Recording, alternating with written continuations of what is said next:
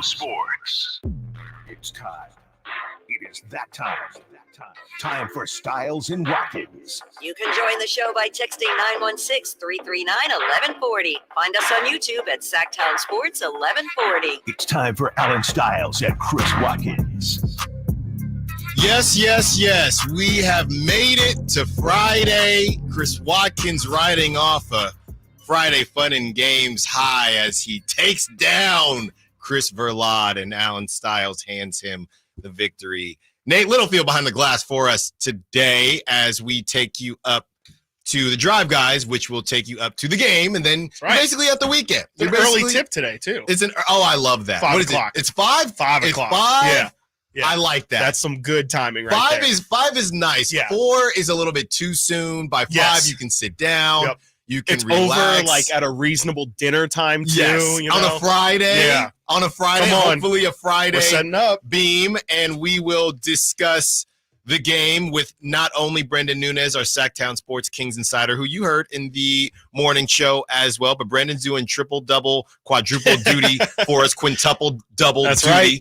For us. We will also hear from Dane Moore, host of Dane Moore NBA podcast for Blue Wire Network. He has some things on the T-Wolves that he will break down for us. Shout-outs and closeouts to end the show. We'll discuss the MVP ladder. Surprise, surprise. Domantas Sabonis is still on it. We'll tell you where he falls. Fair foul on a Friday as well. We're actually doing that one a little bit early, more sports focused. That's at 10:30. Chris Watkins, how are you doing? Doing good. Nothing special to report on today. Just feeling good and feeling ready for this game tonight because as we know, as we've talked about, if the Kings lose this one, I think that there's reasonable fear to be had amongst the fan base. And, as you see the Lakers and the Warriors, they're starting to streak. The thought might start to creep in how far down these guys can go, but they still got to play today, and hopefully that loss against Denver kind of re-centered them, refocused them a bit, and they can put together a better effort. And hopefully De'Aaron can play today, man, because that's going to be huge. Yeah, and it's not as if any of these teams that the Kings are facing, they don't need the wins. The Timberwolves are only one game ahead of the Thunder, so it's not as if they're chilling and they have anything locked up. Nobody has anything locked up. So we have a lot to talk about, a lot of pocket watching with who played last night and who will play this weekend. We will break that down throughout the show. Also some baseball. Brandon Crawford officially says goodbye to Giants fans, but the way he did it and the words that he used, little Will Smith-esque in Fresh Prince. Yes, he did some things on purpose, right? Brandon Crawford, everybody knows his story, how he grew up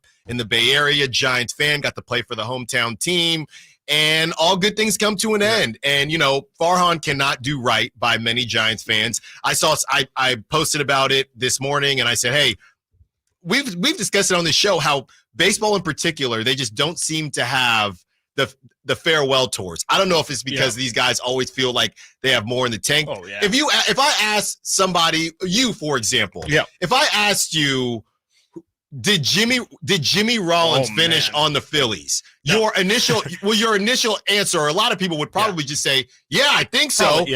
And then the question would be, well, how many teams do you think he played for after the Phillies? And you don't realize he played for about 3. Right. A lot of these guys. The Giants being one of them, right? The Giants being one of them. I think that's the only reason I know, because he was chilling here in Sac for a bit. I was getting ready to buy a Giants Jimmy Rollins jersey. Another Bay Area guy actually met him this past summer, and he never made the roster, right? And these guys, they can't seem to let it go. Brandon Crawford, as we've read, is going to be competing for a backup position, a backup shortstop position. And I think from the Giants side of things, how the money works, even though there's no salary cap, it's more about the roster and how baseball works. People didn't feel, and Brandon Crawford has not been great these last couple of years. Farhan felt like this roster, you couldn't, for lack of a better term, waste a spot on a mentor. Sure. You just can't afford. There's no Udonis Haslams in Major League Baseball, because there's so, especially when you're the Giants and you want to platoon. I don't know. You everybody. say that, then Pablo Sandoval's over in. But that's also true. That's also true. We'll see if he actually makes the roster. I think he's just trying to make everybody comfortable. But if he balls out, we'll see what happens. But Brandon Crawford actually sat down with The Athletic, and yes, the things that he said he had some specific things to say about why it ended in San Francisco. Kike Hernandez also talks a little bit about the C word and collusion, and I don't necessarily agree. Essentially, and we'll get into a little bit later in the show, Kike is saying that teams are using machines to generate and value, project what people are going to do. So that's what they're offering him based on. He's getting a lot of the same offers. Kike, that's not collusion. Just because they're all using the same program does not mean that is not how collusion works. Yeah. So we'll discuss that as he is now back in LA.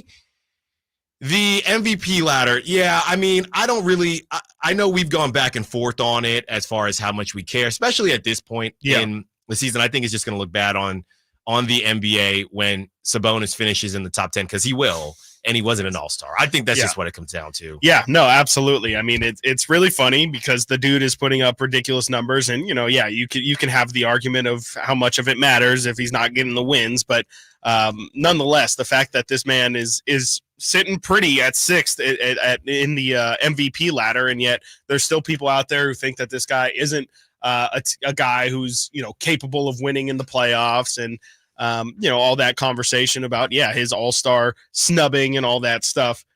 It's just ridiculous. And there's going to be a lot of people who look foolish, and hopefully Sabonis does get a couple MVP votes. Of course, he's not going to win the award, but it would be nice to have him recognized.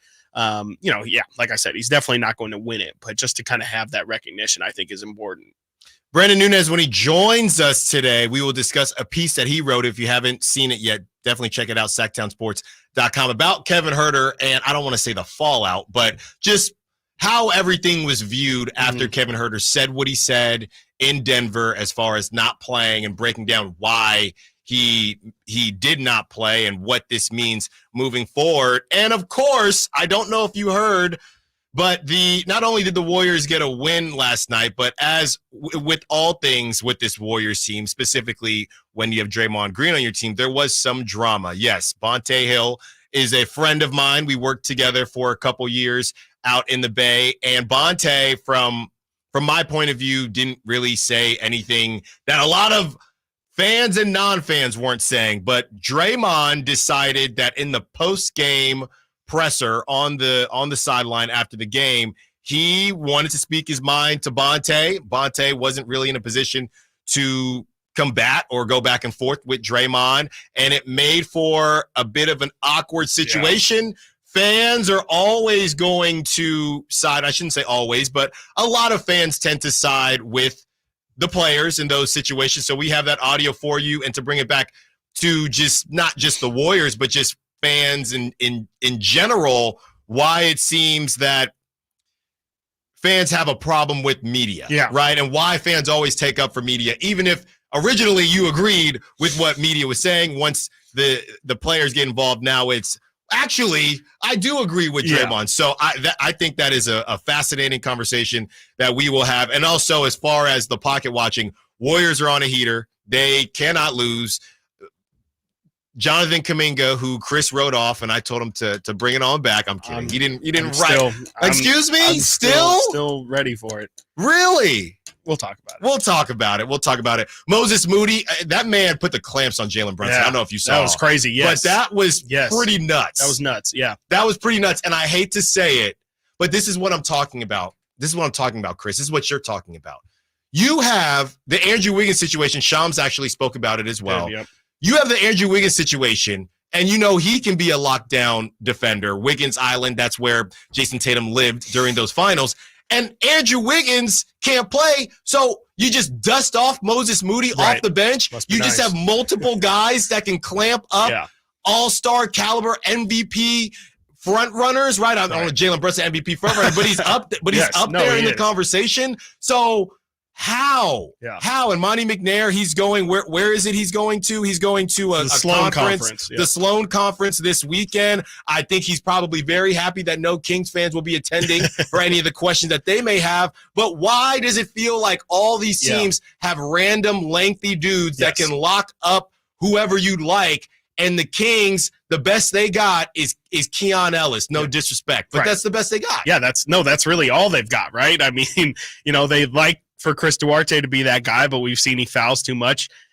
It's really frustrating. It's the thing that this team needs to address the most this offseason. I would have hoped that, me and Brendan were screaming for guys like Dorian Finney-Smith and Royce O'Neal, those kind of guys. Just the more of those guys that the Kings can add this offseason, I think adds to their ceiling. So we'll see. But, yeah, you're definitely right. Like Moses Moody checking in and really just completely, it was more in that fourth quarter when they were when they were trying to make their run there, and the Warriors did a great job of holding them off.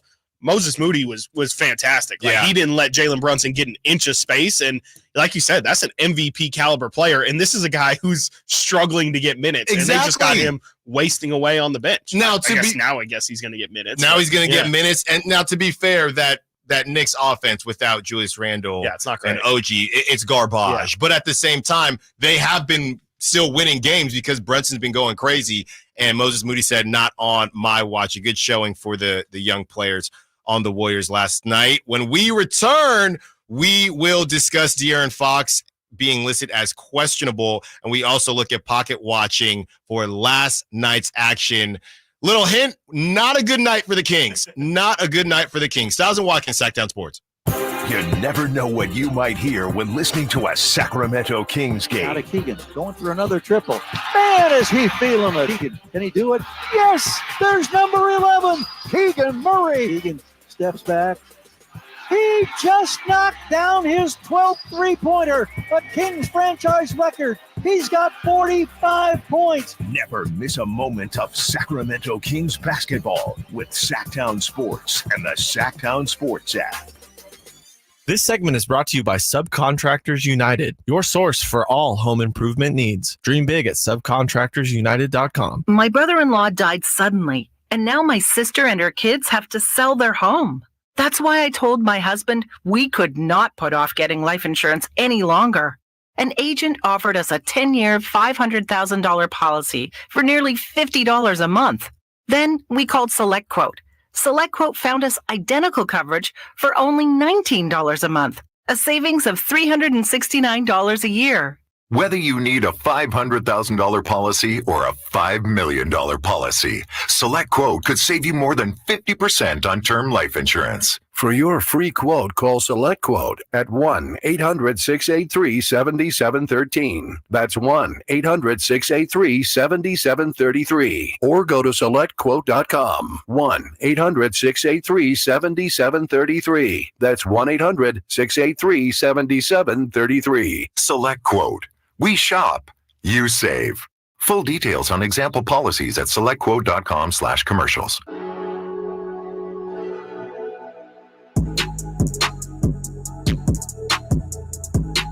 Sactown Sports. Call or text at 916-339-1140.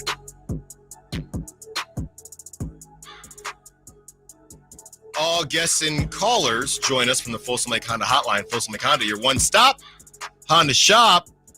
And we have one more opportunity for you to win tickets to see the Jacksons and Sister Sledge, music royalty and soul's pop icons, the Jacksons, and Philly's favorite sisters and ultimate disco divas, Sister Sledge, going to be at the venue, Thunder Valley Casino Resort, March 30th. We will give away those tickets at 1 p.m. And since Chris won Friday Fun and Games, he can pick the number today. Yes. Because he's so good at numbers power. And ages. I'm honestly so bad at numbers. No, my one regret, whatever, it's not my regret. Well, my regret is the names that I picked. I always do this. I've learned that in my mind, I'd be really good at game shows. I will never make fun of somebody on a game show again. Because I'm sitting here and I just go blank. And I'm sitting here and we got the list and I'm looking at the list and I'm thinking, oh, this is a pretty good list. Yeah. It could be worse. Yeah. It could be worse. I had some opportunities. For sure. Did not take care of business. And then Christopher Laud. Really, it was you with the guests. You just got to try and ballpark it. Yeah. Exactly. You got to pick somebody who it's like, I think you said it earlier, but it's like, you got like, I know Jason Tatum's like 24 through 26. And like, I'm only risking, you're only risking so much there. Not a bad gameplay from me, but you just showed up and showed out from 916. From Hey Johnny K, the Kings are winning tonight and the next 6 games after tonight. Wait, whoa. Total of 7 games in a row. Thank you, Johnny K. Hey, Johnny K. Hey, Johnny K. They're going on a 7-game burner.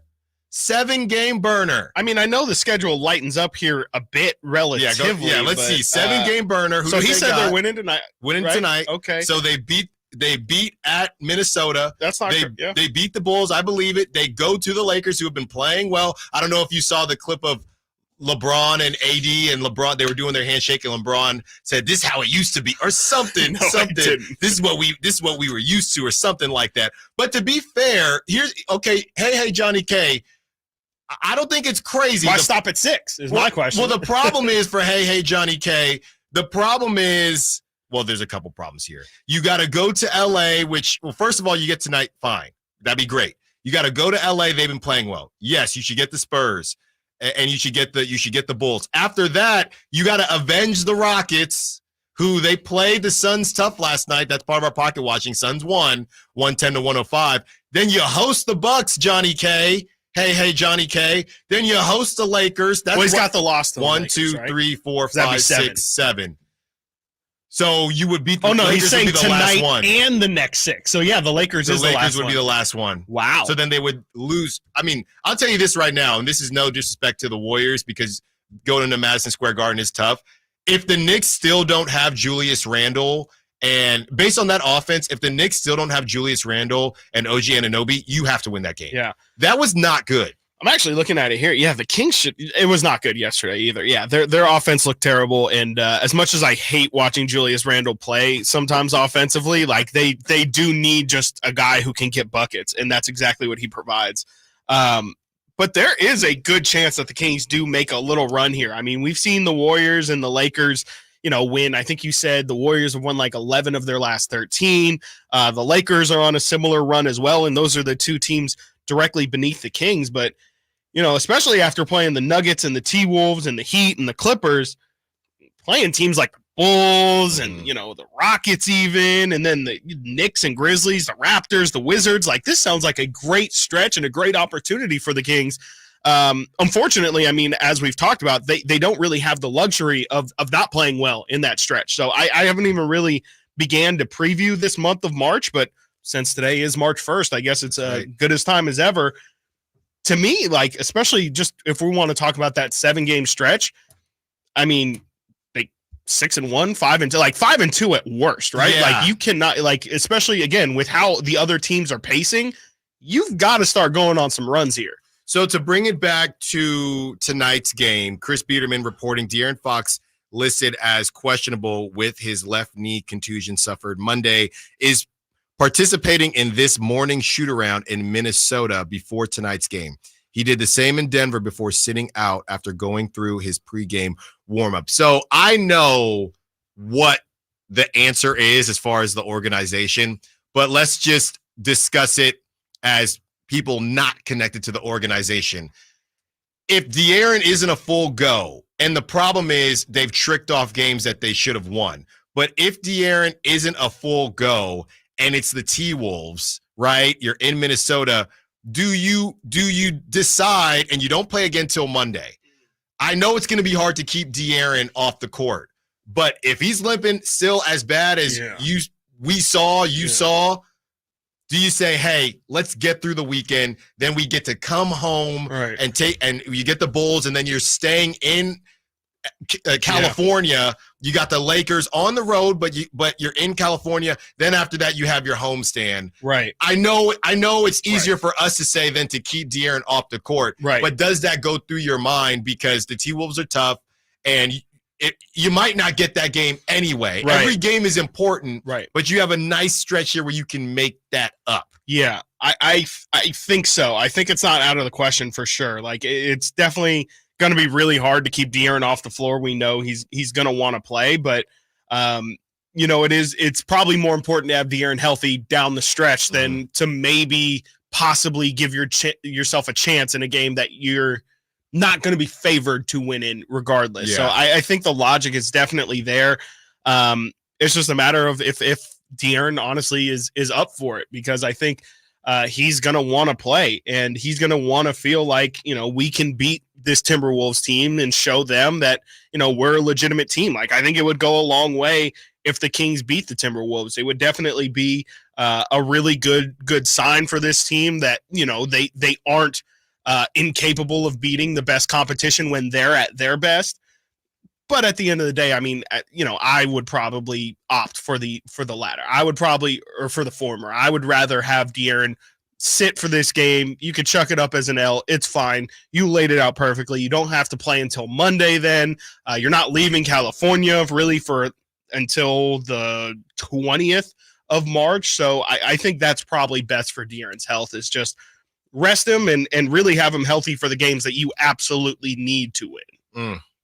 I think, I don't know. I'm 0 for 1 because on Wednesday, I sat and I said, De'Aaron's going to play. It's a knee contusion. It's a bruise. He's fine. They didn't play. Yeah. So today, we're going to go through the whole show and say he's not going to play. He's not going to play. And then he's going to play. I guess we will have to wait and see. When we return, we have pocket watching and fair or foul from the 916 from Hey Johnny K. He says, I had a premonition yesterday, so I just wanted to put it on the record. It's on the record now. Hey Johnny K. Next 7. We'll take it. Stiles and Watkins, Sactown Sports. Trying to find out where to catch your favorite team's games? Are you a fan of the Kings, Niners, and the NFL? Well, Sactown Sports has you covered. Touchdown! San Francisco! It's all on his shoulders. Cox rocks. He fires for the win. He's got the triple. Catch all your Kings, Niners, and NFL games all year long on Sactown Sports and SactownSports.com. The IRS finally caught up with Louie. I hadn't paid my taxes in 8 years. I owe the IRS a lot of money. Louie was in deep trouble. We're going to take your house, put a lien on your bank account, garnish your pay. They don't care. They're going to take your paycheck. Louie found out about Optima Tax Relief, the leading tax resolution firm. A+ rated by the Better Business Bureau, they've resolved over $1 billion for their clients. Optima Tax, they help me. They calm me down. They make me feel comfortable, and I trust them. Louie has a lot to be thankful for. I don't owe the IRS anymore, and I'm able to live a comfortable life, a lot better life. It was because of Optima Tax. For tax help you can trust, call Optima now for a free consultation. Take it from Louie. If you owe the IRS, don't go it alone. Give Optima Tax a call. They can help you. Call 800-343-6460. 800-343-6460. 800-343-6460. Optima Tax Relief. Testimonial from an actual client. Some restrictions apply. For complete details, please visit OptimaTaxRelief.com. Golf to Go is brought to you by the Hagen Oaks Golf Super Shop. Here's Frank LaRosa. In 1923, the Field and Flint Company launched what they believed to be the best shoe on the market, using the brand FootJoy for the first time. Their tagline, a shoe that's different. And 100 years later, that tagline could well describe the launch of the latest iteration of the FootJoy Pro SLX Carbon Golf Shoe. Pro SLX offers performance innovation engineered from the ground for advanced traction, control, and comfort. The all-new Power Track system delivers stability and no-slip grip when you swing. A carbon fiber X-Wing distributes the energy to the shoe's perimeter for increased traction and control. And Stratofoam provides all-day comfort. In the end, it's about tradition, it's about performance, and it's about comfort. 100 years ago, this FootJoy Pro SLX Carbon would have seemed a shoe for a spaceman. Today, it's a great shoe for 18 holes right here on Earth. Try a pair at your local pro shop or learn more at footjoy.com. That's your Golf to Go. I'm Frank LaRosa. Get huge savings on our best selection of new Hondas during our Honda President's Day sales event at Folsom Lake Honda. Hurry in and save on our best selection of new Hondas. Each is priced to sell now. Folsom Lake Honda is your one-stop Honda shop for great pricing on a giant selection of new CRVs, HRVs, Civics, and Accords with low finance and lease options. Plus, get an instant cash offer for your trade. Get to Folsom Lake Honda or go to FolsomLakeHonda.com. Folsom Lake Honda, yeah, your one-stop Honda shop. Live and local. This is Sactown Sports.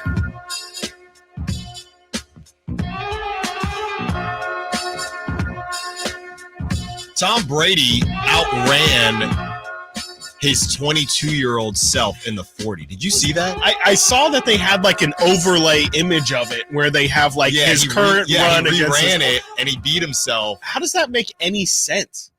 Like, how does one literally gain? What is he? I guess athleticism. Like he's 46. Green tea ice cream or something. Oh weird? yeah, all like the interesting matcha things or whatever. Yeah, that's crazy. That's insane. Like, I mean, if anything, that's really just a sign of where, like, you know, modern sports medicine is at. Just the fact that, you know, he had literally the whole TB12 program that he kind of curated I'm himself. on that, right? I think Carmichael Dave thinks I'm on that. Every time, hey, did you work out today? You look great.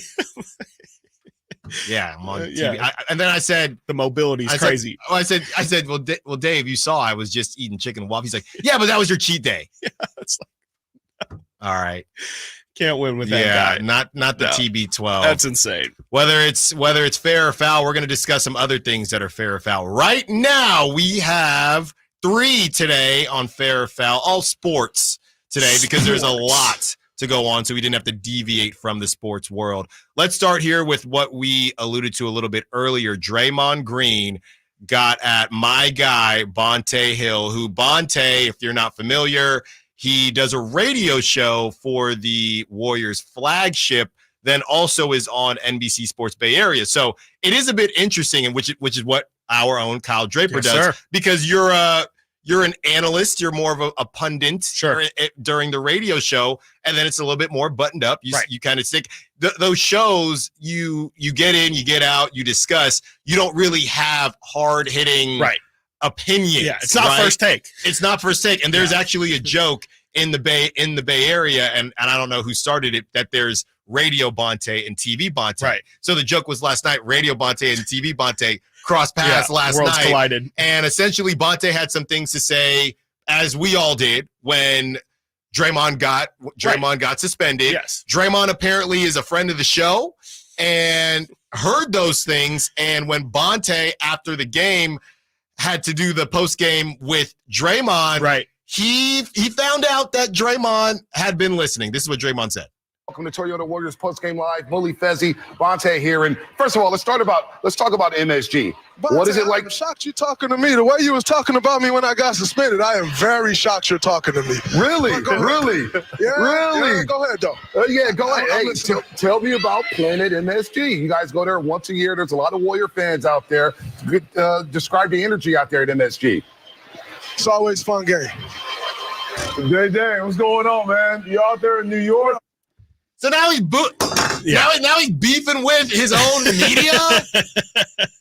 So I tried to go down the rabbit hole, and people were wondering what the heck. What did he say? That was so egregious. The only thing I saw, he sat on this for like a month now. He was waiting like a month and a half. I could just see, I could just see Draymond in the car just ticked off listening, just ticked off listening. Probably on the YouTube. I saw nothing egregious. Yeah. I saw, if Draymond doesn't stop this, I'm just exhausted. They might have to trade him. Right. Nothing. I mean, honestly, nothing. It's the conversation you need to have, right? Yes. After one of your players hits another player and gets suspended for it. Like, you choke the guy. You choke. I mean, stomped on somebody. I forgot about the choke, right? The Rudy Gobert headlock. And then you whack Nurkic in the face. Did you guys see the Verlag just showed me in here the DiVincenzo thing last night too? I did see that. He came down on see that. He comes down with like a fist on.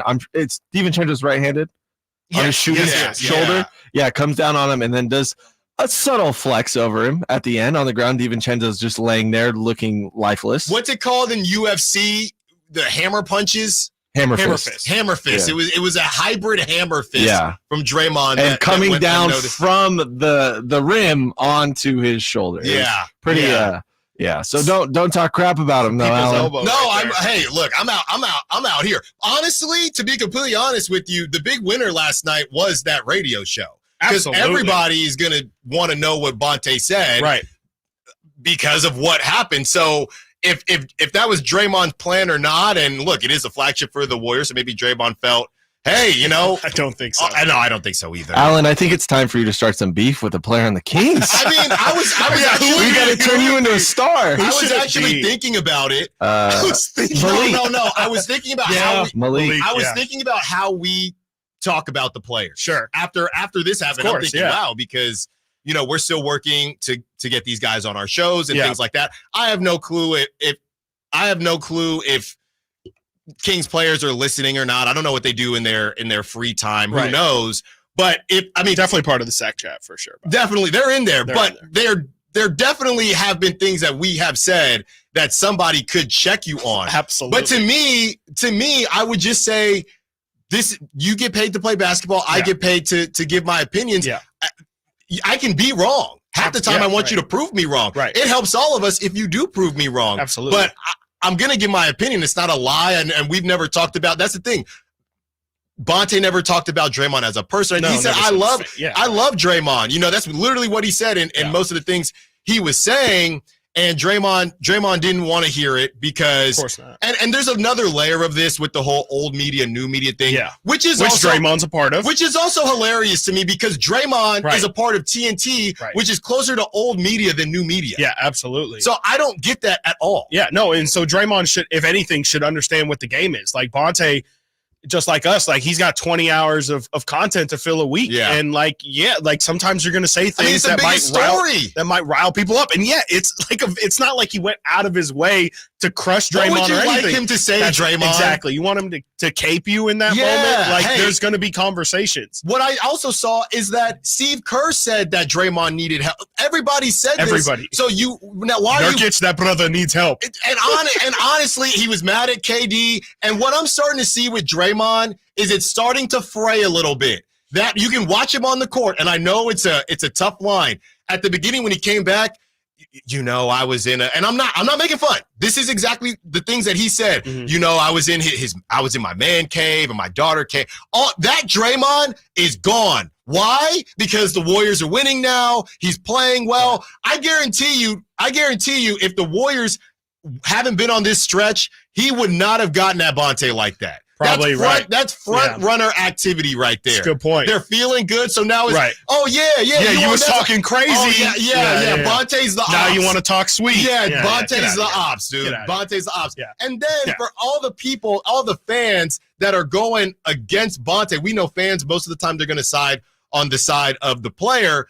The same fans that were probably complaining about Draymond, now all of a sudden that the Warriors are winning, now all of a sudden it's get him, Dre, get him, Dre. Just stop it. Yeah. Cooked him. You wanted him gone too. Yeah. You wanted him gone too, so just stop it. Yeah. So that's foul to me by Draymond. It's definitely foul by Draymond. I think you hit it right on the head. Like, it's definitely front runner behavior, and he's definitely feeling himself in that moment and is like, oh, I remember when all y'all were talking crazy about me. Now we're winning. Y'all want to talk sweet. Like, that's not how it works. So I'm going to check. Like, no, man. Like, especially like for Warriors postgame, like y'all are all working on the same team. And he knows that. Yes. Draymond probably knows it better than everybody. Draymond knows that Bonte can't. What is Bonte supposed to say there? Yeah, like, you don't check him in that moment. No. Yeah, like, it does Bonte no good to go back and forth with Draymond in that moment. And that's why Bonte was like, nah, man, like, you're in New York. Yeah. Like, what's that like? Tell me. And then I saw a bunch of fans saying, well, that's what you get when you talk trash and then you try to talk sweet and talk nice. Bonte's doing his job. Yeah. What do you want him to do? He's got it. Okay. And we know from the background and the PR, they don't pick the player. Most of the time, the PR says, hey, this is who you're going to get. Right. So they got Draymond. That's Bonte's job. They say, you got Draymond. You ask him a question. What is Bonte supposed to say? You've been trash, man. You got this. What do you want him to say? All right, let's keep going so we can get through all of them. The next one, Gilbert Arenas had some things to say, as usual, about the NBA softening the game to allow European players an easier transition. This is what he had to say. The NBA took away aggression. Mm-hmm. They took away aggression to open up the Euro League. When they first started getting here, it was too rough for them. Mm-hmm.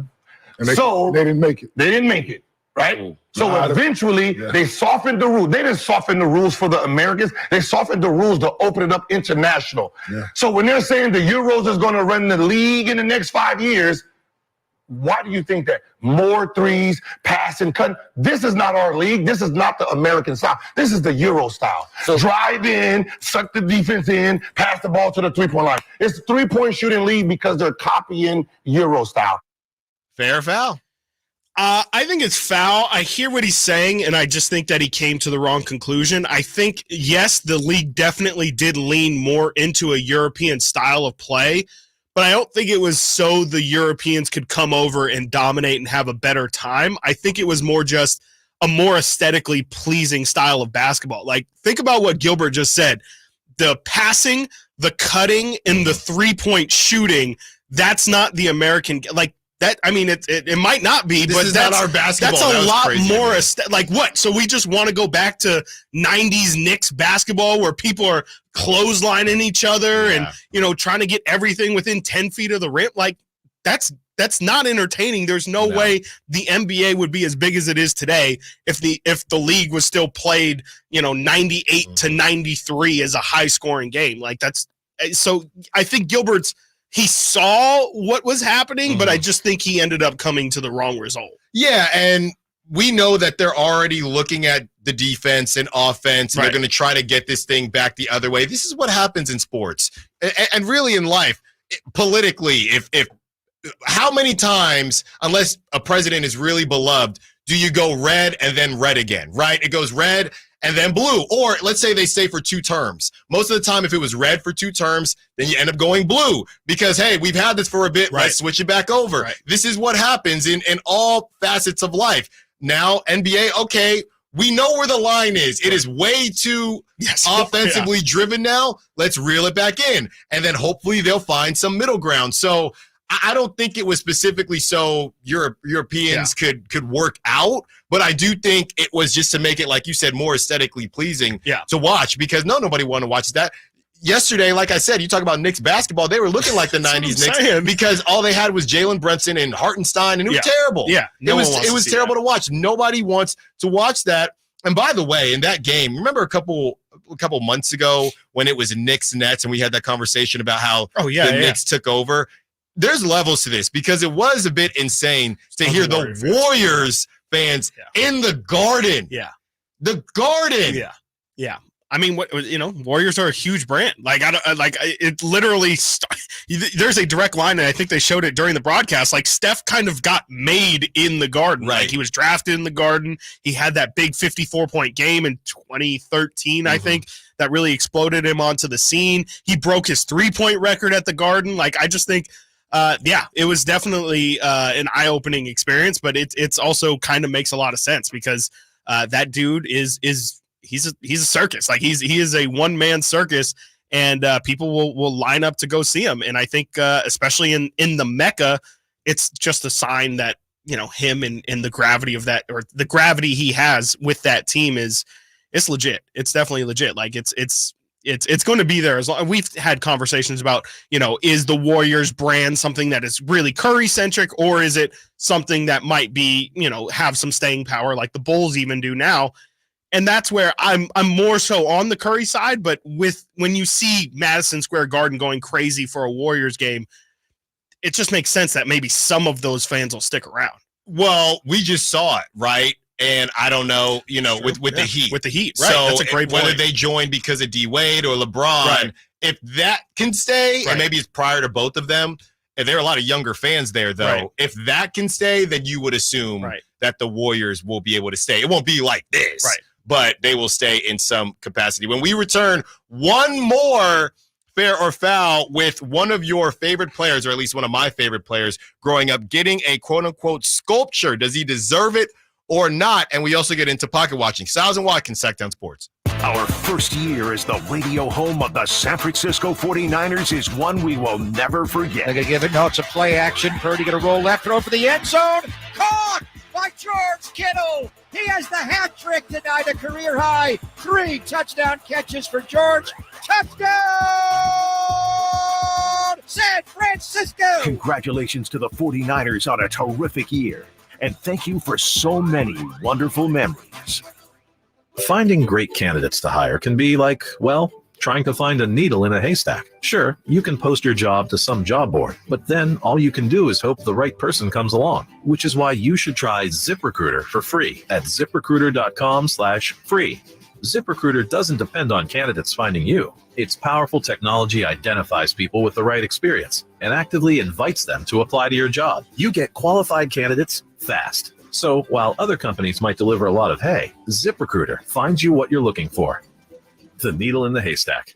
4 out of 5 employers who post a job on ZipRecruiter get a quality candidate through the site within the first day. ZipRecruiter, the smartest way to hire. And right now, you can try ZipRecruiter for free. That's right, Free. Just go to this exclusive web address, ZipRecruiter.com/free. That's ZipRecruiter.com/free. ZipRecruiter.com/free. Welcome to the President's Day sale, happening now at Northern California's #1 Honda dealer, Stockton Honda. Celebrate with us and get huge savings on our giant selection. Whether you're shopping new or pre-owned, Stockton Honda has the selection and savings. Plus, get top dollar for your trade. Anytime, anywhere, it's all here.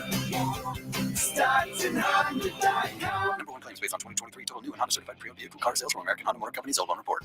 Hagen Oaks is introducing the straightest, most forgiving Ping driver ever with the new Ping G430 Max 10K driver. A fixed back weight, Ping's largest head profile, and a carbon fly wrap crown help G430 Max 10K launch the ball higher with less spin for consistently longer and straighter results. Schedule your fitting and see for yourself at the Hagen Oaks Golf Super Shop, the #1 choice for golfers everywhere. Fulton Avenue at the Cap City Freeway or online at HagenOaks.com.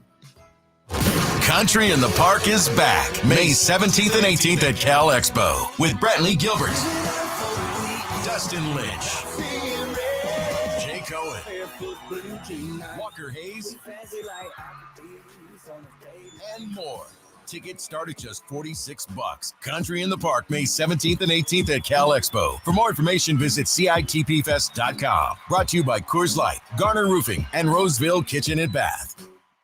Hey, Sacramento, guess what? It's an extra special year, a leap year, and we're making every second count at Elk Grove Kia. Get ready to leap into savings like never before. February might be the shortest month, but our deals are anything but short on value. We're slashing used car prices so you can take home your dream Kia today. And speaking of dreams, leap into this deal with the Kia Forte for just $19,988. It's sleek, it's stylish, and it's waiting for you to drive it home.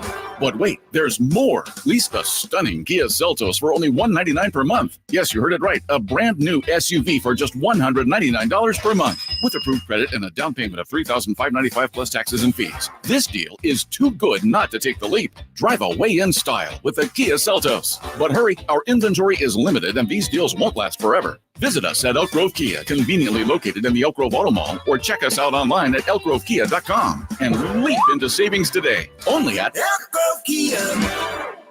Hey, it's Carmichael Dave. I got good news. The American Energy Heat and Air $0 HVAC diagnostic has been extended to February 29th. That's right. It expired at the end of January, but want to give you all an opportunity who missed out to get in. It's a $99 value. All right, it's $100, and right now it's free. I don't know how much easier I can pitch that. Normally $100, now $0. Let the American Energy team test your system, your connections, and all the moving parts of that system to make sure it's functioning properly. And you know who's going to be coming to your home? A group of people that have an A+ rating with the Better Business Bureau. A group of folks that have been making the greater Sacramento area proud since 1981. $0 HVAC diagnostic. Normally a $100 value right now at American Energy Heat and Air. Go to AmericanEnergyAir.com or call them to make your appointment, 916-520-9990.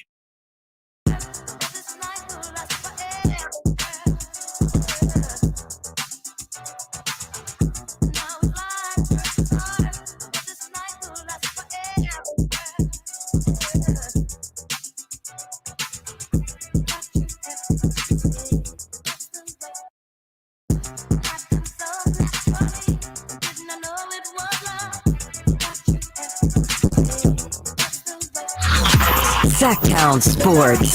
Check us out on YouTube. Search Sactown Sports and subscribe. From the 916, this feels realistic from Nick. The Kings will go 15-9 over this stretch of remaining games. Book it, 48-34. Yeah, that seems realistic, but Nick, we're trying to get to 50. So that means fine. So they got to go 17-7 to get to 50. Yeah, that's a hot run. It's a hot run, but you know that 7-game win streak that our friend hey Johnny K. Johnny K. You know, if they win 7 in a row, that sounds a lot less daunting. You know, then it's just pretty much, what would that be? If the Kings win would that be 8 in a row? So you take 8 wins off of there. Come on. I mean, if they do that, I mean, that's how you're really putting yourself in a winning situation. We'll see, man. We'll see how this thing goes. You get this one tonight, and De'Aaron Fox questionable. Hopefully, we know more before the show ends, and we will speak to Brendan Nunes here in about 15 minutes. We also have Dane Moore, host of Dane Moore NBA podcast for Blue Wire Network. That's at 11:30 to talk Kings and talk T-Wolves as well. The way I see it is you're just building. You have to build up, and this is very obvious, but you got to build up wins before that April stretch. Yeah. I would assume when you go to New York, at that point, you would think at least Julius Randle or OG will be back, maybe both of them. So you got to go to New York, and then you got to go to Boston, and maybe Boston will be locked up by then. Who knows? But I could be right. That's actually a great point. But that's a little too early for them to start not they're playing like people. 7 games ahead right now in the East. I know, but at that point they could be like 10. Sure. And they'll only have like 6 games left. Sure, but you're talking, they're not going to not play for 6 games. What I'm saying is the Kings might be the very end of Boston chilling, right? They knowing the Kings' luck, that'll be the last game where they send out the dogs, right? And then after that, you go to Brooklyn, who they can get you if you sleep on them, and then you go to OKC, and April 11th, you have a back-to-back to end the season, basically.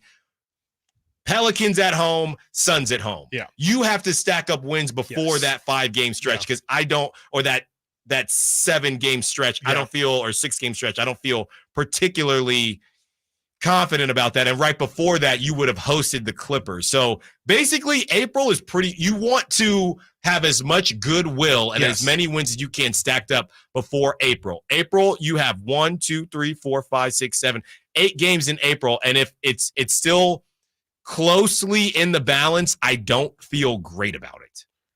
Yeah, I'm just looking. They just have to, like you said, they just have to take advantage of the month of March. There's 15 games in March. And, realistically, like, we've talked about it, but you really can only afford to lose to the teams that you should lose to. And even then, like, you're going to have to pick up a couple good ones. There's a lot of opportunity there. I'm actually shocked at how much open opportunity there is in March because, if out of 15 games, the Kings realistically can win 11 to 12 minimum, like they're putting themselves in a really, really good situation. And, I know it's been up and down and, you can't just pencil in the Kings to win 10 games and beat teams that they're supposed to beat. But you would like to think that, they can pick up some momentum when they're playing teams like the Bulls and then the Lakers and Spurs and Rockets. Like you hope that those games can push you and kind of elevate you more to beat a team like the Bucks, to beat teams like the Sixers, and just putting yourself in the best situation come April, because I think that this is probably going to go a lot like last year did, where the Kings, I think, finished 1-4 on the season in the month of April. And if they do that again, like you said, they're going to need the biggest cushion possible. And it's very likely because all those road games you just ripped off, those are tough games. That's deep in the season. Yeah. That's late in the season. You got to go. You're going east. Yeah. You're going as east as you can get. Yeah. That's a great point too, right? Oh my gosh, that's brutal. Yeah. That is brutal from the schedule makers. I would have loved for that to happen now, to be completely honest with you, but that's not the universe we live in. But we do live in a universe where the Philadelphia 76ers are planning to build a sculpture for Allen Iverson, and we'll unveil it next month to close out our Fair or Foul segment. It says sculpture as we kind of break this whole thing down. Allen Iverson is one of the greatest 76ers to ever live and one of the most iconic players in the history of the NBA. And we're thrilled to honor his accomplishments with a well-deserved sculpture on Legends Walk. Team governors Josh Harris and David Blitzer said in a press release, paying homage to the legends who paved the way for our franchise is not only the right thing to do, it's an incredible source of inspiration for current and future generations of 76ers players and staff who enter our training complex every day, as well as kids in the city of Philadelphia and at large. So the Legends Walk, do we know, is that right where the Sixers play? Because it feels like if it's a sculpture, it's not, it's not a statue. Right. It's not a statue. That's what I was trying to figure out, the exact wording on things. Like I Googled sculpture thinking like, and a lot of the pictures are more so busts, like what you would traditionally think of like a, you know, a shoulder up kind of thing. But I am looking at the Legends Walk here, and they do have, you know, obviously guys like Dr. J up here. I believe Charles Barkley has a statue as well. It looks like they are just smaller statues. Like if you go in front of LA Live and you see the Kobe or the Shaq or the Magic statue, those things are, you know, I don't think they're to scale. So it's a full body. It's a full body is what it looks like. It's just a little bit smaller of a statue, I guess. It's just a small statue. Yeah, and I think that's completely fair. Absolutely. He definitely deserves it. I would say that he would have deserved more if they beat Kobe in that finals, but I mean, he's pulling Eric Snow and a bunch of guys into Kembe Mutombo who did his thing defensively. But Allen Iverson, I mean, he really shaped my basketball childhood. I had the cornrows, I had the AIs, I had the all white Iverson shoes. Everybody wanted to be AI, the answers, right? Yeah. The answers with the lion on the bottom. Everybody wanted to be AI. And when people have the conversation of most influential player, exactly. I really struggle with having LeBron there because LeBron is a stud. He is a freak. We get all that. But what did he influence? I think he influenced like NBA players more. I completely agree with that. But not the culture. But not the culture, non-NBA players, and even basketball culture. I would have AI and Steph in front of LeBron. Yeah, I mean, it's tough. It's tough to not argue that because, I mean, Steph literally just turned this league or this game really into a completely perimeter-based game, and LeBron definitely did not have that level of impact to the game. But I would say, just to the NBA business more so. LeBron is probably the most influential person of this generation in that sense. But absolutely, if we're just talking general culture or, you know, regular people basketball culture, definitely AI and Steph are up there. And AI specifically, man, like you're talking about tattoos being a thing that just weren't that prevalent. That's almost like a staple now. You know, obviously the headbands, he would wear arm sleeves when no one else was really doing so. The cornrows was iconic at that time, especially. And then the clothes, like he's the reason why there's an NBA dress code. Like there's a reason why these guys have to show up in suits, even though Russell Westbrook is really pushing the line right now of what your boy Halliburton. Oh my gosh, those are just bad. I mean, Russell was showing up in like construction outfits and stuff. But like AI influenced it all. And like, I really don't think that there is, I don't even know if anyone would argue that there is somebody who has just straight influenced culture and basketball as heavily as Allen Iverson. And we didn't even mention the handles. Like the number one thing, basketball wise that he brought was just the flair, the flash, crossing people over, putting people on the ground. And stepping over people. Right. I mean, as iconic as that is, and just kind of bringing like the And One mixtape era to basketball, like, I don't know, high profile basketball. That's absolutely what I'm going to think of when I think of AI. When we return, we will hear from Brendan Nunes and the piece that he wrote on Kevin Huerter. How could that affect the future of the Kings, not just for the rest of the season, but also going into the offseason? Stiles and Watkins, Sactown Sports. Did you miss any part of our live local shows? Don't worry, you never have to miss them again. Check out SactownSports.com and search our podcast page and play our shows when you want. The Carmichael Dave Show with Jason Ross, Stiles and Watkins, and the Drive Guys. Plus, other podcasts like Return of the Empire, Return of the Roar, the Stingers Up podcast, and Golf to Go with Frank LaRosa. They're all available right now on SactownSports.com. For a precision-crafted performance, the decision is easy. A new Acura from Acura of Stockton. Get the driving experience you've been waiting for in a new Acura. Get the best selection and customer service you deserve from Acura of Stockton. Shop in person or use our online express store at AcuraofStockton.com. Acura of Stockton will buy your trade, even if you don't buy from us. Don't settle for less than precision-crafted performance of a new Acura from Acura of Stockton and AcuraofStockton.com. Carmichael Dave here for Jiffy Lube, your proud sponsor of the Drive of the Game. Listen to every Kings game for Gary Gerald's Drive of the Game call. Then listen to Jason and me the next morning for a chance to win a $100 Jiffy Lube certificate, courtesy of all the Jiffy Lube locations in the greater Sacramento area. Jiffy Lube, your place for oil changes, wiper blades, tire rotations, and more. Hey, for valuable coupons and a location near you, visit jiffylube.com. My brother-in-law died suddenly, and now my sister and her kids have to sell their home. That's why I told my husband we could not put off getting life insurance any longer. An agent offered us a 10-year, $500,000 policy for nearly $50 a month. Then we called SelectQuote. SelectQuote found us identical coverage for only $19 a month, a savings of $369 a year.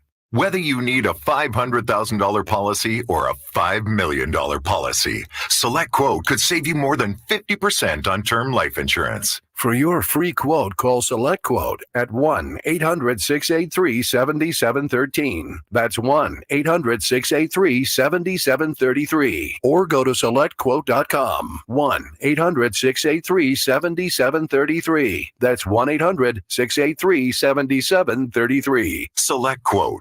We shop, you save. Full details on example policies at selectquote.com/commercials. It's Coach Doug Christie here to remind you, if you want a deal that's a slam dunk, go see the winning team at Folsom Lake Ford.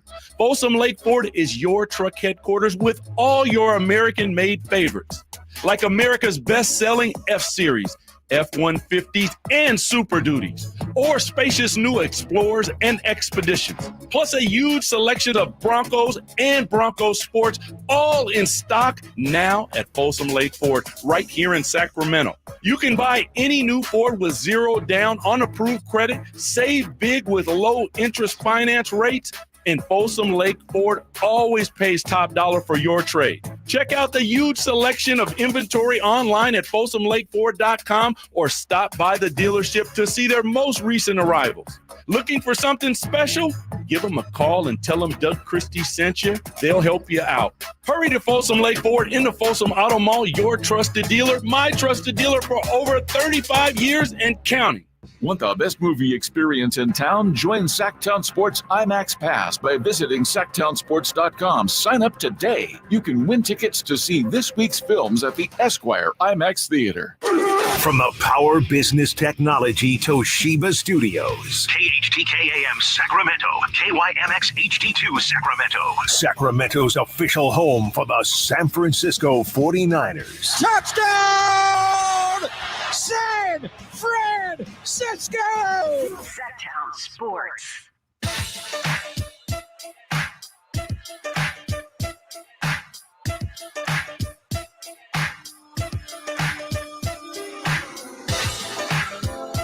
Sactown Sports. Call or text at 916-339-1140. Discuss some drama with other teams throughout the NBA. Sacramento seems to not have a lot, right? There was Podium Gate a couple weeks ago, or maybe a month ago, which subsided. And you had something with Kevin Huerter after the Nuggets game where he basically said, I would have loved to help my team, but I was not called upon to help my team. He played 18 minutes. It was not a great 18 minutes, which is why it stopped at 18 minutes. But Brandon Nunes, great writer and insider for Sactown Sports for the Kings, wrote a piece on it. Brendan, thank you for joining us. What were your initial thoughts? And obviously we want people to go out and read the article, but what prompted you to put this out, and what were your initial thoughts when you saw the quotes from Kevin Huerter? Yeah, after the Nuggets game, the Nuggets release all the post-game quotes to us. That includes some of the Kings ones, and it's a transcription, and I kind of read it, and it says, you know, what went wrong in the second, third quarter is pretty much what he got asked. And he said he couldn't point to one specific thing, but I wish I was out there more. And definitely stood out. You don't love to hear that from a player. I will say context is important here. They got blown out by the Nuggets. No starters were playing in that fourth quarter, albeit Domas and Keegan played longer than honestly I even understood. Yes. But that's not exactly a great example. But throughout the course of the year, there's been 12 occasions where he's played less than 20 minutes. or I think 15, sorry. That happened 6 times last year. And there's a clear defensive emphasis. You know, he got benched earlier in the year for Chris Duarte, which I think was more of a compliment of Chris, maybe than a slide on Kevin. He's been in every trade rumor possible, him and Harrison. After last year, you pointed out to me yesterday, he's the one that coined the beam team phrase. Sure did. You know, and probably thought like, oh, I found my new NBA home. I think he liked the free-flowing offense compared to, you know, everything getting run through Trae Young in Atlanta. And so I get the frustration and, you know, trying to make sure I didn't just read the quote. I did try to check with some different people that were around, and there definitely was a slight agitated tone from Kevin. So I understand the frustration for sure. And I think that I also understand Mike Brown going away from him a little bit for these moments, right? They're in the Miami game. He's guarding Duncan Robinson. So they're having Duncan Robinson screen for Jaime Jaquez every single time and getting Huerter in a switch. And Jaquez hit very tough shots, but that's the matchup that teams are going to try to go after. You saw Jamal Murray and Aaron Gordon do it in that Denver game. So I understand both sides of it. And I don't think that the frustration is necessarily like instantly, oh, this is a bad thing. This is going to infect the locker room. That can be motivation for guys. So I don't think it's a bad thing, but it definitely stood out to me that he said, you know, I wish I was out there more. Yeah. And this is also just, I think the concern level is a little bit raised because this isn't really the first time we've heard Kevin make, like, I think this was probably the most direct that he's been, but we've heard him voice some frustrations throughout this season. I think the big question that I have, well, there's a couple, but one of the biggest ones and the most immediate one is, I mean, especially down the stretch right now where the Kings really need to be as focused as possible. Like, is this potentially something that you could see seeping into the locker room? Maybe other guys start talking, you know, once you start losing games the way the Kings have here recently, you know, I think guys start to voice why they're upset. Oh, I'm not getting enough play. I'm not getting enough touches. Well, if I was out there, maybe things would go different. Is there any fear that maybe this thing could potentially spiral and maybe become like a real problem in the locker room? I think it is something you have to watch for. I don't know. Like, again, I'm torn on it because I think it can be motivating, but there is also that could play a part. And I think the fact that he's willing to say it publicly means that this probably has been a thing for a little while. Sure. Like you said, there's been earlier moments in the year where you could kind of sense a little bit of potential frustration, not trying to speak on his emotions, but that's very much what it seems like in these situations. And so you do have to worry about that a little bit because there are some teams where, you know, all it takes is 2 guys to feel that type of way. Like, man, I really should be playing more. They're not handling this right. 2 of those guys like could grow into 3. They could bring another into the group sort of thing, you know? And again, Kevin doesn't seem like that guy. Yeah. Kevin seems like a great teammate that everybody loves. I think he was just frustrated after that game. It's been a frustrating year in general. And so that's kind of where I'm at, but I do think it is something to monitor because it doesn't take long for that sort of thing to happen in locker rooms. I don't think we're there. I don't think we're there at all, but I'm definitely watching. And the whole thing with defense has been tough because, and we've had this conversation with Whitey, we've had this conversation with multiple people. It's gotten to the point now where nobody questions Kevin Huerter's effort defensively. He's giving it all, right? Well, there's certain guys in the league who think they're just not trying. Kevin Huerter, and this is probably frustrating for Kevin, right? There are certain people that want to become great shooters, and you can become a better shooter, but will anybody beat Kevin Huerter at shooting the basketball? Probably not. Kevin Huerter is probably pretty close to tapping out as far as his defensive capability. And unfortunately, this is why I've said I don't know where he fits in the landscape of a starting guard just because of where the league is going. It has nothing to do with Kevin Huerter because it's not about effort. It's literally just about the fact that these guys they're just some talented scorers out there. And based on the current roster, we can't afford to have you out there because there's nowhere we can't hide you. We need somebody because we're already not that good defensively. Yeah, it's the ideal complementary pieces to the stars, right? And really, like, De'Aaron plays great defense when he's locked in. Domantas Sabonis is a solid defender, but at the most important position, being the center anchor, that, he's, you know, maybe a little bit below par. And I think that makes your 2, 3, 4 have a little more responsibility. And Kevin is a beautiful offensive fit. Like last year, the part of the reason they had a historic offense because they brought in Kevin Huerter, shoots 40% on 5 a game at least.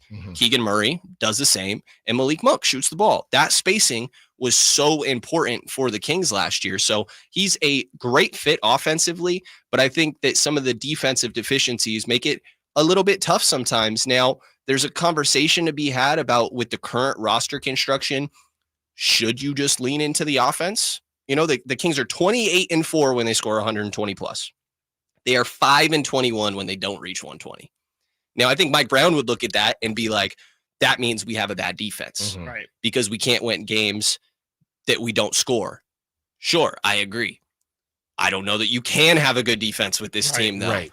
And maybe you should just be like, well, let's put up 120 plus every single night. Exactly. And that would mean riding through Kevin's slumps a little bit, you know, and if he gets attacked in a mismatch on one end, like, you know, live with the Jaime Jaquez turnaround sort of thing.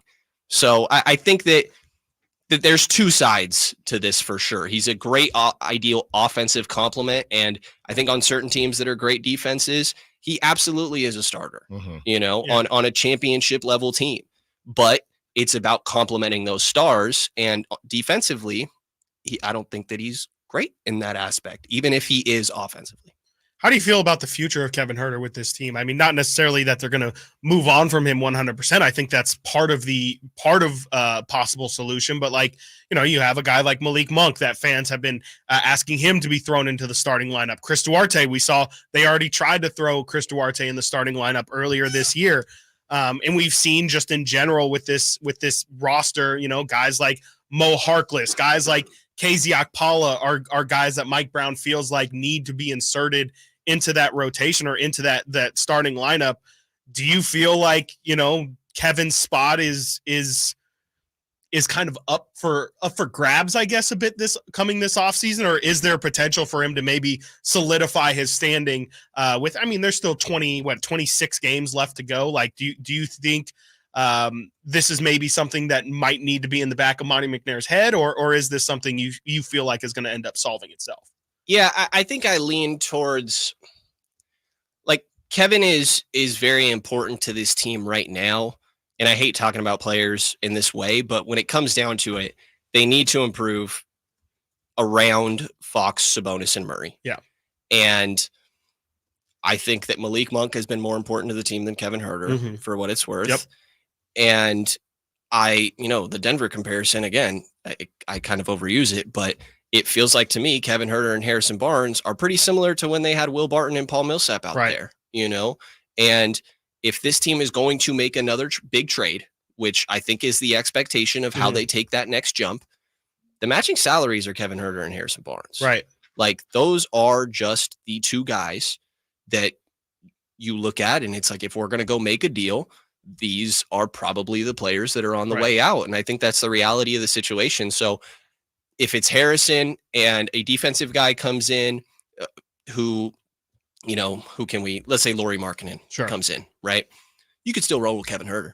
Like, I think that Kevin Huerter is valuable, could absolutely see him on this team next year, but him and Harrison Barnes are easily the two matching salaries that you have to include at least one of them, unless we're talking about Keegan Murray or something, which I don't think is the case.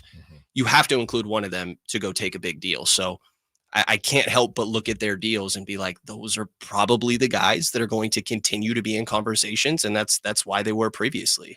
Is it hard? And you're doing a great job for us. Somebody on the Sac chat talked about you pulling double duty, and you're definitely doing it all on this beautiful Friday. Is it hard to, and we've noticed it with fans, and yesterday we tried to say, hey, it's unfair to talk about the future when this team is not done yet. They not only could still get a 5 seed, the 4 seed is not completely out of the question.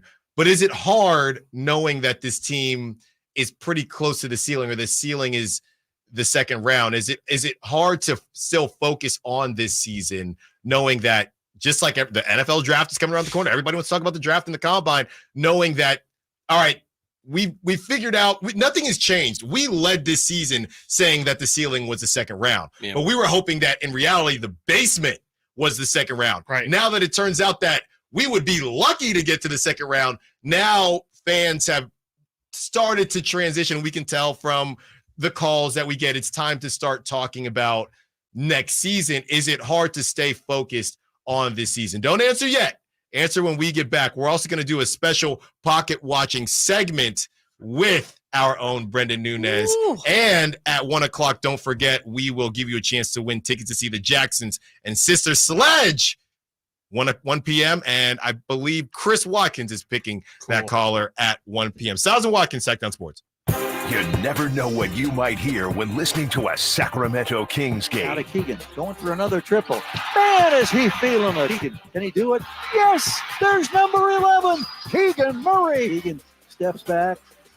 He just knocked down his 12th three-pointer, a Kings franchise record. He's got 45 points. Never miss a moment of Sacramento Kings basketball with Sactown Sports and the Sactown Sports app.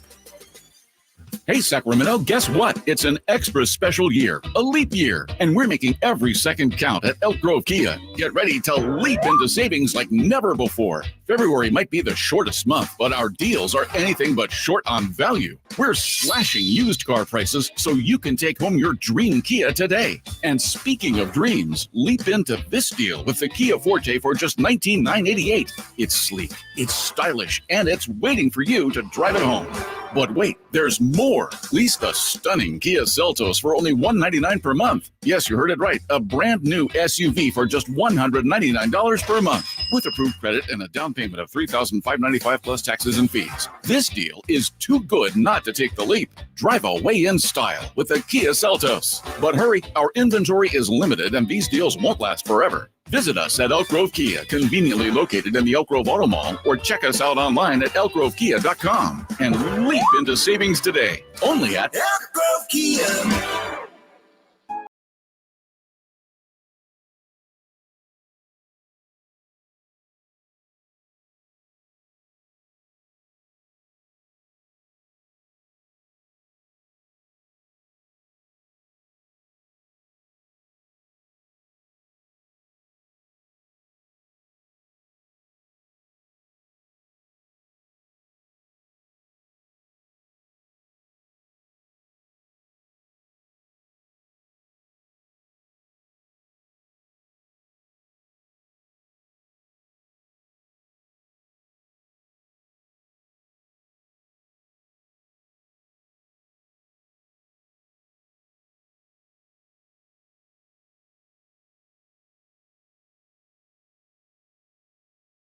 To stay focused on it. And I know you interact a lot with fans, and you had a great question after the game. Who would what could happen in the next group of games to make you feel better going into the playoffs? And you can kind of chat about what you heard the most. But yeah, is it hard to stay focused on this season at this point?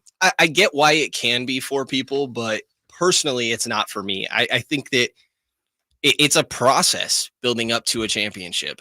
And I think the process is what makes the eventual success, if you reach it, great and fun. Is this season I'm still watching for, is De'Aaron Fox going to continue? What's the balance between threes and twos for him? He's developed as a 3-point shooter, and beginning of the season, he's getting them up like crazy.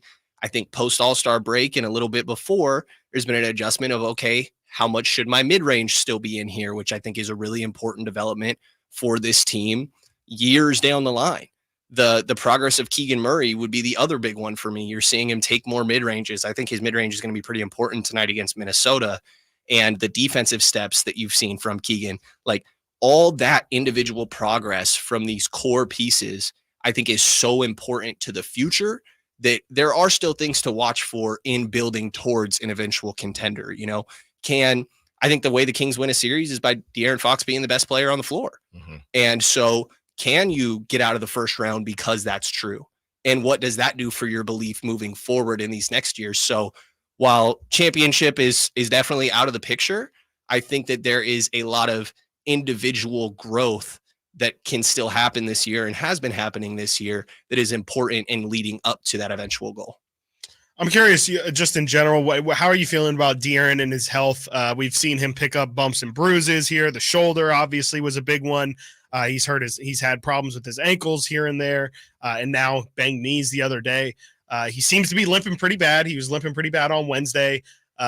Just in general, how are you feeling about De'Aaron's overall health? And then, the Kings might have to play a couple games down the stretch here without him, and maybe a couple without Domas too, who might just have to miss a game or two because of rest or because of some nicks and bruises. How do you feel like the Kings are positioned? And I think I kind of already know this answer, but how do you think they're positioned to possibly survive some important games maybe without those two? Not great, to be honest. I think that when it comes to De'Aaron's health, Chris Biederman, who's on the road with the team, friend of the show, covers for Sacramento B, put a video out. De'Aaron's at shoot around this morning, participating just like he did before that Denver game. I'd imagine he'll go through warmups and kind of see how he feels. No reporting, just kind of guessing. That's what happened in Denver, which to me means he's not far. But I do worry about his general health because, like you said, he gets beat up, and you see it affect him. Like pre-All-Star break, he had 2 games that were great. I wouldn't be surprised if he knew that a break was coming, so he could, really exert more energy in those games.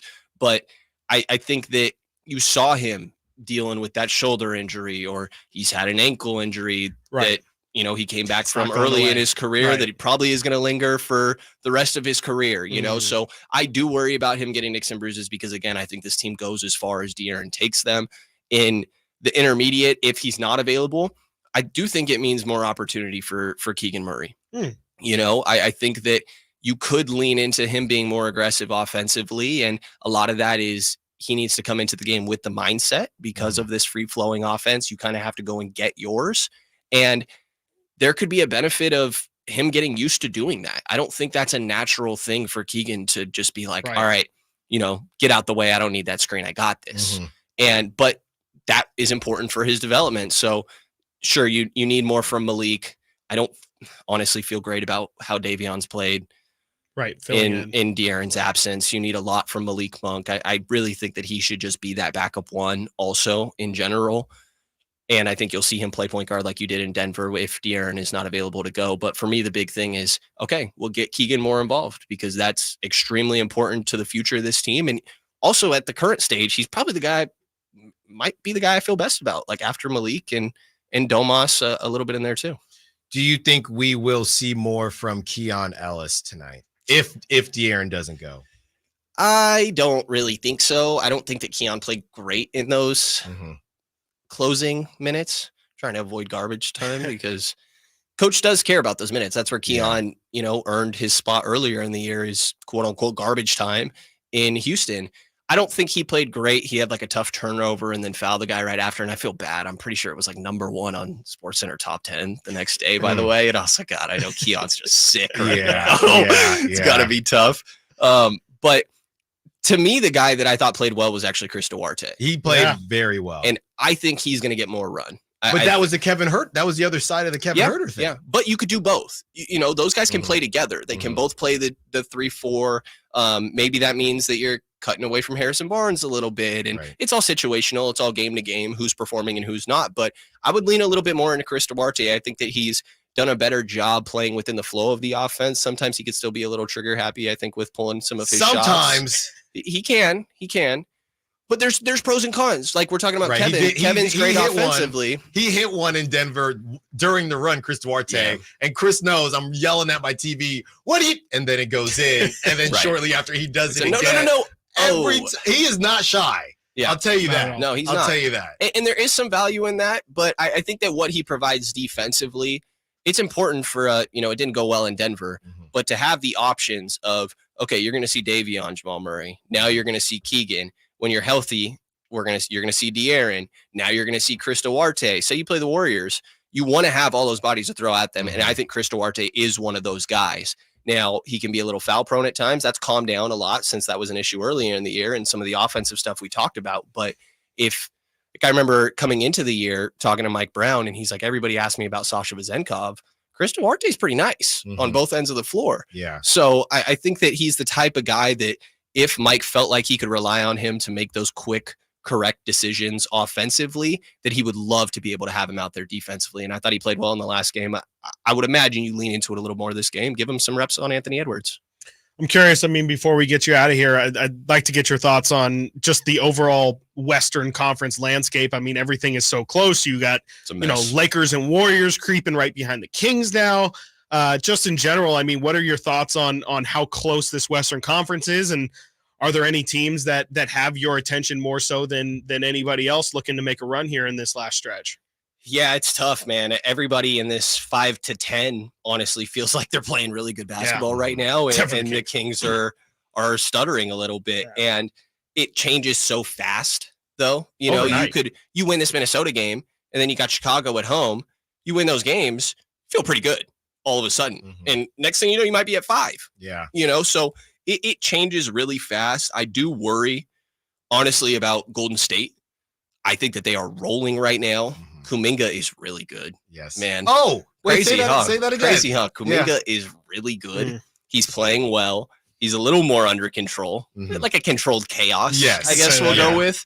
But I've been really keying in on these top 4 seeds recently because it's a potential first round matchup for the Kings. Minnesota, man, scary. That is a championship team. Yeah. Like, you look at their roster, every guy that checks in, you're like, gosh, now it's this guy? Yeah. Like, now Akil Alexander-Walker's coming off the bench, who's an elite defender. They just traded for Monte Morris, who had like this crazy block I saw the other day. You have Kyle Anderson doing ridiculous slow-mo stuff and playing well. Nas Reed is like a 8 to 10 Malik Monk out there. Yes. Like, their depth is ridiculous. And some of these other teams like OKC, I see like Andrew Wiggins come in the game, Isaiah Joe, like these guys are fine. But Minnesota, I look at that roster and I'm like up and down every single guy that checks in. I'm like, this is a serious team. And we're about to talk to Dane Moore, who you spoke to as well. You were on his podcast, right? Yes. And that's one thing that the T-Wolves have that I feel as a championship contender when, we spoke about the Nuggets after the Kings lost to them. And before, the Nuggets are thin.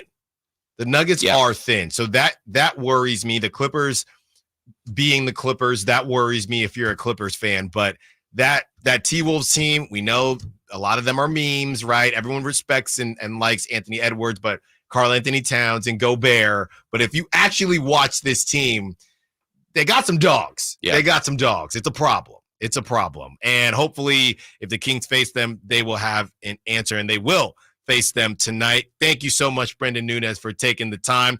Go check out his piece on Kevin Huerter on SactownSports.com. We will talk to you next week for the roundtable. Hopefully there will be a couple beams by that time. Oh, yeah. Appreciate you guys. There you go. Stiles and Watkins. When we return, Dane Moore, host of Dane Moore NBA podcast on Blue Wire, when we return. Stiles and Watkins, Sactown Sports. Keep it here to Sactown Sports for the Sacramento Kings push toward the postseason. Get analysis from our local shows, breakdowns from our Kings insiders, and all the thrilling moments from the G-Man. Keegan Murray scrambles to save it. He gives it now to Barnes. 1 on the clock. Desperate 3 on the way. He scores the triple. Game tied at 121 apiece. 17 for Barnes. Sactown Sports is your proud home of the Sacramento Kings.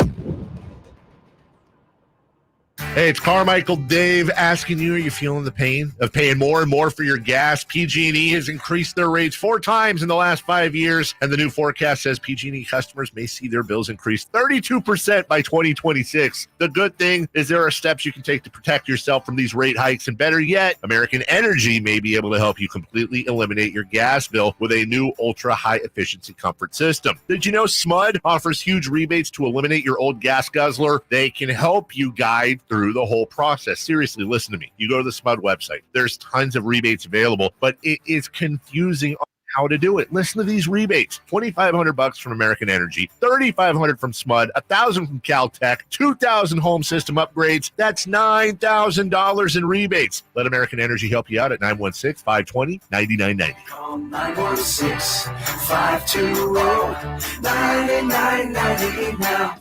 Get huge savings on our best selection of new Hondas during our Honda President's Day sales event at Folsom Lake Honda. Hurry in and save on our best selection of new Hondas. Each is priced to sell now. Folsom Lake Honda is your one-stop Honda shop for great pricing on a giant selection of new CRVs, HRVs, Civics, and Accords with low finance and lease options. Plus, get an instant cash offer for your trade. Get to Folsom Lake Honda or go to FolsomLakeHonda.com. Folsom Lake Honda, yeah, your one-stop Honda shop. Without the ones like you, who work tirelessly to keep things running, everything would suddenly stop. Hospitals, factories, schools, and power plants, they all depend on you. No matter the weather, emergency, or time of day, you're the ones who get it done. At Grainger, we're here for you with professional-grade industrial supplies. Count on real-time product availability and fast delivery. Call, click Grainger.com, or just stop by. Grainger, for the ones who get it done. I lock up my Old Spice Fiji aluminum-free dry spray to keep that 24/7 lasting freshness safe for myself. Fresh coconuts, palm trees in the wind. It's like catching waves in Fiji. Actually, I just talked myself into a refreshing spritz of Fiji. My Old Spice is missing! No! Country in the Park is back May 17th and 18th at Cal Expo with Brantley Gilbert, Dustin Lynch, Jay Cohen, Walker Hayes, and more. Tickets start at just $46. Country in the Park May 17th and 18th at Cal Expo. For more information, visit CITPFest.com. Brought to you by Coors Light, Garner Roofing, and Roseville Kitchen and Bath. One ticket, two shows, the Sacramento Boat Show and Off-Road Exposition, plus the Big RV Show. Multiple dealers discounting all the best brands. Hundreds of wakeboard boats, travel trailers, pontoon boats, fifth wheel, personal watercraft and ATVs, toy haulers, fishing boats, motorhomes, and more. One massive event, the Sacramento Boat Show and Off-Road Exposition, plus the Big RV Show. March 7th through 10th. Find discounts at twohugeshows.com. This segment is brought to you by Subcontractors United, your source for all home improvement needs. Dream big at subcontractorsunited.com.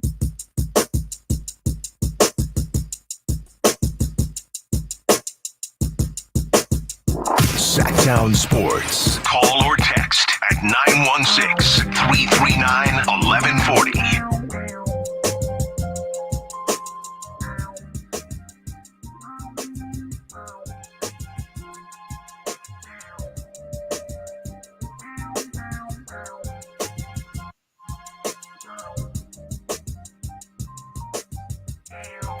Thank you to Brendan Nunes, Sactown Sports Kings Insider. A lot of good stuff there. Yeah, so a little bit of the pocket watching last night.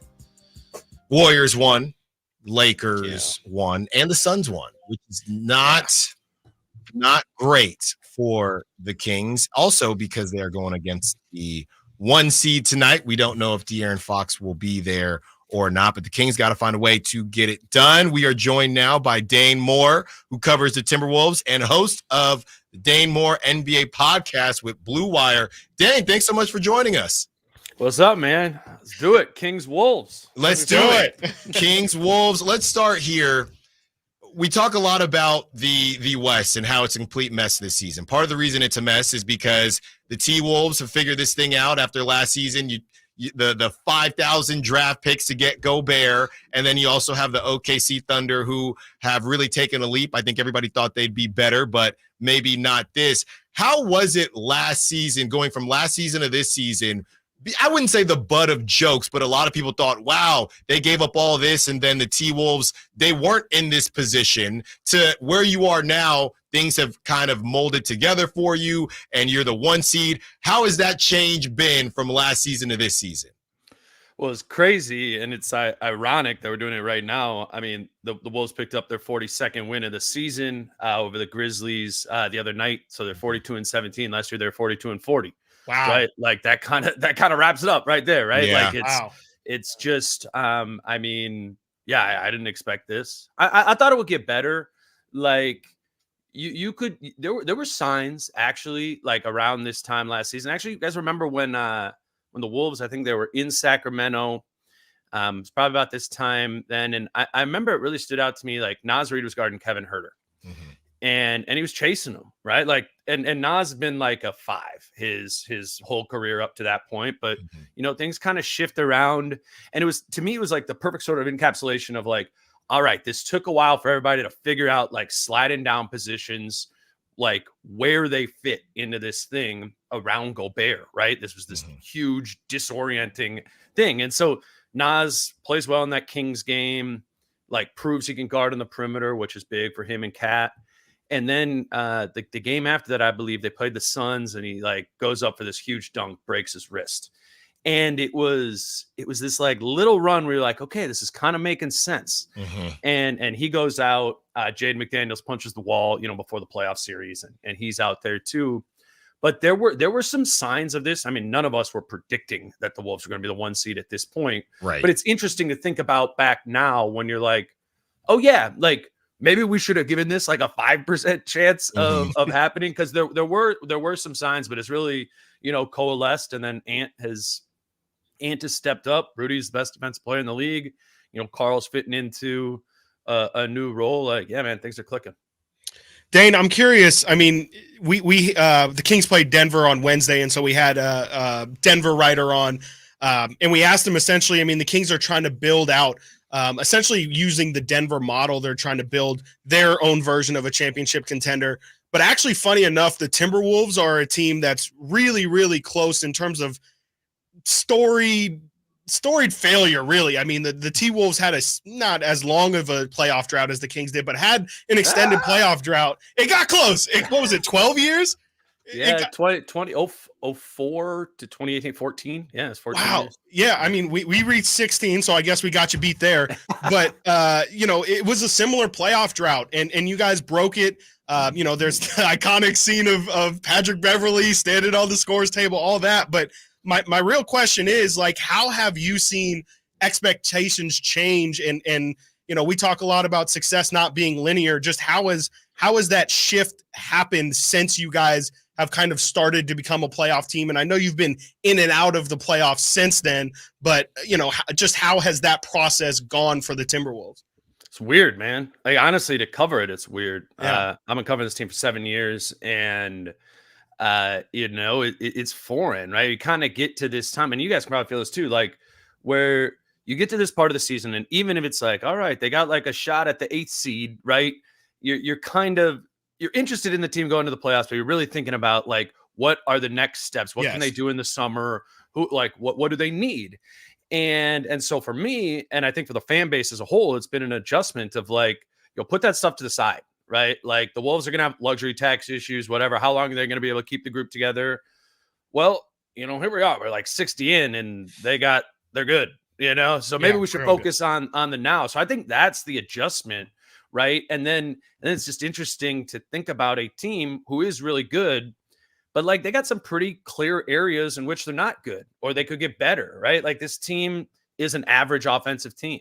Like, they have been all season. Like, they haven't really had like a month where you were like, oh yeah, that's one of the 5 best offenses in the league. And it feels like they should have that. I mean, even when the Wolves were terrible for a long time, it was a top 10 offense every single year because you had Cat. The defense was trash, but like, the offense was there, And so it's been this thing where it's like, all right, well, you not only have Cat, you got Ant, you got a little Conley Gobert 2-man game. Like, why isn't this better offensively? And they're moving in the right direction. February, I think they're 11th on offense. But like, that's got to get there. I mean, the defense, we can talk about the defense. Defense is legit. But like, you to really make a run, you want to talk about going to like the Western Conference Finals, where they haven't been since they played the Kings in 2004.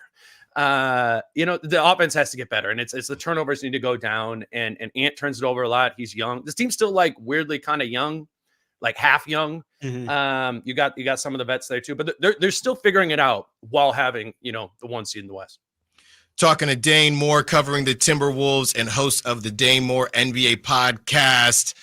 Dane, that basically leads me to my next question. If the playoffs ended tomorrow or today, what does worry you the most about this T-Wolves team? Is it the offense and maybe the lack of offense in certain spots?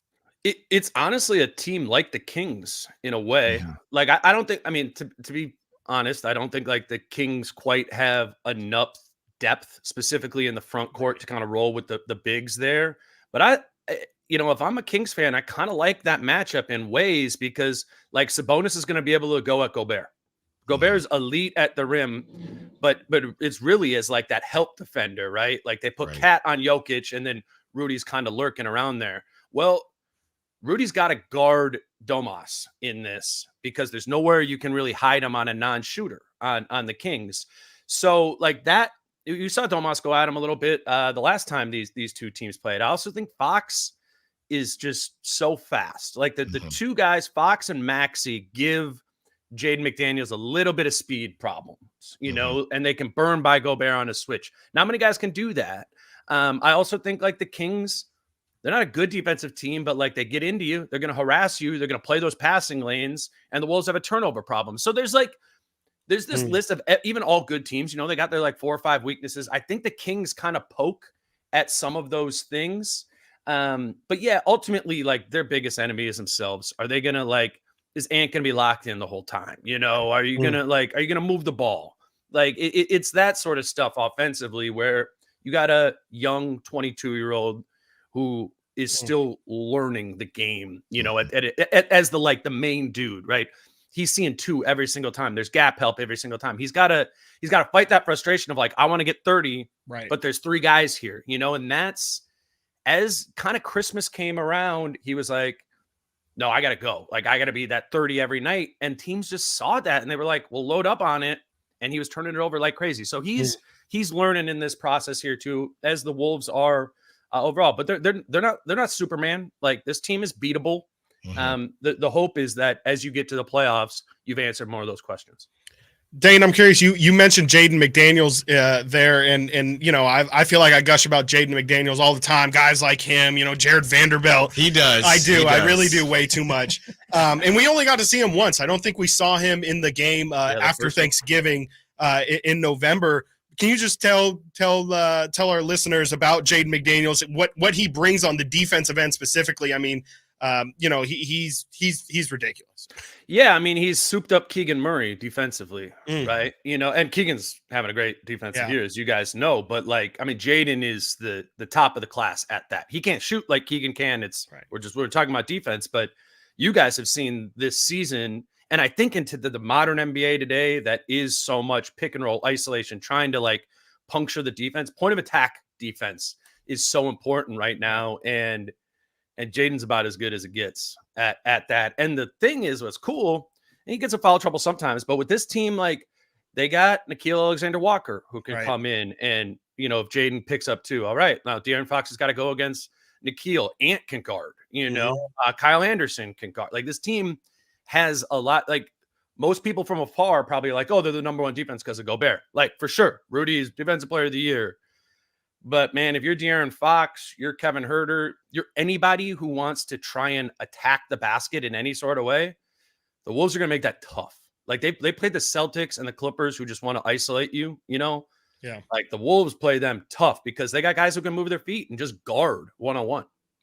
Talking to Dane Moore. Dane, before we get you out of here, the way we were talking about Anthony Edwards, it did make me remember what happened about the All-Star break and shooting left-handed, and is he going to be a face of the league here in Sacramento? We're trying to push to get our guys in the All-Star game to get De'Aaron and Sabonis, who I think deserved it, but it was a stacked year. Thanks, and Kat. your guy actually Kat, he was the problem. Yeah, don't say Ant. Ant deserved to be in there. No, Ant deserved to be in, but then he gets in there, he's shooting left-handed, he's messing around. What did you think about that display and pundit/player like Draymond Green saying, hey, if you're going to be the face of the league, you got to take that stuff seriously? He's only 22, as you mentioned. Do you think that Anthony Edwards wants to be the face of the league? Do you think he can get there? From what you've seen and what you've gathered, what are your thoughts on Anthony Edwards and his future, I guess, off the court as well as on the court? He doesn't care what anybody thinks about that stuff. Dude, he does not. He does not care. Like good catch. So we were in Portland right before the break, the last game, and you know I'm there at shoot around before the game, and him, like where the left-handed thing came from is I was there. Like him and Mike Conley were just having an opposite hand shooting contest, and like the kid, I think what people don't get about and you know about Ant is he is so competitive, like with that stuff, cards, whatever it is. Like obviously you see it on the floor, but he's like he does not like to lose, and so they just got into this like half-hour opposite hand shooting contest. And like he would tell you he beat Mike. He won the last match of it. Like Mike won the first of them. So he's just into it. That's just like what Ant is like. He was like, that was fun. I just was shooting left-handed yesterday morning. So he gets out to the skills thing like 24 hours later, and he's like, I'm tired, kind of like whatever. I'm just gonna mess around and shoot him left-handed. And people can be bothered by that. Like, right. I don't care because that was a terrible night of television. Yeah, it was the All-Star game. Like, I actually think that was one of the most interesting parts of the entire All-Star weekend is Ant being who Ant is, man. He was hitting some too. I saw him hit some. He did. I mean, it's like he's from Atlanta, man. Like he's just like he doesn't like, and he's wearing a hoodie at the game. You know, everybody else is wearing all their stuff like at All-Star weekend. I mean, it's I don't know, I guess for better or for worse, he's just gonna be like who he is as a person. I think there's power in that, like on the court too. There's power in that with his teammates.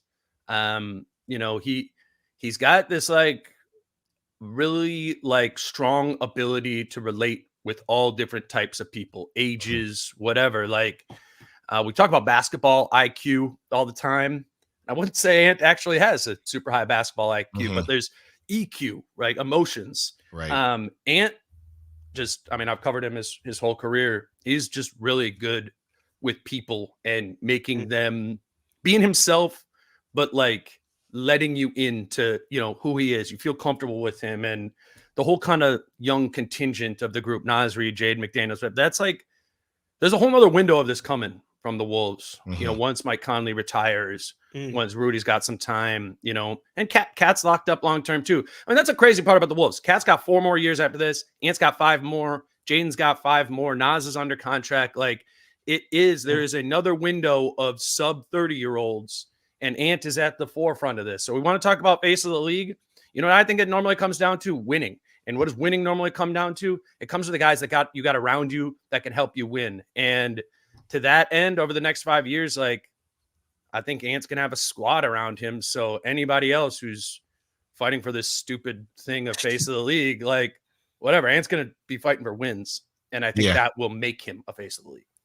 Dane Moore, thank you so much. This was great, man. Covering the Timberwolves, host of the Dane Moore NBA podcast on Blue Wire Network. Dane, thank you so much. Definitely got to do this again, specifically if there is a matchup that results in the Kings and T-Wolves in the playoffs. I would love it. I would love that matchup. I'll get out there to Sacramento. I wasn't out there earlier this year. It'd be yeah, man. It'll be a fun series. And I think the Kings are legit. Like it's like you said at the top. It's a deep West. The Kings are like your normal like 4 seed, I feel like, right? And just this year it's the 8. And they could, what are they, like 2 games out of being the 5 seed right now? Right, like 1. They're not this. They're a good team too. So that's what I've been saying to like Wolves fans. I'm like, even if you get the 1 seed, like this isn't easy. So I'm excited for the game tonight. And yeah, we'll talk more. There you go. We got a quick comment here for Dane. McDaniels for Huerter straight up. Who says no? We won't make you answer that. Thank you, Dane. The Wolves say no. The Wolves say no. Thank you, Dane, so much. We'll talk to you soon. All right. When we return, continuing our T-Wolves preview as the Kings are in Minnesota trying to get it done for Friday Night Beam. Stiles and Watkins, Sactown Sports. Subscribe to Sactown Sports on YouTube and watch the Carmichael Dave Show with Jason Ross, Stiles and Watkins, and the Drive Guys. Live Monday through Friday from 6 to 6. Plus view archive shows and exclusive content. Subscribe at youtube.com/Sactown Sports. Bonneville International Radio Station contests are open to participants at least 18 years of age and older that are residents of California and who reside in one of the 6 counties that make up the Sacramento metro area, unless otherwise specified. Employees or agents of the station, Bonneville International Corporation, other area radio stations, or any entity associated with the contest are not eligible to win, unless the station otherwise specifies in its own discretion. Persons who have won in the last 30 days from a station contest or event may not be eligible. For a copy of the general contest rules, visit khdk.com. Power Business Technology is proud to be 100% independent, locally owned, and managed Toshiba copier dealer. Local ownership cuts out the red tape, allowing ourselves to never be too busy to personally answer the call when our clients need us. Recognized for excellence in service execution, training, and customer service, we're proud to be named a 2022 Toshiba ProMasters Elite Dealer. Contact us today for all of your business printing needs at 844-POWER-BZ. That's 844-769-3729, or visit us at powercopiers.com. Only one radio program captures the excitement of hunting and fishing as it happens. The award-winning California Sportsman with Sep Hendrickson. Only California Sportsman takes you where the action is, live on the water, live in the blind, and live with the top pros and experts in outdoor sports. California Sportsman with Fishing Hall of Famer Sep Hendrickson is your premier destination for all things outdoors. Sep's Saturday Morning Outdoors. Ultimate Bass and California Sportsman, 5 a.m. to 8 a.m. Saturdays on Sactown Sports 1140. Dr. Ken Howachek and kinesiologist Kelsey Graham discuss the Good Feet store. The foot has a lot of detail. It has a lot of complexity. There's a lot that can go wrong. A lot of problems start in the foot and end up elsewhere. Knee pain, hip pain, back pain. When aligning the feet properly, we can see relief elsewhere. And that's the beauty of the Good Feet Arch support. It can place the feet into their ideal position and gives them the balance, the support, the comfort, and the relief of the pain. The bottom line is that the Good Feet Arch support can be a highly effective pain relief solution when nothing else has worked. The feet have a really big impact on how the rest of the body moves. The knees, the hips, the lower back especially. If the foot isn't properly aligned, all of these joints are going to function incorrectly. That results in a lot of muscle tension and chronic pain. What I really like about the Good Feet system is that the right arch supports can put the foot in its proper alignment. So all the joints up the rest of the body will be aligned properly as well. And when the body's aligned, we can reduce the risk of injury and chronic pain. Visit the Good Feet store in Sacramento, Roseville, Modesto, Stockton, and Vacaville for a free fitting and test walk. Guys, want to lose weight, improve your performance, and increase your drive? Book your free T-check and free exam at Revive Men's Health Sacramento. Now also offering affordable, cutting-edge weight loss medications. Call 916-277-8599 or visit ReviveMen'sHealth.com. Live and local. Live and local. This is Sactown.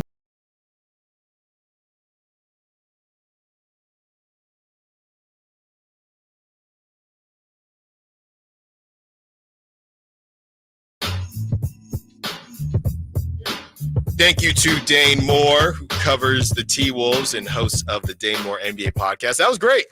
That was great from Dane. Yeah. And if you're listening and there's some sadness due to the Kings and their losses to the Heat and the Nuggets, I mean, Dane even said that the Kings give some matchup problems for the T-Wolves. We'll see if they're able to utilize that tonight if De'Aaron plays. But if you happen to see the T-Wolves in a first round or second round, anything like that, then you got to feel better about it. I guess better about it. Dane definitely made me feel better about it. Makes me feel like there's a chance. But ultimately, he did say there that, the Wolves are just kind of at a different level. Like, they just have so many guys, and I think Brendan said it as well, where it's just, checking in is Nickeil Alexander-Walker. Well, that's a guy who can completely, can give De'Aaron fits. In comes Kyle Anderson. Well, that's like a perfect forward to put on Harrison or Keegan. And they've got Naz Reid, who, is just running all around the place. Dane talked about him guarding Kevin Huerter last year. He can guard from Kevin Huerter all the way up through Sabonis. They're stacked, man, and that's not including the starting lineup. Like, they got Ant, who is a two-way player, and is ridiculous. Mike Conley's the ultimate veteran point guard that every single team would want on their roster. Just up and down the roster, it's a really scary lineup to go against. And then, you look at them, and Jaden McDaniels is 6'11", Cat's 6'11", Rudy Gobert's 7'3". They're really, really scary. It feels like, and we're about to get to Steven here, who's been waiting on the line. It feels like everybody has team envy. Hey, if I didn't root for this team, I would like this team. Yeah. And you see me smirking here. You got some real team envy for the T-Wolves. Out of all the other teams in the league, it feels like you like their setup the best. I mean, they're just built to win. Like, OKC probably has, like, individually the pieces that I think are the most fun, but I mean, it's just tough to argue with the T-Wolves being the best defensive team in the NBA by far, and then having, I mean, the crazy thing is Anthony Edwards, when you hear, some of the national pundits give, who does Anthony Edwards remind you of? They stop. They have to stop and say, look, I know this is crazy. I know this is forbidden, but like when you watch him play, the two most similar styles are Kobe and really it's MJ. Right. Like there's a lot of Anthony Edwards, Michael Jordan comparisons, and those do not just get thrown out, especially not in 2024. Yeah. And if you've got that, if you have a 22-year-old superstar in the wings, you've got Karl Anthony Towns, who changed the game and is the greatest big man shooter of all time, or whatever he wants to be called, and then you got Rudy Gobert. Like it just makes a whole lot of sense. And I guess it's envy, but I'm honestly more just excited to see, can they actually do it? Because it seems to make a lot of sense, but we know the NBA it's all about stars, it's all about talent, and there's definitely some teams out there who, marquee wise, the Clippers are going to put more fear in the general NBA fans' heart than the T-Wolves. Yeah, and yesterday on the broadcast, or maybe it was a couple days ago with TNT, I believe it was last night, because the Warriors and the Lakers won. Yeah. And hey, are any of these teams dark horses in the playoffs because of the brand names? If the Lakers or Warriors do pull this off, that would be incredible, because I think you have to get to a point as a small market team to where you say, look, we know LeBron is a legend. We know Steph is a legend. But we finally have a situation where we're just a better team. Yes. And you have to get over the hump. And they're going to get one of those teams or whether it's the Mavs or the Kings, whoever they end up getting. Not so much the Thunder because they're younger, but the T-Wolves specifically. Yeah. This is your your time to be taken seriously. You might not have thought it was your time at the beginning of the season, but this is your time now. So I don't care who is down there. They're down there for a reason. You're a better team. This is not the same as Mahomes beating these teams in the NFL playoffs, because Mahomes, it's the most important position in sports. He has the ball all the time. He can do different things. You guys are better top to bottom besides one guy. Now, those guys are going to go in the Hall of Fame, and they're top 10 greats, but you got to get it done because they're down and out. Let's get to Steven, who wants to be a part of the conversation, talk a little bit of Kings. What's up, Steven? You're on Stiles and Watkins. What you got for us? Hey, y'all. I love the show. Thank you. I want to say 100, yes, sir. 100 agree with you. 100%, but let's talk about the team, and we don't have time to talk about everything, so I'm just going to talk about Domas. And I don't believe Fox should be able to carry everything. I think it wears them out. So the 1-2 punch between Fox and our point guard when he comes off the bench. Malik. Malik. There you go. That's a great combo, because Malik can probably start on any team. So anyway, going back to Domas. If Domas could get that mid-range down, and I wonder if you guys have the ability to talk to the coaching staff, because I really don't understand. If he watches basketball like we do as fans, he got to see his weakness. It's the mid-range. But if he can do that mid-range and hit a couple threes, that's going to make the offense more honest. We'll come out and try to guard him, and then we can have our ancillary players come in and go for the and get a two. They focus so much on that freaking three. It's frustrating. Yeah. You know what I mean? Absolutely. And Kevin, I really like Kevin. You know what I mean? Because he's too streaky. When he's on, but when he's off, he needs to sit on the bench and bring somebody to say it. Yeah. No, thanks for the call, Steven. We're up against it. The Domas thing is interesting, as we just talked about Keegan and how, hey, it's time for Keegan to just get back into the swing of, if you got the three, take it, less working on things. It's almost the opposite for Domas. You're to the point now, and it feels like it is starting to happen, Steven, where Domas is taking those mid-range shots more quickly. Yeah. Right? Early in the season, he not taking that unless he has to. Yeah. And I don't know if you noticed this as well. It does seem like he's taking them sooner than later, and I think it might be because, and we don't get to talk to the coaches, but when we're in the pregame and postgame press conferences, we do ask them questions, and we're leading them into a certain direction, and then they either go with it or they will spin their own way, or they will go in a different way. But it feels like Domas is preparing for that. He's probably going to, because we're almost darn near in the playoffs already for a lot of these teams. So they're starting to run that drop coverage. So we're starting to see it happen organically because he doesn't have a choice. As far as the threes are concerned, we know he can hit them. I don't see him taking a bunch more than he already does. But as far as the mid-ranges, it feels like he is taking them faster than he typically has earlier in the season. When we get back, we will continue to have this combo. Chris will give his answer to Steven's comments on Sabonis and Kevin Huerter. We will also discuss De'Aaron Fox and whether or not you think he will play tonight. Stiles and Watkins, Sactown Sports. Our first year as the radio home of the San Francisco 49ers is one we will never forget. Going deep down the sideline for Ayu. He's got it, and he's gone. 10, 5, touchdown! San Francisco! Ayu is on fire! Congratulations to the 49ers on a terrific year. And thank you for so many wonderful memories. Group is not a law firm. This story is called The Ugly Truth About Timeshare. If you think you've done your family a favor by buying a timeshare, you need my help. Hello, I'm Chuck McDowell, founder of Wesley Financial Group. 10 years ago, I started helping folks cancel their timeshare. In the process, started what's now called the timeshare cancellation industry. The ugly truth is when you buy a timeshare, you can't tell me how much it's going to cost or when it's going to end. I recently helped a couple that had their maintenance fees go from $800 to $3,200 a year. They also received a $4,000 assessment for a hurricane that was over 1,000 miles away. Sound crazy? The crazy thing is this never ends. Call my office now.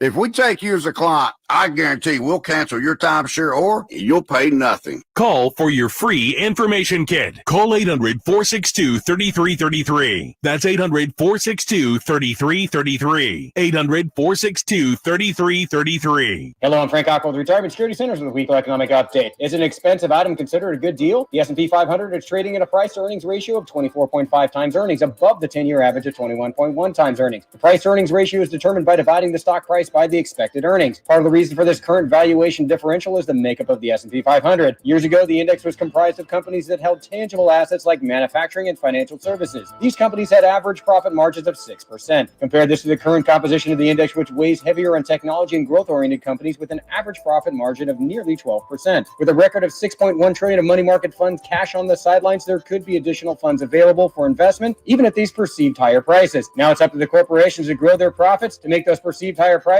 look like a good value. How can this affect you or your family? Please go to frankontheradio.com to schedule an appointment, watch videos, and receive market updates. I'm ready to help you start your journey so you can define your future. Frank Cockrell is a registered representative of Lincoln Financial Advisors Corporation, a broker-dealer and member SIPC and registered investment advisor. Retirement Security Centers is not an affiliate of Lincoln Financial Advisors. My brother-in-law died suddenly, and now my sister and her kids have to sell their home. That's why I told my husband we could not put off getting life insurance any longer. An agent offered us a 10-year, $500,000 policy for nearly $50 a month. Then we called SelectQuote. SelectQuote found us identical coverage for only $19 a month, a savings of $369 a year.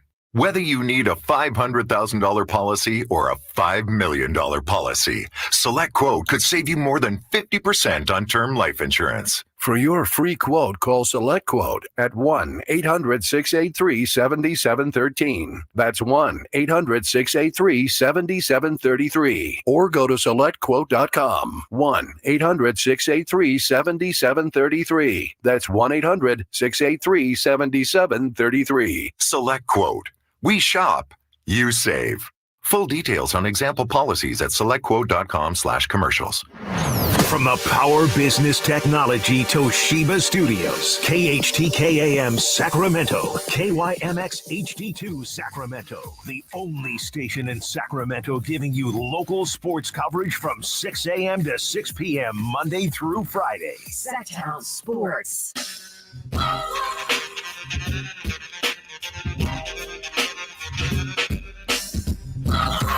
Sactown Sports. Check us out on YouTube. Search Sactown Sports and subscribe.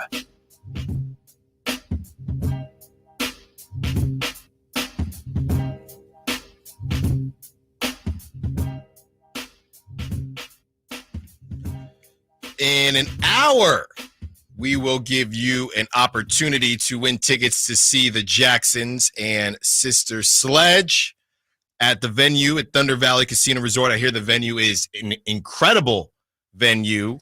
That is March 30th. You will have an opportunity to win tickets to see the Jackson and Sister Sledge at 1 p.m. And they will be performing March 30th at Thunder Valley Casino Resort.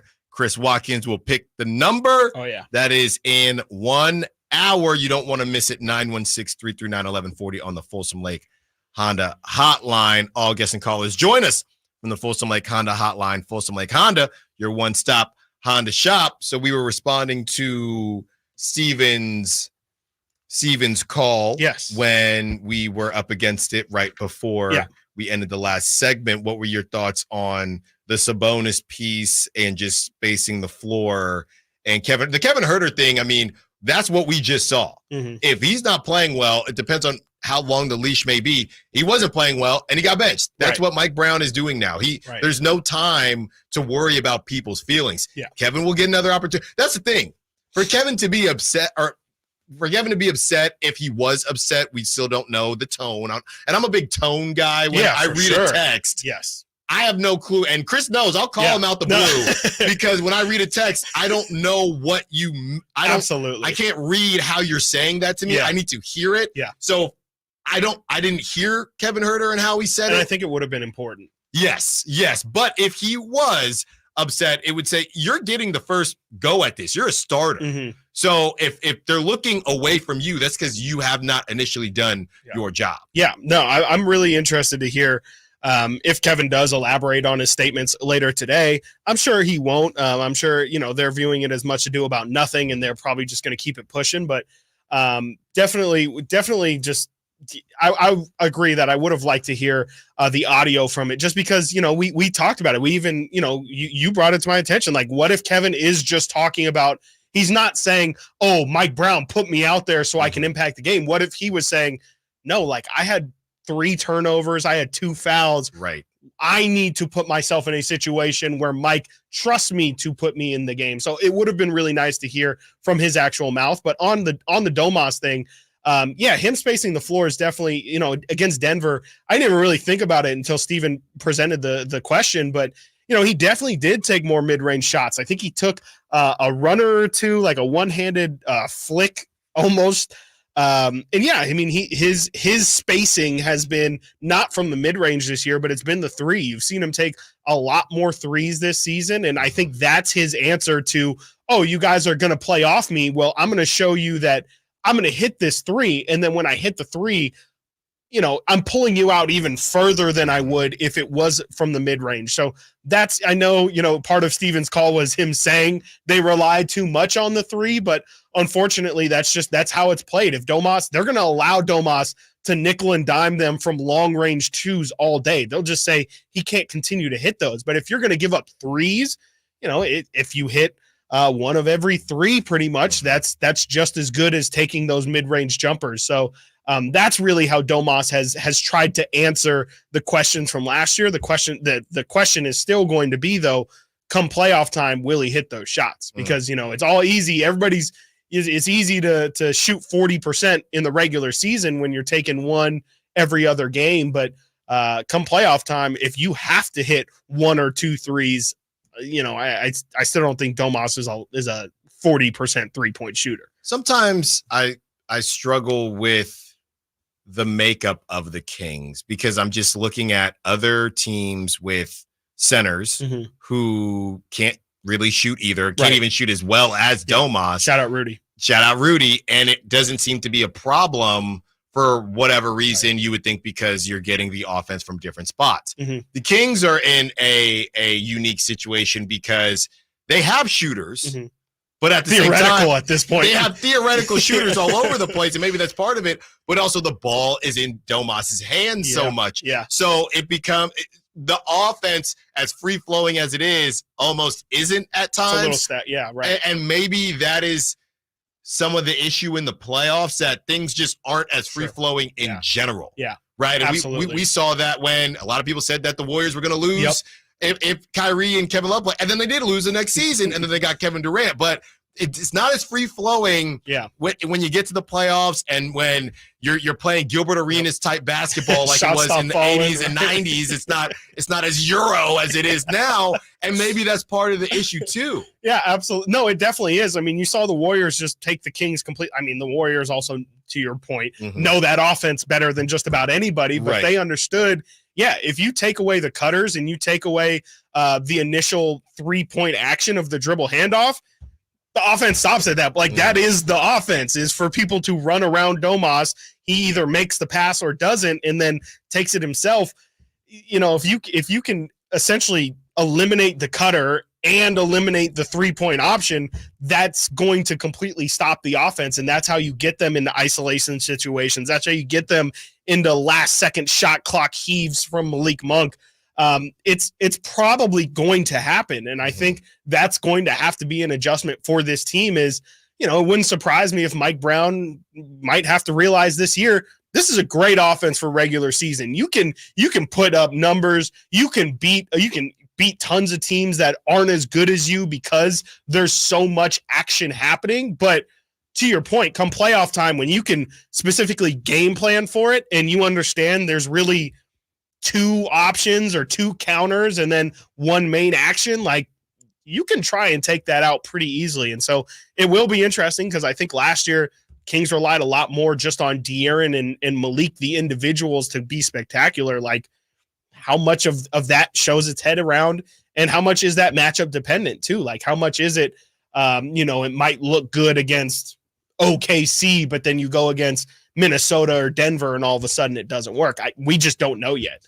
Yeah. And now I feel as if I'm actually giving power back to somebody that I was going back and forth with about Domas and his numbers, who said, well, it just doesn't work in the playoffs. And the reason I don't think I'm fully saying that they are correct is because I don't know if it's specifically a Domas thing. Right. I think it's a Sacramento Kings current offense thing. And yes, maybe the fact that he gets triple doubles in the regular, again, we just need to see more of Domas in the playoffs. So exactly. I'm still putting that in the corner. But with that being said, there are things that we have seen, and I think a precursor will be how the rest of this season ends. Yeah. Because I think almost every team that they're facing is going to be in some type of race, either for the play-in or to keep their top seeding. So we're going to see how, and this might help the Kings, because now when you get to the playoffs, you've seen it. You should be more prepared. Now, is it going to make things easier? It's still a make or miss a league, but you should be more prepared than maybe you were last season when you kind of got to kick it because you were locked into the 3 seed and you didn't have to worry about it. It's such a mess right now that everybody is going to be going back and forth, and hopefully it ends up helping them. But to that point, Domas, the assists and the other things that he does besides the scoring is one thing, but the spacing, that's not on Domas if the snipers are not sniping. Exactly. That's not on Domas. Exactly. And you can argue that's what happened last year in the playoffs, right? Yeah. It wasn't really Domas's fault. You say is not you, but people can say his assist numbers were down. Well, that's because every time he would pass the ball, Kevin Huerter, Keegan and HB were missing the shots. So it's kind of a which one came first, and I think it's a culmination of both. I mean, I think Sabonis definitely didn't play to his best capabilities in that series, but at the same time, I think it's because everybody else was struggling so much that it put so much pressure on Domas to be great. And to Kevon Looney, as we saw, was a tough matchup. But yeah, I think I agree that really, at the end of the day, we can go back and forth on this all day, and you can go back and forth with somebody who thinks Sabonis will never have success in the playoffs. But the reality is we're never going to get an answer until we just have a clear image. Right now, we only have 7 games to go off of. It's a very specific series. Those two teams obviously know each other so well. Like, I feel like you can't truly get a gauge for a more blanket universal statement about Sabonis until you see him against other competition. And even then, he could just be an enigma. He could just be somebody who is, I don't know. Like, you just don't know what you're going to get. It's all matchup based. It's all how he's playing at the time. But if I had to guess, I mean, I can't imagine this dude doing this for 80 games through the regular season and then just all of a sudden, like, he just becomes a normal guy. I don't think so. So I'm still going to lean on, look, Sabonis, you know, he was focused on a lot, and I believe that he's going to come through in the playoffs. Yeah, I just think the narrative should be, okay, he's at it again. He's better than he was last season. He was good he was great in the regular season, and he didn't make it happen during the playoffs. This season, he's even better during the regular season. So people are comparing it as if he was doing this last season, and he wasn't. Right. He was good, but he was not this. Yeah. So he got better. Yep. And people are just assuming that he's not going to be able to take a step in the playoffs when he already took a step in the regular season. Right. It's not as if he's been doing this for 15 years and every season in the playoffs it disappears. We brought up Peyton Manning. We brought up some other guys. So that's why we reserve the right to still believe in him, but there are some foundational things that have to happen to help Domas. And one of those things is you got to make your shots if you are a 3-point shooting team trying to put up 40 or 50 a game. Time for some baseball talk when we get back. Kike Hernandez talking about collusion, and Brandon Crawford says goodbye, plus Tristan Beck dealing with that arm aneurysm and going under the knife at Stanford. Stiles and Watkins, Sactown Sports. The only place you'll find Keegan Murray is Sactown Sports. Out to Keegan Murray, straight away for 3, and Keegan knocks down the triple. Hey Sacramento, it's Keegan Murray, and you're listening to the home of Sacramento Kings, Sactown Sports. Your local sports leader. For a precision-crafted performance, the decision is easy. A new Acura from Acura of Stockton. Get the driving experience you've been waiting for in a new Acura. Get the best selection and customer service you deserve from Acura of Stockton. Shop in person or use our online express store at AcuraofStockton.com. Acura of Stockton will buy your trade, even if you don't buy from us. Don't settle for less than precision-crafted performance of a new Acura from Acura of Stockton and AcuraofStockton.com. Hagen Oaks is introducing the newly designed Callaway Chrome Tour line of golf balls, offering outstanding tour performance. From cover to core, Chrome Tour is the new gold standard tour ball for players who want the best in distance and feel. Chrome Tour is engineered for outstanding performance with exceptional speed, consistent flight, incredible spin, and greenside control. Ask about the full line of Callaway Chrome Tour golf balls at the Hagen Oaks Golf Super Shop, the #1 choice for golfers everywhere. Fulton Avenue at the Cap City Freeway or online at HagenOaks.com.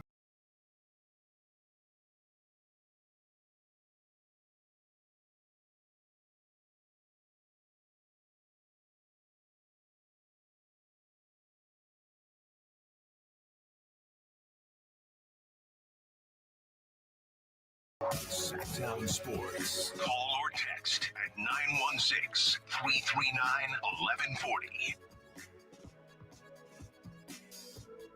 Tristan Beck, who is penciled in to be the fifth starter for the Giants, this is from Andrew Baggerly. Tristan Beck is having vascular surgery Monday at Stanford. Won't have a timetable for a return to the mound until after the procedure, but he's confident he is in good hands. That is as good of news as you're going to get for Tristan Beck, wishing him a speedy recovery. The Giants, who are already thin as far as pitching, have just gotten a little bit thinner. And, you know, Farhan, a lot of people have a lot of things to say about Farhan.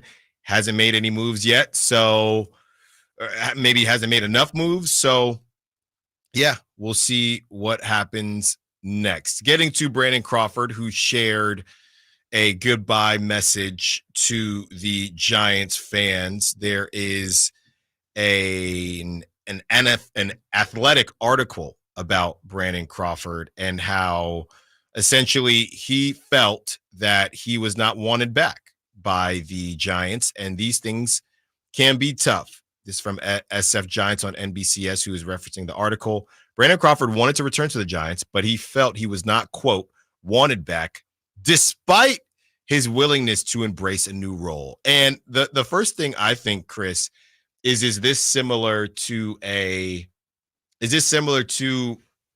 Trey Lance situation in that maybe he'd be willing to embrace a new role, but at the same time, if the shortstops weren't doing well, fans could be clamoring, and Bob Melvin would continue to have to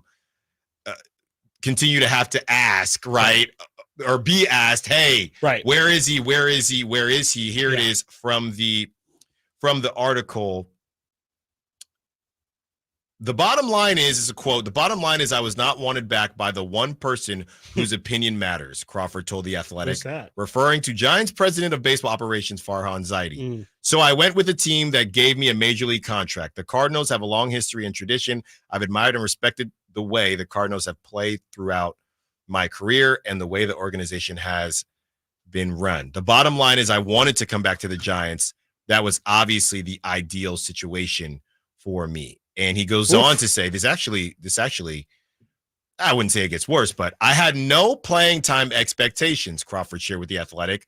Just help out and be a veteran mentor type for Luciano, Casey Schmidt, and Tyler Fitzgerald.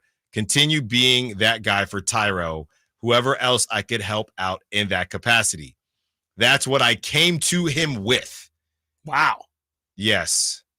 Yes. After the Cardinals made their contract offer, Crawford's agent, Joel Wolf, reached out to Zaidi one last time about a potential contract for his client. I was told I could earn the last spot on the roster like anyone else could as a non-roster invitee, Crawford explained to The Athletic. That was the nail in the coffin. Yeah, for sure. Zaidi, in a phone conversation with The Athletic, pushed back on the implication that personal animosity might have played a role in the Giants' decision to part ways. This is what he says.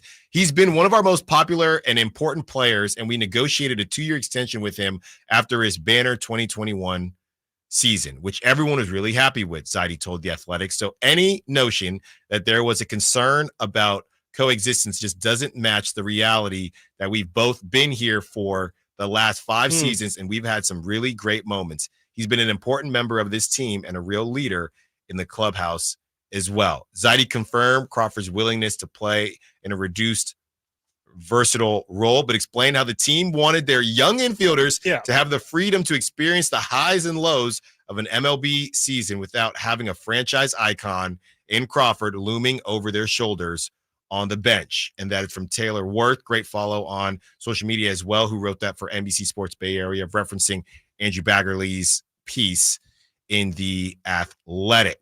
That's a lot right there. That's a lot. And I'm curious, so to me, that does sound like how much of this is just from the Giants fan perspective of them just kind of longing for those championship teams, of just wanting to have some connection to those guys still left, because I think Giants fans long for those times a lot. And how much is Brandon Crawford truly helping the Giants this year, and how much of it is just, we really like to have him around almost like a mascot. And I think it is a fair thing for Farhan, being the GM, to say, I would much rather prefer our young guys get some real life experience than essentially having Brandon Crawford on the roster just to Udonis Haslem it. Yeah, and he was not very good the last couple years.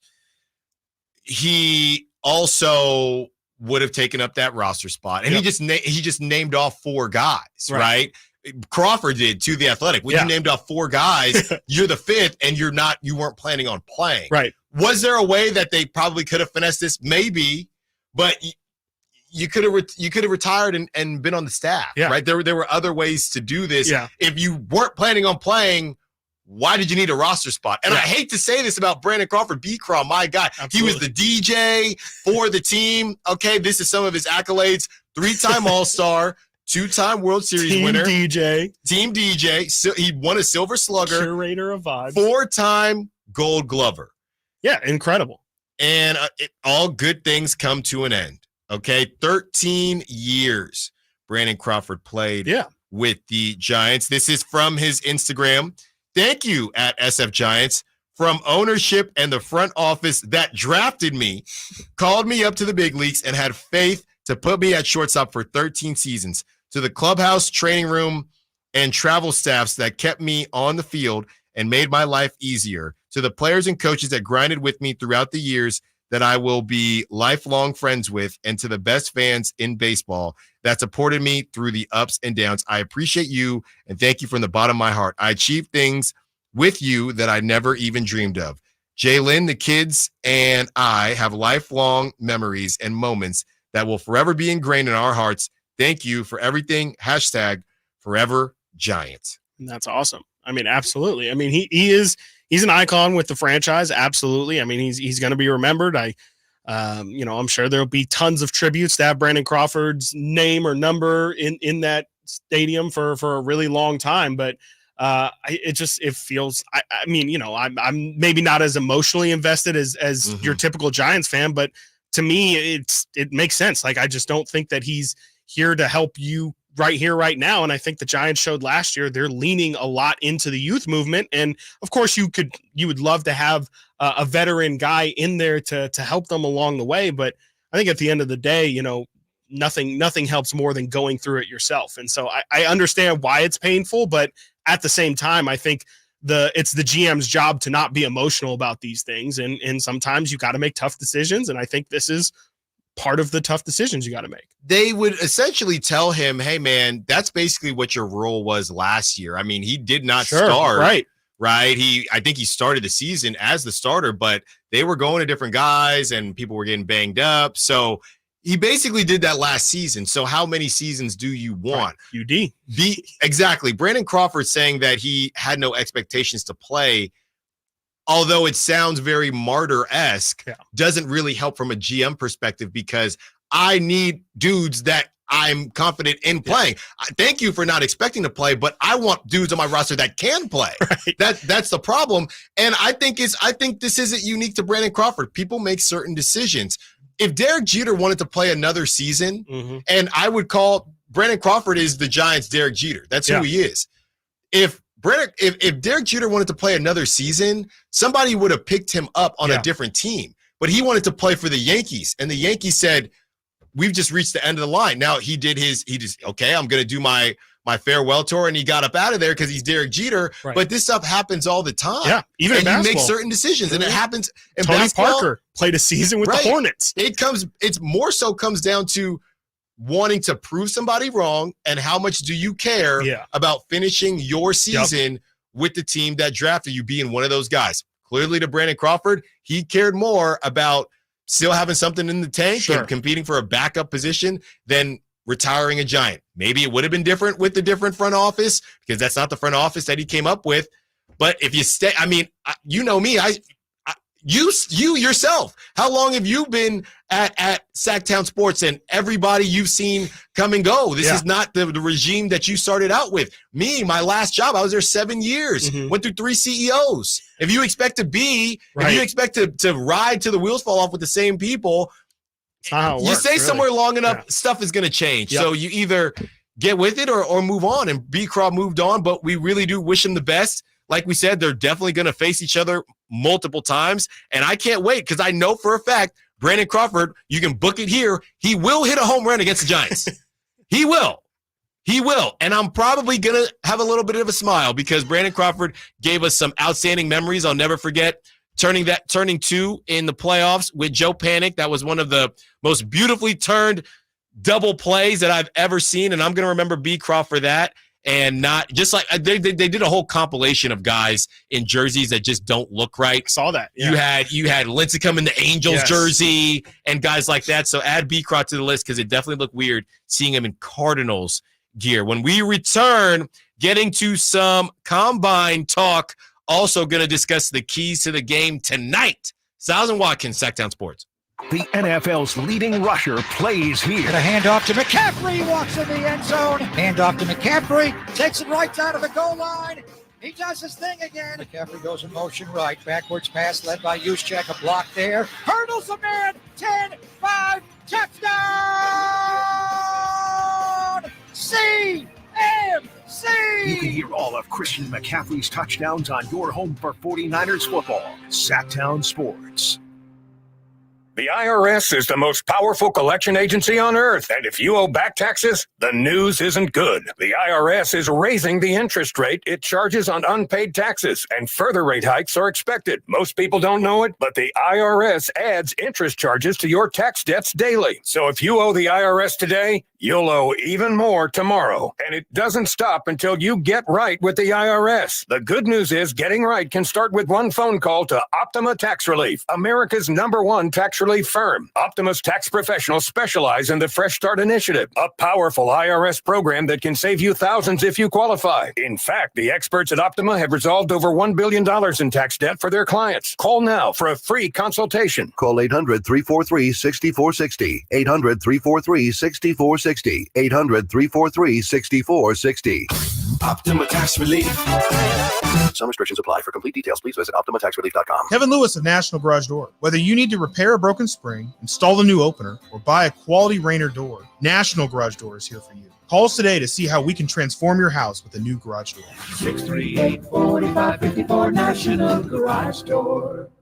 Hagen Oaks is introducing the straightest, most forgiving Ping driver ever with the new Ping G430 Max 10K driver. A fixed back weight, Ping's largest head profile, and a carbon fly wrap crown help G430 Max 10K launch the ball higher with less spin for consistently longer and straighter results. Schedule your fitting and see for yourself at the Hagen Oaks Golf Super Shop, the #1 choice for golfers everywhere. Fulton Avenue at the Cap City Freeway or online at HagenOaks.com. Country in the Park is back May 17th and 18th at Cal Expo with Brantley Gilbert, Dustin Lynch, Jay Cohen, Walker Hayes, and more. Tickets start at just $46. Country in the Park May 17th and 18th at Cal Expo. For more information, visit CITPFest.com. Brought to you by Coors Light, Garner Roofing, and Roseville Kitchen and Bath.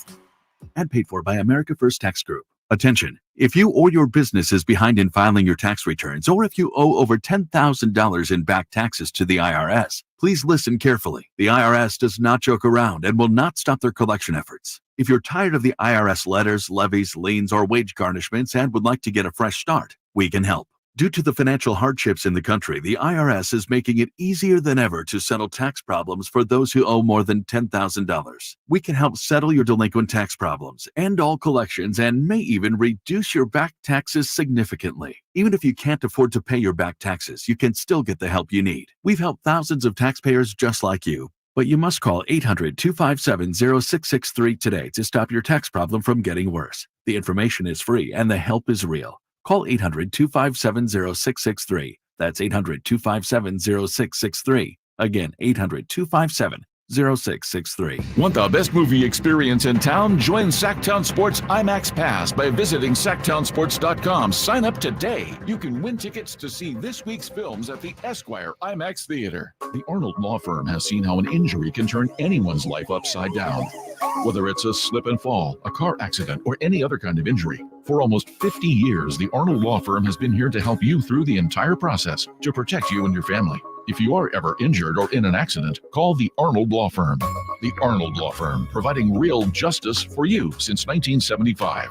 Call 916-777-7777. That's 916-777-7777.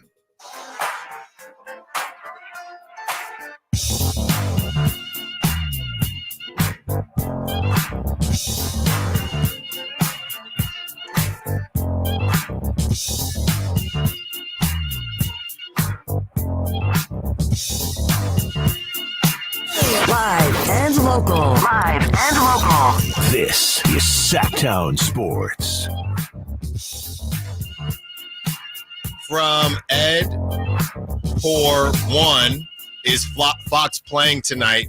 The most recent thing we have, Ed on the Sac Chat, hanging out with us on a Friday. Not the most beautiful Friday, but a Friday is a Friday, and I'm going to take it any day of the week. No pun intended. Yeah, the one thing that we've seen, Ed, is that from what we've gathered, De'Aaron Fox is going to go through his pregame warm-up as he did against the Nuggets, and then they'll make a decision. He was at morning shoot-around, which is not really too surprising because he did shoot around on Wednesday, but now he will do pregame warm-ups as far as we know, and if it feels good, he'll be out there. If not, he won't be. You could look at it and say, Chris, well, you can play tonight and then you have 2 days rest, right, till they play again. Or you could say you could have the whole weekend. And I've already guessed incorrectly once. I thought he was going to play on Wednesday. So my feeling is that he's not going to play. Right. And maybe that helps because maybe since I feel like he's not going to play, he will play. Yeah, there's no further update from there. I was just checking our guy, Chris Biederman, seeing if he posted anything. He is the only one who is out there right now. Doesn't seem like he has any updates, so it does seem like it'll be as close to a game time decision as possible for De'Aaron. But, I definitely think, I know we were talking about it earlier, but it feels like the safer move to just kind of essentially sit De'Aaron tonight. Like, I don't, if he feels like he's 95 to 100% healthy, sure, why not? Send him out there. But if you have any questions, if you see any limp, I just think, especially reading off what the Kings have the rest of this month, to me, it's a lot more important for the Kings to win. As crazy as it sounds, it's a lot more important for them to win games against the Bulls, games against the Spurs. Make sure you win those a couple Laker games coming up. Those games are a lot more important for De'Aaron to be there than this tonight. There's a chance you can win tonight. You can feel good about yourself if you win tonight, but ultimately, this is probably a game that you had chalked up as an L, and so it would be a massive positive if you can get it done. But I don't think it's worth potentially damaging De'Aaron's knee further just to try and get one game against a really, really good team. Did you guys see the stat on De'Aaron against the Wolves? No, I did not. I believe the last 10 games he has 25 points or more. And I think the only two other players to do that, he was either against just the T-Wolves or any team in general, were LeBron and Jordan. Wow. So 25 straight.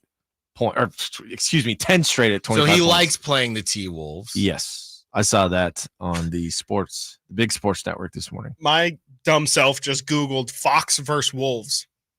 Nice. Guess what didn't show up? Yeah. De'Aaron Fox doing anything against the AI Timberwolves. pictures. A wolf is handling a fox. Yeah. Yeah, I mean, I guess because that you got the pack. Yeah. Foxes are almost cute when I see it, because I don't know if they're out here, but in the East Bay where I grew up, I would see foxes, and they'll mess you up, but they're adorable. They are cute. They're cute little foxes. Dude. Yeah, I mean, even a baby wolf, I think, is taking out a fox. I think so too. I would think so. Yeah. We're talking like a month-old wolf. And just since we're talking about it, wolves are more likely to attack you if, when provoked. Foxes are more likely to avoid contact with humans, thus less likely to attack a human unless you corner them. So, definitely seems like you would probably take a wolf over a fox in just about any situation. But I'm going to try and get those De'Aaron Fox versus Wolves numbers too. And hopefully you do see De'Aaron Fox tonight, because I mean, they couldn't even beat the Rockets without De'Aaron Fox. It's a good point, right? It was a long time ago, but they couldn't even beat the Rockets, let alone you had the Nuggets. We just saw how that went. Yep. Now you have the T-Wolves tonight, and how long they are in their defense. It does not bode well. No, not really. And I mean, in general too, I mean, that Warrior game that De'Aaron missed, even though it did take a Klay Thompson game winner for them to win, I believe the Kings only scored like 98 points in that game. So I think just figuring out, and we asked Brendan about it, and I think just figuring out how you could potentially replace his production is the biggest thing, because Malik Monk is going to take an elevated role, but who else is going to step up? Like, you need I remember last year there were a couple times when De'Aaron did miss games. Kevin Huerter would be the guy who shockingly would honestly step up. He would get a couple 9-assist games. He would get a couple rebounds as well. And you just haven't gotten that this year. So, of course, everyone's going to need to step up, but you're going to need somebody to try and replicate things that De'Aaron does. And it's going to be through a group. I mean, obviously Malik can take a lot of the playmaking stuff and probably some of the isolation scoring, but you're going to need guys cutting. You're going to need guys hitting threes and definitely playing really good defense because, I think this Minnesota team, though Dane did say they're not a great offense, I think we've seen with the 3-point numbers especially, kind of doesn't matter if you're a good offense or not. You're probably going to get yours when you're playing this team. Yeah, and I'm looking at Malik Monk, and I know his usage just goes through the roof when De'Aaron Fox isn't playing, but it is so important for him to be hot tonight in every single way, shooting the basketball, passing the basketball. I think he has the keys, and I would also say in terms of keys to the game, I would say it's Malik, which is obvious, but I would also say it's got to be Huerter or Barnes. Yes. One of you. Yeah. One of you got to show up. Yep. Even if you get something from Trey Lyles, that's fine. Yeah. If neither of them show up, it's another L. Mm-hmm. And that might be Captain Obvious, but one of them have to do something. Yeah. You mentioned Trey Lyles, too, and that makes me think last year was the game where we saw Trey Lyles at the 5 really come to life. You're going against this Minnesota team. They're huge. Mm-hmm. You might be without De'Aaron. Do you want to see Alex Len out there, or do you want to see – we haven't really seen much of Trey at the 5 in general. With the exception, I think Miami, they went small because Miami went small, but you haven't seen, them use Trey at the 5 as a counter to them being so big. Do you want to see that tonight, or are you leaning more towards, maybe just leaning into rim protection with Alex Len out there? In theory, it's supposed to space out, but it doesn't feel like it is. A lot of times I feel that Trey, because they haven't done it enough, it's almost as if they haven't had enough reps. Yeah, they haven't worked that muscle out enough. Yeah, Trey ends up in the post. Yeah. And I'm thinking, isn't the whole point of this to not be in the post? Absolutely. Right? 100%. So I would like to see it only because I think they need to work on it more if they want to go to it. They just haven't gone to it enough. Yeah, and this is probably the time of the year where if it's not now, you're kind of running out of time here. And so, it's the thing that I think we all expected to see a lot this season, and we really just haven't seen it at all. I would love to see them go to it. I mean, even just to like figure out if this is something that you actually have or not, because you're going to need it. You're going to need to, the same way Miami threw the zone out there on the Kings to disrupt what they're doing. The Kings at some point are going to have to not be reactionary with those kind of things and try and take the pressure to the other team. And I think that's maybe a way that they could do it against a team that they're kind of probably stacked against. Like if you can throw them off and make them go small or make them think about what lineups we have to throw out there, I think that could be maybe a way that you can disrupt Minnesota. But I mean, it's just going to be a tough matchup tonight. I cannot get out of my mind the two-way ability of Anthony Edwards, Jaden McDaniels. And then I feel like Mike Conley's just the forgotten about guy. Like nobody really talks about the impact that he has because he gets like 14 and 5 every night. So it's just a really scary team to face at full health. And then if the Kings aren't at full health themselves, it's just really hard to try and imagine everybody stepping their game up. The Niners are still looking for their defensive coordinator. Sure are. And even though they're still looking for that person, they have begun to interview people. And one coach in particular did not have very nice things to say about the Niners offense. Does this make you feel like he's not the correct fit, or should it make you feel like he's a better fit? Interesting. Sometimes you need some tough love. Right. Which way will the Niners go? We will hear from that coaching candidate when we return. Stiles and Watkins, Sactown Sports. On the move? Got somewhere to be? Take Sacramento Kings basketball with you. The Sactown Sports app will let you stay connected to your passion. Never miss a moment of Sacramento Kings basketball with the Sactown Sports app.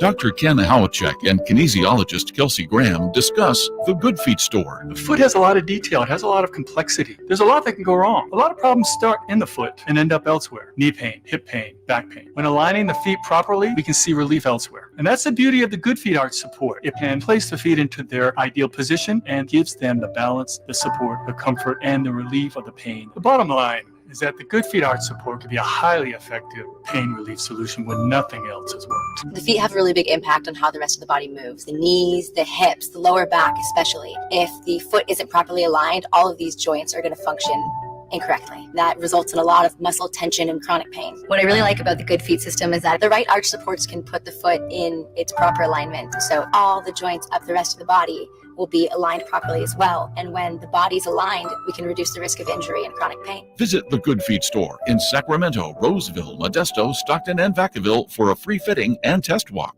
It's Coach Doug Christie here to remind you, if you want a deal that's a slam dunk, go see the winning team at Folsom Lake Ford. Folsom Lake Ford is your truck headquarters with all your American-made favorites, like America's best-selling F-Series, F-150s, and Super Duties, or spacious new Explorers and Expeditions, plus a huge selection of Broncos and Bronco Sports, all in stock now at Folsom Lake Ford, right here in Sacramento. You can buy any new Ford with zero down on approved credit, save big with low interest finance rates, and Folsom Lake Ford always pays top dollar for your trade. Check out the huge selection of inventory online at folsomlakeford.com or stop by the dealership to see their most recent arrivals. Looking for something special? Give them a call and tell them Doug Christie sent you. They'll help you out. Hurry to Folsom Lake Ford in the Folsom Auto Mall, your trusted dealer, my trusted dealer for over 35 years and counting. Carmichael Dave here for Jiffy Lube, your proud sponsor of the Drive of the Game. Listen to every Kings game for Gary Gerald's Drive of the Game call. Then listen to Jason and me the next morning for a chance to win a $100 Jiffy Lube certificate, courtesy of all the Jiffy Lube locations in the greater Sacramento area. Jiffy Lube, your place for oil changes, wiper blades, tire rotations, and more. Hey, for valuable coupons and a location near you, visit jiffylube.com. When accidents turn life upside down, AutoAccident.com is in your corner. Compassionate advice, loyal support, and the courage to fight for you. AutoAccident.com. That's AutoAccident.com.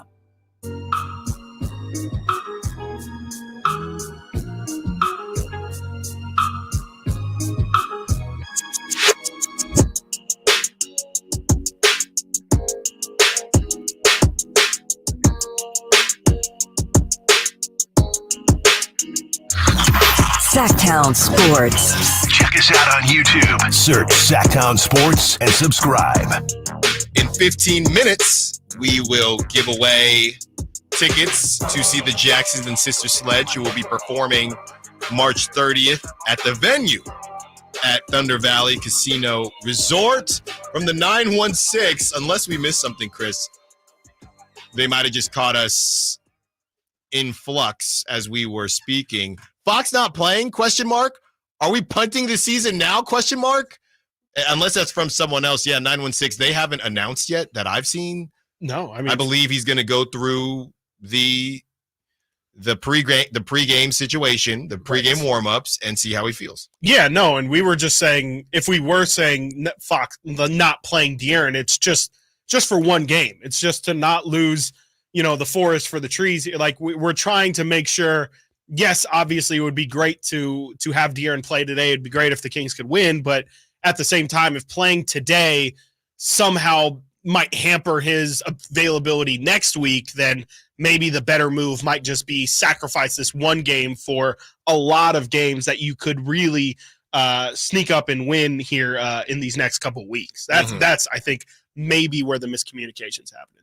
There you go. Yeah, we do not know whether or not De'Aaron is playing tonight, and they still have an opportunity.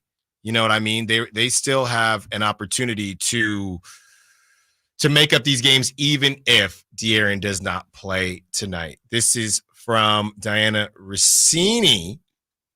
As we get into some Niners talk, the 49ers were flirting with, in quotes, Steve Spagnuolo about potentially bringing him in as their DC. No way. Before he re-signed with the Chiefs. Okay.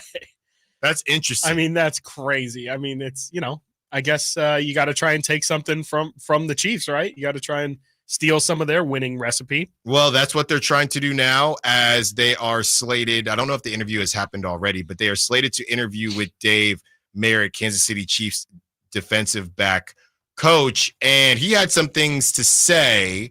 He was doing an appearance on Sports Shop, a North Carolina-based sports radio show, and he had some tough things that he wanted to get out about the Niners offense, is what he said. Wilkes, even himself, is looking at this as a blessing. You know what? I understand you guys want to go in a different direction, but if you want to base clearly off of just the game, that's not the case, and we all know that. There's always something behind a marriage if it's not going well. It doesn't just happen overnight. So, but if you want to talk about the game, their offense went 3 for 12 on third down. Oops. Our offense went 9 for 19. But if your offense is going 3 for 12 on third down, is that Wilkes' fault? If your tight end, who's all pro, Kittle, only has 1 catch for 4 yards, is that Wilkes' fault? I mean, so therefore you can feed McCaffrey all you want to. He needs help. And then number 11, who was trying to fight all game, Aiko, whatever, I don't know. He only had 40-something yards. Was that Wilkes' fault? So I just say that there was something going on before. That's how you lose a job in a minute. You can't bring him in. Bro, you said Aiko? You cannot bring him in. Nate, did that bother you? You bring him in as a Niners coach? I hated it so much. I hate how he faked. It's one of the worst, disrespect somebody is pretend not to know their name. Right. It's so He's stupid. a DB coach, and he didn't know the wide receivers name. He's claiming to not know it it's for a jokes. bit. Are you kidding me, He Alan? said Aiko. That's crazy. He's Aiko out. isn't even close. No, he's out, and he's taking the defensive coach's side. So he must have known he's out. He must have known he's out. I don't think they've. What's the order on this? I don't know if it's official. I don't know anything at all. But I thought this was prior to the interview. Let's see here. Oh, is it? This came out 2 days ago. This came out 2 days. It came out 2 days ago. February 28th. I saw from Akash that they were slated to interview with him. That Akash's tweet was February 28th. Maybe, I don't know, dude. What are you? He must have already burnt the bridge. It must be over. I haven't happened. seen any reports about, and not that that is we see bad a ton. business. Yeah, it's not great. You're not doing not yourself great. any favors. That's for sure. I was irked. I got irked by the not knowing the name. That really bothered me. Him just being Was that besides that? Were you already out? I mean, I was whatever. I kind of thought they were going for a bigger name, but this front office is very sneaky about moves and stuff they do. Stuff doesn't leak a whole lot. Especially with the Trey Lance saga. If you were paying close attention to that when they drafted him. Here you go. The original, and this is from someone who writes for Kansas City, Chase Snyder. That was February 29th. He posted it. That was last week. And he says, Dave Merritt interviewing with the 49ers is actually hilarious. He was on the Sports Shop last week and was asked. So this was prior to the interview. Do you think this just went under the radar and it blew up after that came out? Or Shanahan didn't.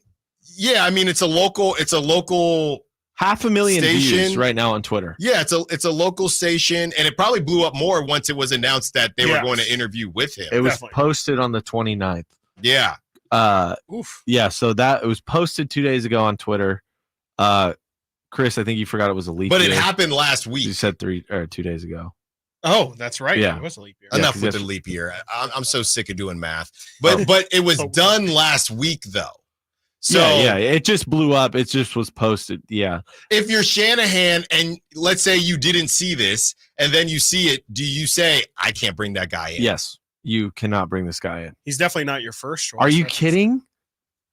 His words. Kyle Shanahan's a pretty prideful man. I don't think he's going to take well to this is a terrible kind of direct insults there, saying you didn't get your guys involved.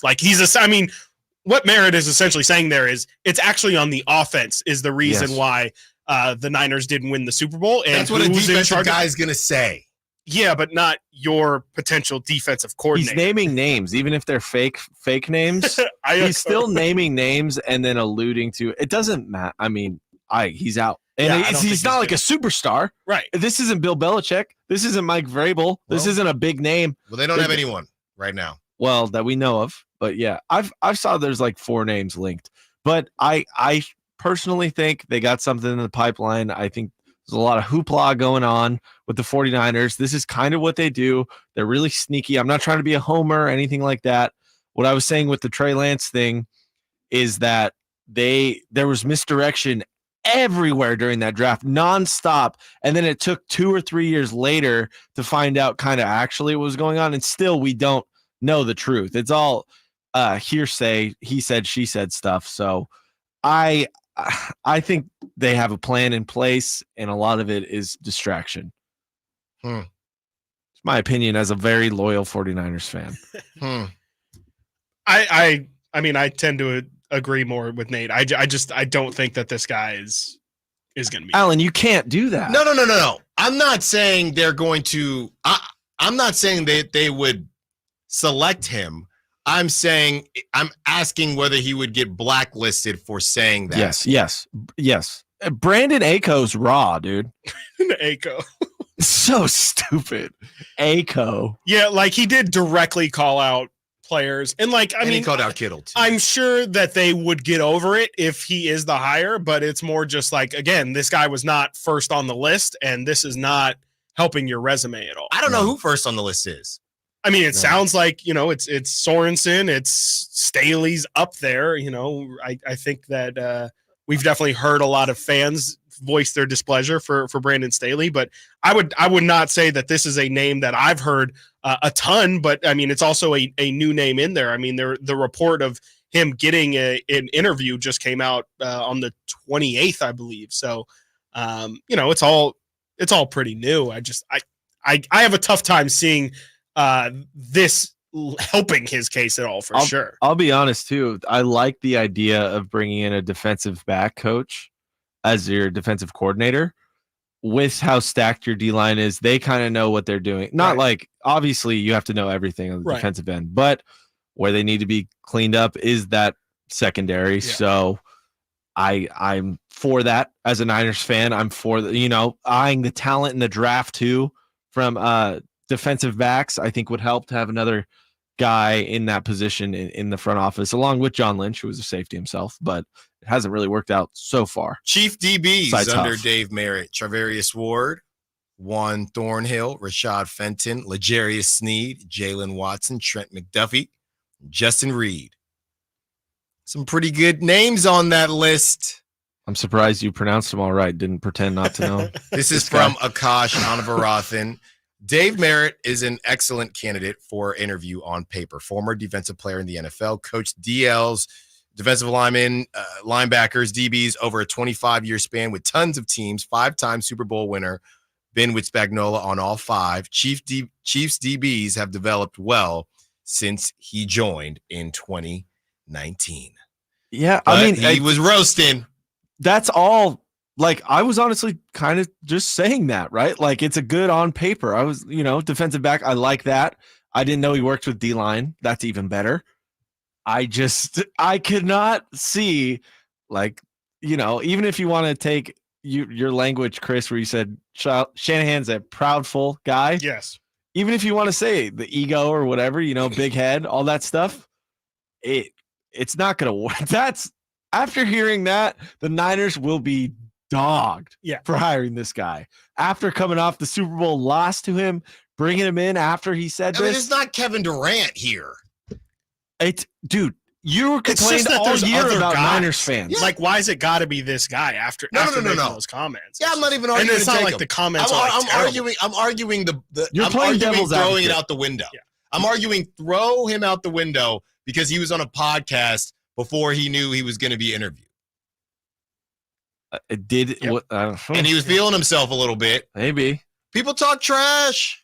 Maybe that's people who want jobs. That's also true. He's got a Stanley Cup. Maybe it's filled with something in there. Who knows? TC, we see you. We will get to you right when we get back as we break down whether or not you can say bad things and still get a job. Chill out, Sactown Sports. Last season, the Sacramento Kings gave us a little bit of everything. A Pacific Division type GM of the Year, Coach of the Year, Clutch Player of the Year. all-stars and all NBA performers. Plus, we got to light the beam. Here's a steal by Fox, the breakaway. He's got the rip with the left hand. What does this season have in store? Find out. Each and every Sacramento Kings game can be heard right here on your proud home of the Beam team, Sactown Sports at SactownSports.com. Group is not a law firm. This story is called The Ugly Truth About Timeshare. If you think you've done your family a favor by buying a timeshare, you need my help. Hello, I'm Chuck McDowell, founder of Wesley Financial Group. 10 years ago, I started helping folks cancel their timeshare. In the process, started what's now called the timeshare cancellation industry. The ugly truth is when you buy a timeshare, you can't tell me how much it's going to cost or when it's going to end. I recently helped a couple that had their maintenance fees go from $800 to $3,200 a year. They also received a $4,000 assessment for a hurricane that was over 1,000 miles away. Sound crazy? The crazy thing is this never ends. Call my office now. If we take you as a client, I guarantee we'll cancel your timeshare or you'll pay nothing. Call for your free information kit. Call 800-462-3333. That's 800-462-3333. 800-462-3333. For John's 60th birthday, his family planned to drive down Old Route 66. But the trip took a detour when his wife got sick with RSV. It's a highly contagious virus that can lead to breathing problems and hospitalizations. This year, we don't want to cancel our plans. We're protecting ourselves with Pfizer's RSV vaccine, Abrysvo, respiratory syncytial virus vaccine. Abrysvo, a vaccine to prevent lower respiratory disease from RSV in people 60 years and older. It's not for everyone and may not protect all who receive it. Don't get Abrysvo if you've had an allergic reaction to its ingredients. A weakened immune system may decrease your response. Most common side effects are tiredness, headache, injection site pain, and muscle pain. For full prescribing information, please call 1-844-989-7284 or visit abrysvo.com. So don't wait. Ask your pharmacist or doctor about Pfizer's RSV vaccine, Abrysvo, because every breath matters. If your Medi-Cal is ending, Cover California is here to help. Cover California is a service from the state that helps you get affordable health insurance. In many cases, at no cost to you, just like with Medi-Cal. We have quality health plans, and we'll help you every step of the way to get the one that works for you and your family. So, if you're no longer eligible for Medi-Cal, check out Cover California. We'll keep you covered. Learn more at coveredca.com. Without the ones like you, who work tirelessly to keep things running, everything would suddenly stop. Hospitals, factories, schools, and power plants, they all depend on you.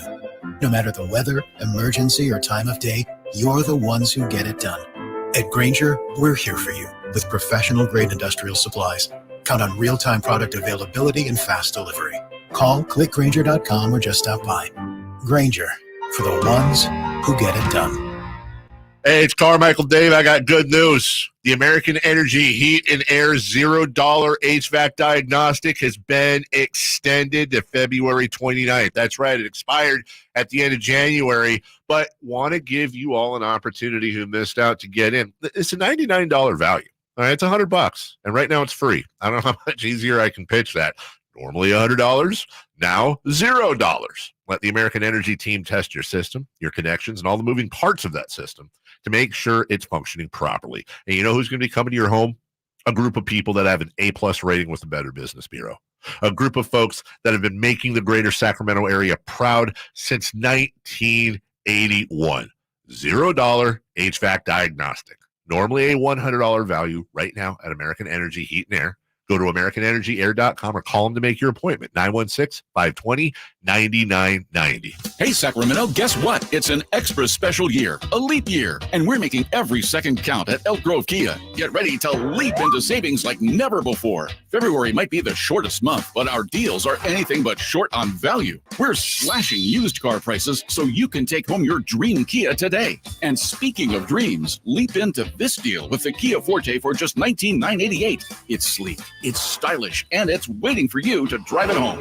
But wait, there's more. Lease the stunning Kia Seltos for only $199 per month. Yes, you heard it right. A brand new SUV for just $199 per month with approved credit and a down payment of $3,595 plus taxes and fees. This deal is too good not to take the leap. Drive away in style with the Kia Seltos. But hurry, our inventory is limited and these deals won't last forever. Visit us at Elk Grove Kia, conveniently located in the Elk Grove Auto Mall, or check us out online at elkgrovekia.com and leap into savings today. Only at Elk Grove Kia. From the Power Business Technology Toshiba Studios. Your home for Kings basketball for over 25 seasons. No look, Bibby to Weber, down the lane, flying jam. There's your play of the night right there. It's inside is Sabonis, a two-hand rip, a brilliant pass from De'Aaron Fox. KHTKAM Sacramento, KYMX HD2 Sacramento. Sactown Sports.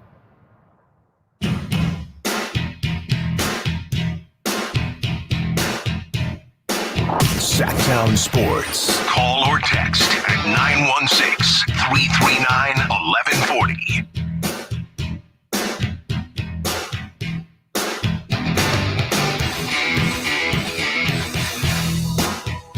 Let's hear from TC, who's been patiently waiting to talk Kings, Niners, maybe both. What's up, TC? You know what it is, Stiles and Watkins. Happy Friday, man. What you got for us? Yeah, hey, happy Friday, Stiles and Watkins. What's going on, man? Not too much. What do you think? These Dave Merritt comments? Is he out now? To be honest with you, this coming from a diehard Niner fan, bro. I like everything about that. Like, if you're a Niner fan and you don't like that, then I mean, everybody gonna fan how they gonna fan. Mm-hmm. But something is wrong with you, bro. You need somebody to push Kyle. Y'all know how I feel about Kyle. Mm-hmm. If it was me, he'd be out already. But at the same time, I like what Mayor was talking about. He was keeping it 100, bro. Like, I mean, how can't you like that? And you need a guy that's going to come in. Everybody wants a yes-man guy. What y'all think Bill Belichick would have been like? Even Vrabel. If Belichick would have taken this job, you think he would have been coming there saying the same thing? Kyle got to step up. He don't care about the press conference. He don't even talk. But when he did, he would have, hey, the offense got to step up, man. We did our job. We need that side of the ball to step up. I like a DC like that. So if he's out, then he's out. But in my opinion, if I was Kyle, I'm hiring him. But Kyle probably not going to do it because he's a weirdo, bro. But I like what Mira said because he's going to push Kyle. If you're a Niner fan, bro, you should want a defensive coordinator that's going to push Kyle and not just say yes to everything he says. I'm serious, bro. No, thanks for the call, TC. Yeah. I don't think we'll get a report whether he's out or not. I think they'll just announce whoever they do choose. I feel personally called out. Was I not? If that's how you feel. He said did he say something's wrong with me? And then he called Shanahan a weirdo. He said some Shanahan's a weirdo. Yeah. Which is, you kind of have to be, right, to be a coach like that. Yeah.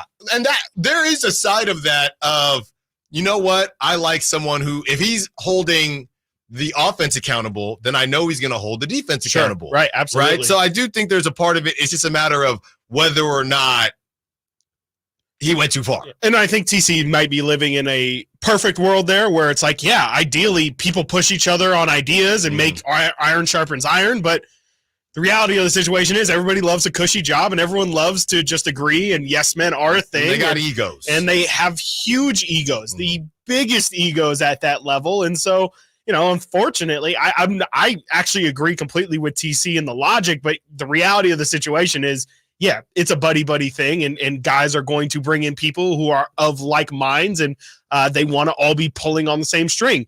But I do agree that absolutely you want people pushing others, and there is something to be said about that. It just, you know, I think that a lot of people just don't like confrontation.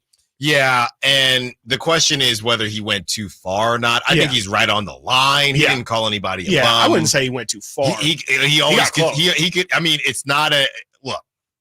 It is not it is a unique last name. Let him say something about Brock Purdy, though. It is a unique last name. Maybe he wasn't trolling with the IU thing. Even if he was, he could hide behind it enough if the Niners really liked him. They'd have to really like him. Yes. They would have to. Do you think he would do an apology? I was thinking about that. I don't think so. I don't want to see that either. That would make it even Stand worse. on business. Yeah. Be like, I called my shot. Because, you know, I mean, Niners, we've seen it. Niners press room can be a little intense. So they would ask. That would probably be question. I would definitely be question one. And what I would say if it was me, I would say, you know, that was me talking about that game in a different situation. And I coach the defense. And my job now is to coach the Niners defense. I don't really have anything to say about the Niners. You're offense. a people pleaser, man. You just get it. You just get it. You And then know we what to move say, forward. man. And that will be the last time I answer anything about my podcast. You're such a good dude, man. Because we're getting to the point now. Hey, that wasn't me. That was podcast me. Right. Yeah. You can't hold it against me. There, you got radio Bonte and TV Bonte. Right. You got podcast players. Radio and then drapes, TV drapes. You do have radio Actually, drapes that and drapes TV is the drapes. same, I'd say, across the He board. doesn't like box score. And Drape's real life is about, he's pretty consistent. We'll have to pull some, because the bottom line is it's how you, I guess, talk about the players. I don't think it's as drastic with Drapes, but I don't think it's it's not the same. It can't be the same. They're two different jobs. Yeah. They're literally, and specifically, and Drapes does a lot of play-by-play too, so it's literally different. Yeah. But I do think that whole thing is hilarious. Time to get into some combine talk. Wait, and we need the tickets. before we get into some combine Come talk. on. Trying to hold the people Well, I up. was talking about the combine that might happen outside of Thunder Oh. Valley, either before or after you watch the Jacksons There we and Sister go. Sledge, if you Sure. want to get a workout in. And it is time. Music royalty and souls, pop icons, the Jacksons and Philly's favorite sisters and ultimate disco divas, Sister Sledge, are hitting the stage and joining forces for an amazing show. And Sactown Sports can get you in the building, courtesy of Thunder Valley Casino Resort. All you have to do is hit up the Folsom Lake Honda hotline Let me pick. now. It was supposed to be Chris, but you can That's pick fine. No, you skipped me yesterday.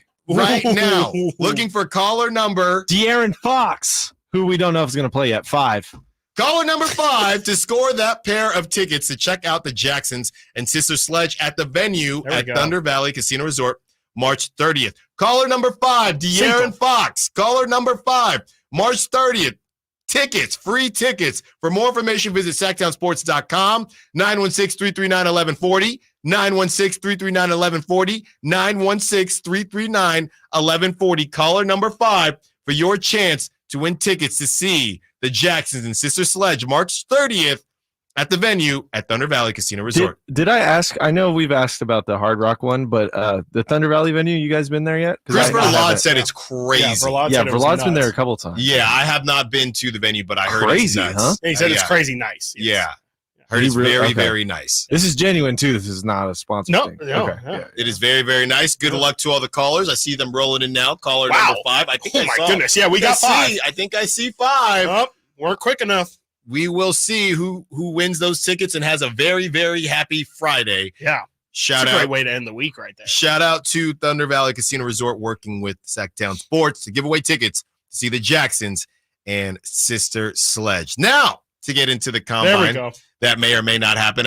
The combine, it could be the station combine as well. We need to get that going. We I'm need to get telling you. some sort of Olympic events or something happening because I'm curious. I mean, I'm really curious. I feel like there's some sneaky good athletes in here. Jason Ross specifically. Don't let the nice guy persona fool you. Jason Ross will give you buckets, and I feel like Jason could probably. It wouldn't surprise me if he just sneakily could run under a 540. I feel like just feel like Jason's a sneaky athlete like that. 5, Chris. Look, I was shocked, and I'm sure you were too. First time you saw Jason Ross, you were like, "Wait, this guy's 6'2", 6'3", 6'4". Like, what's going on here?" Yeah, he gets taller every time. I see And him. yeah, I'm like, "What is happening?" So, and Whitey was telling us Jason's got a nice little basketball game to him. It just wouldn't surprise me if Jason Ross is just hiding some athletic abilities here. Yeah. Not Dave though. No, not Dave. I thought it was you were Dave. wondering if Dave Just thought had he a had- jumper on him. Thought he might have had a jumper I can't on see him. it. I can't see it. Yeah, speaking about jumping out of the ballpark, I don't know if you saw this, and he might have more home runs now because this was actually towards the beginning of the week, but Drew Burris for Georgia Tech had 4 home runs in one game. He, at the time, this is a couple days ago now, Georgia Tech may have played again, was leading the country with 9 homers in 8 games. He's a freshman. 9 homers in 8 games. He had 4 in one game. That's crazy. Yeah. I mean, this is what is going on with college baseball to start? I'm We telling had the Sac State guy get hit 9 times or whatever. And It's this fool's getting- exciting. Is there a name for that? There's got to be it's not like because I think in hockey, an octopus is like if you get a hat trick +1 or something. Is there a there's baseball sombreros, the golden sombrero, the silver sombrero, and the platinum sombrero is if you strike out. The golden sombrero is to strike out 3 times. Okay. Speaking of bowling, there's turkey and bowling, right? There's a turkey and bowling, Yes, there is. which I did not get. I got very close 3 times. That's 3 strikes in a row. 3 strikes in a row. Yeah, okay. Your wife got 3 in a row, right? If she got 9 strikes in a row. Oh yeah, she got multiple that day. Not when we played recently, but that day she did. But I've heard she's a good bowler. She's very good. Yes, but yeah, Georgia Tech's Drew Burris had 4 home runs earlier this week, and I would assume that it's Friday, so they're probably getting after it. About to get into some combine talk, and real quick, 530 says, didn't Jason Ross play baseball in college at Davis? I don't know, but it wouldn't surprise me. This is what I'm talking about. Yeah, like, well, I know he went to Davis. Coming out the woodwork. And he talks about playing, but he's never said to He's a humble me. guy. He's a humble guy. Yeah, he's never said to me verbatim, oh, I played college baseball too. He's probably also a scout team quarterback or something like that. Yeah, that's also true. They saw me and they asked me to come out a couple times. Yeah. Have you ever met those guys who they're super tall, they hoop, and they say, yeah, I didn't play at Pepperdine, but they called on me for practice. Right. I practiced with the teams. I got all the gear. Coach wanted me to, but I was like, I wasn't really but here that's for not that. Jason. That's too not big of a Jason. commitment. Oh, it's not humble. It's bragging. It's humble bragging. It's humble bragging for sure. Course, yeah. Okay. For sure. So they didn't want me. Yeah. But pretending. Okay. Before we get to a break, there is a tweet here as we get started with our combine talk that is really hilarious. And I don't know why, but I just think that Nate is going to find this incredibly funny. So this is from the questions that they ask. We know it gets really weird. Yeah. But basically, Texas Tech safety Tyler Owens was interviewed at the combine. Okay. And I don't know how he got here, but one of the quotes that he says is, I don't believe in space. Oh, man. I don't think there's other planets. I don't think there's other planets and stuff like that. Yeah, I wish we could play the audio, but it's super muffled. There's like 30 different guys being interviewed at once, so you can't clearly hear it. But he's not joking. He's not joking. Dead serious. I don't even know where to, like, it's so much. This is somehow worse than flat earthers because I could kind of understand how one could question those kind of things, you know, but to say there's no space, there's no solar system, like that can just be proved with a telescope. Like I don't understand where that logic would come from. Like that's like, what do you can look up and you don't even need a telescope. You can see, what is it, Mars that shines bright and looks like a star. You guys have a closed. Your third eye is closed, guys. I guess time so, to open right. up that third That's eye, facts. fellas. That's actual fact. I just find it hilarious because it probably isn't his fault for how it ended up happening. I mean, there's lately again with this media thing, a lot of people are getting into places. Yes. A lot of random questions are being especially asked, at the combine. especially at the questions. I don't believe in space. I don't think there's other planets and stuff like that. I just stuff think like that's that. great and stuff like that. I would love to say crazy things like that for an Just audience. insane. You're pretty close already. When we get back, we got more combine talk. Caleb Williams, is he getting in his own way? And also pocket watching for the weekend as well. Stiles and Watkins, Sactown Sports. Did you miss any part of our live local shows? Don't worry, you never have to miss them again. Check out SactownSports.com and search our podcast page and play our shows when you want. The Carmichael Dave Show with Jason Ross, Stiles and Watkins, and the Drive Guys. Plus, other podcasts like Return of the Empire, Return of the Roar, the Stingers Up podcast, and Golf to Go with Frank LaRosa. They're all available right now on SactownSports.com. Get huge savings on our best selection of new Hondas during our Honda President's Day sales event at Folsom Lake Honda. Hurry in and save on our best selection of new Hondas. Each is priced to sell now. Folsom Lake Honda is your one-stop Honda shop for great pricing on a giant selection of new CRVs, HRVs, Civics, and Accords with low finance and lease options. Plus, get an instant cash offer for your trade. Get to Folsom Lake Honda or go to FolsomLakeHonda.com. Folsom Lake Honda, yeah, your one-stop Honda shop.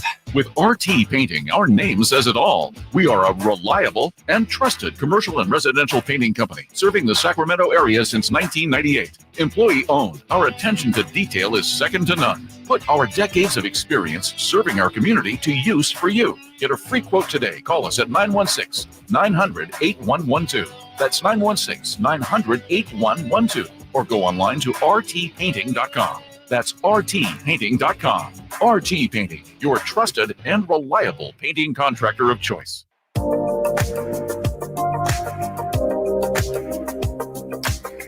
Nice 40. 4, 4, 9. Hey, now. That was the expectation, the hope he could get under 4.5, and here he is. He's done it, and that shows you some rare explosiveness for an edge rusher. They work on their quads at Penn State, huh? Wow. Cooking. That's what speed sounds Chop Robinson, he was cooking. He had people out of their chairs. He literally had Emil out of his chair. Screaming. After the show, we caught the end as Chris and I were walking out, and Emil was in disbelief at what he was seeing. But, yeah, that was incredible from Chop Robinson. As we get into some of the combine action, we already talked about space, and from the 209 on the text line, can't believe in space if you think you're in a simulation. Ooh, you're not wrong, 209, but facts. we'll circle back in the summer. We'll circle back in the Matrix. That's not necessarily true either. You can have space and be in a That's very true. It can all be a part of the simulation, right? Yes, very true.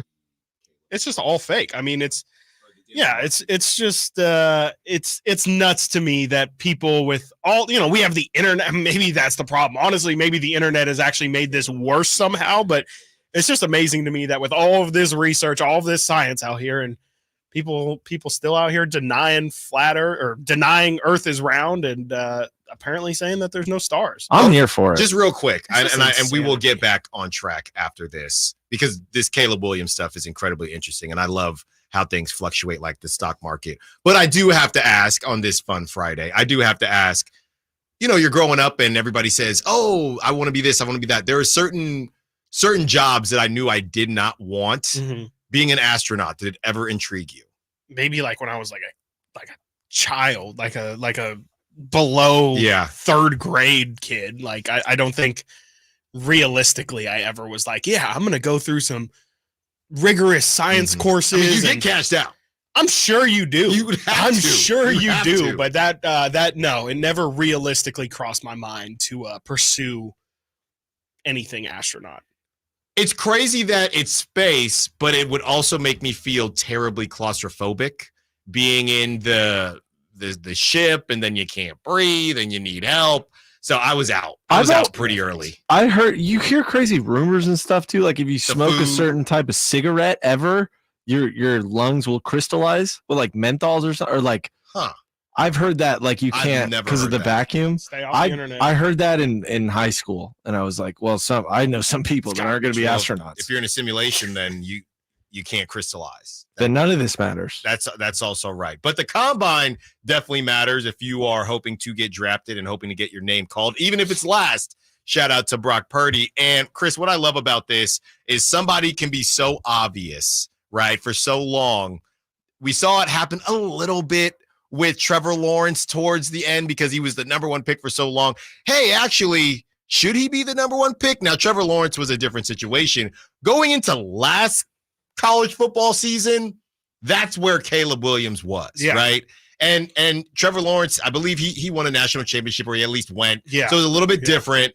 But to see Caleb Williams go from the obvious number one, surefire, to now it's not just Drake May. Now it's Drake May, it's Jaden Daniels, it's multiple guys now, where it's almost like there's too much football talk and people talk themselves out of what initially made sense. Caleb didn't have an outstanding year, but he won the Heisman last season. We've seen this happen before. And now Dan Orlovsky is out here saying how it wouldn't be Drake May for him. And there's always the hot name, right? It goes from the main guy, the dark horse, and there are a couple of hot names. Zach Wilson, hot name. Mitch Trubisky, absolutely. Hot name, right? They come up as well. But here is Dan Orlovsky, and his hot name is Jaden Daniels, and he would actually take Jaden Daniels over one Caleb Williams as it stands right now. Obviously, when you start doing things that's not traditional, Whoops. I thought that Caleb Williams was a lock at number 1 because I thought Drake May would be the guy. I was wrong in that. Jaden Daniels should be the guy. If I were the Chicago Bears right now, I would take Jaden Daniels out of LSU. That is not a knock on Caleb Williams. That is a plus in Jaden Daniels. I think, number 1, when you watch all these guys play, the best thrower, the best guy against man coverage, ball placement-wise, is Jaden Daniels. Number 2, when we're talking about explosive play, like guys who have to throw the ball downfield, what does it look like? Jaden Daniels throws the ball best downfield. And then number 3, who's got the best pocket piece? When I say piece, it's P-E-A-C-E. All these guys are athletic. It's no longer like this plus. Every one of these guys has that attribute. Pocket piece is crazy. That's a new one. It's a new one. He sucks. He sucks. No, I'm anti-Orlovsky. We saw him in Vegas. He's huge. Yeah, he's a big boy. He's 6'4". Yeah. Jaden, Say that to speaking his of face. size, I probably weigh as much as him on it. He was thin. That's what I'm hearing. But Jaden Daniels is small. He's thin, yes. Yeah, he's small. Oh, I was talking about Orlovsky. Sorry. I probably, regardless. But I'm watching this footage now. Mm-hmm. The dude is tiny. He's Caleb really Williams is a big man. He is. He is. So he's is Drake huge. May. Yeah, Drake May so- looks like freaking Josh Allen. Also, if I could throw an ESPN, get rid of that rock music every time. every highlight when I'm cutting stuff, anything they're talking about, they throw in something. Yeah, it's annoying, but It's great. whatever.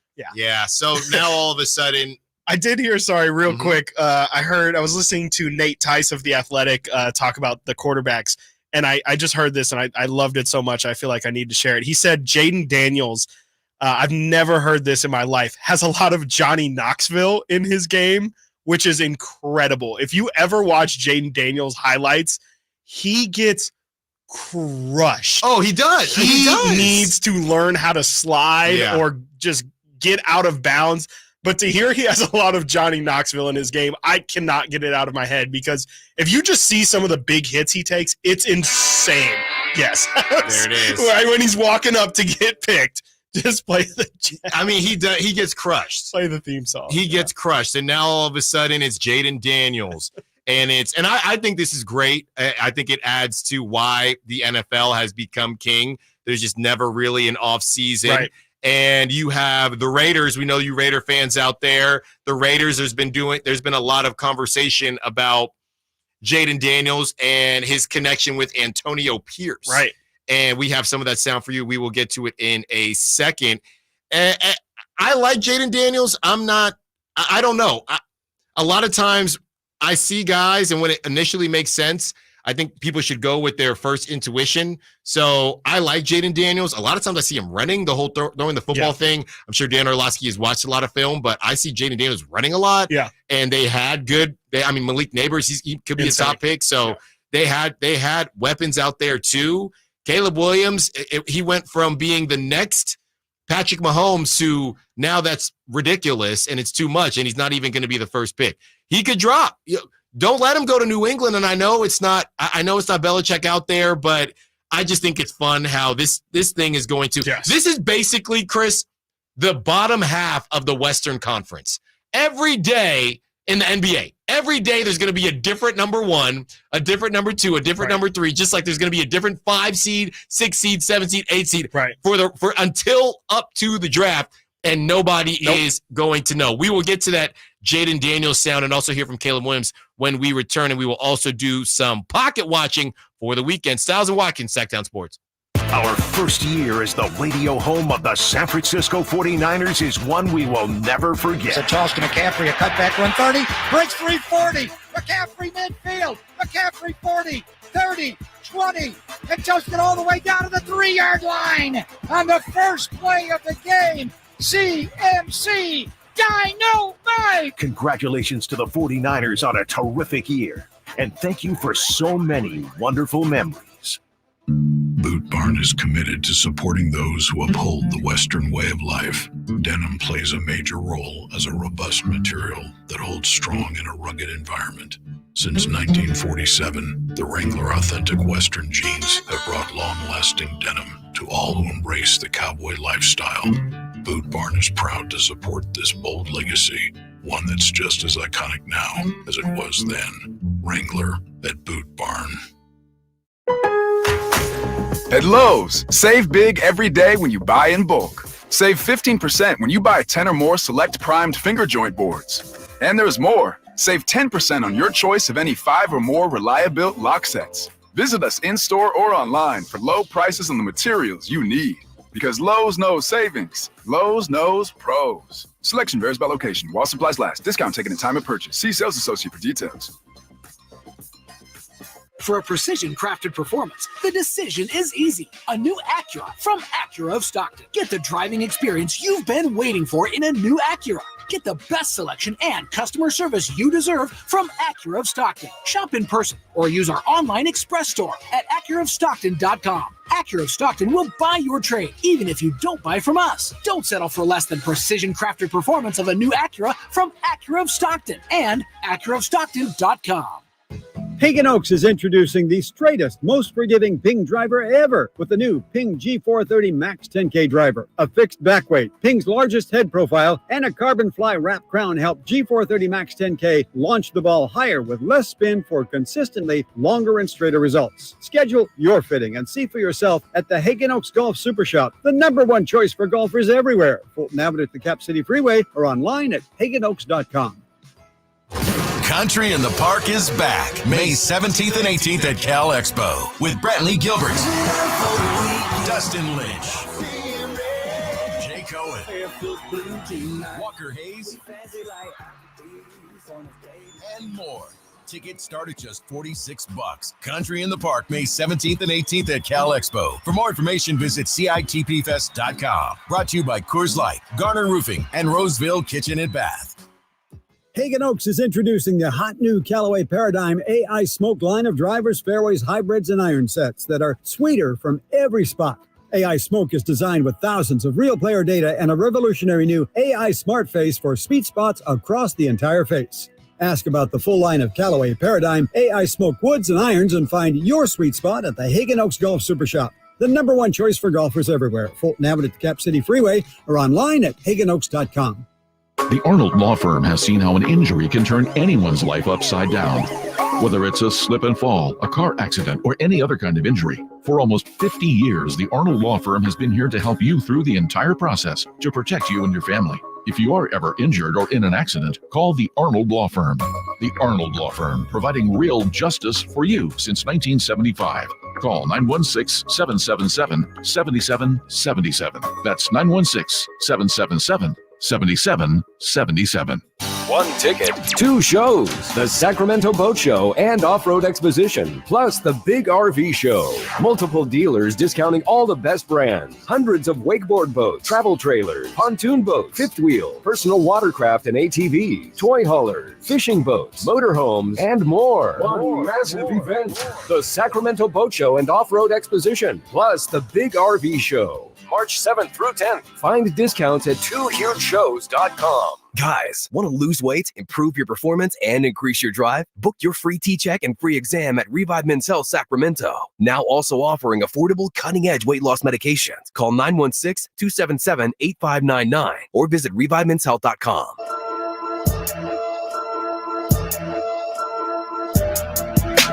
Live and local. This is Sactown Sports. Don't forget, shout-outs and closeouts at 1:45. Line up your calls, line up your texts, line up your Sac chat. If you want to shout out anybody, I know there was a lot of high school basketball action going on. Any high school baseball that's about to get going, high school softball, any of the other sports. Doesn't have to be sports. Does not have to be sports, okay? You can shout out your dog that helped you out. Shout out your barista. Shout out someone who made you a really good bagel. Shout out a place that you always hit up. Shout outs and closeouts coming up at 1:45. You can line those up, and we will allow you to say it on the air, or we will read your text and read your Sac chat. As we get back to some combine talk, let's hear from Caleb Williams. There was a lot of ins and outs going on about his medical testing. He actually decided to not share his medical situation and share it at his interview. So some people thought that was a little bizarre, and here he is explaining it. I mean, obviously, when you start doing things that's not traditional, whether you're at a school like USC. And I support you 100%. Yeah. Trust me. Whether you're here at the Combine that's Yeah. been going on for, I don't know how many years, but a long time. Right. So I'd say the main thing has just been, it was a decision with my family and my team. And it really came down to not all 32 teams can draft me. So what's to look for, Chris? I'm just trying to understand what the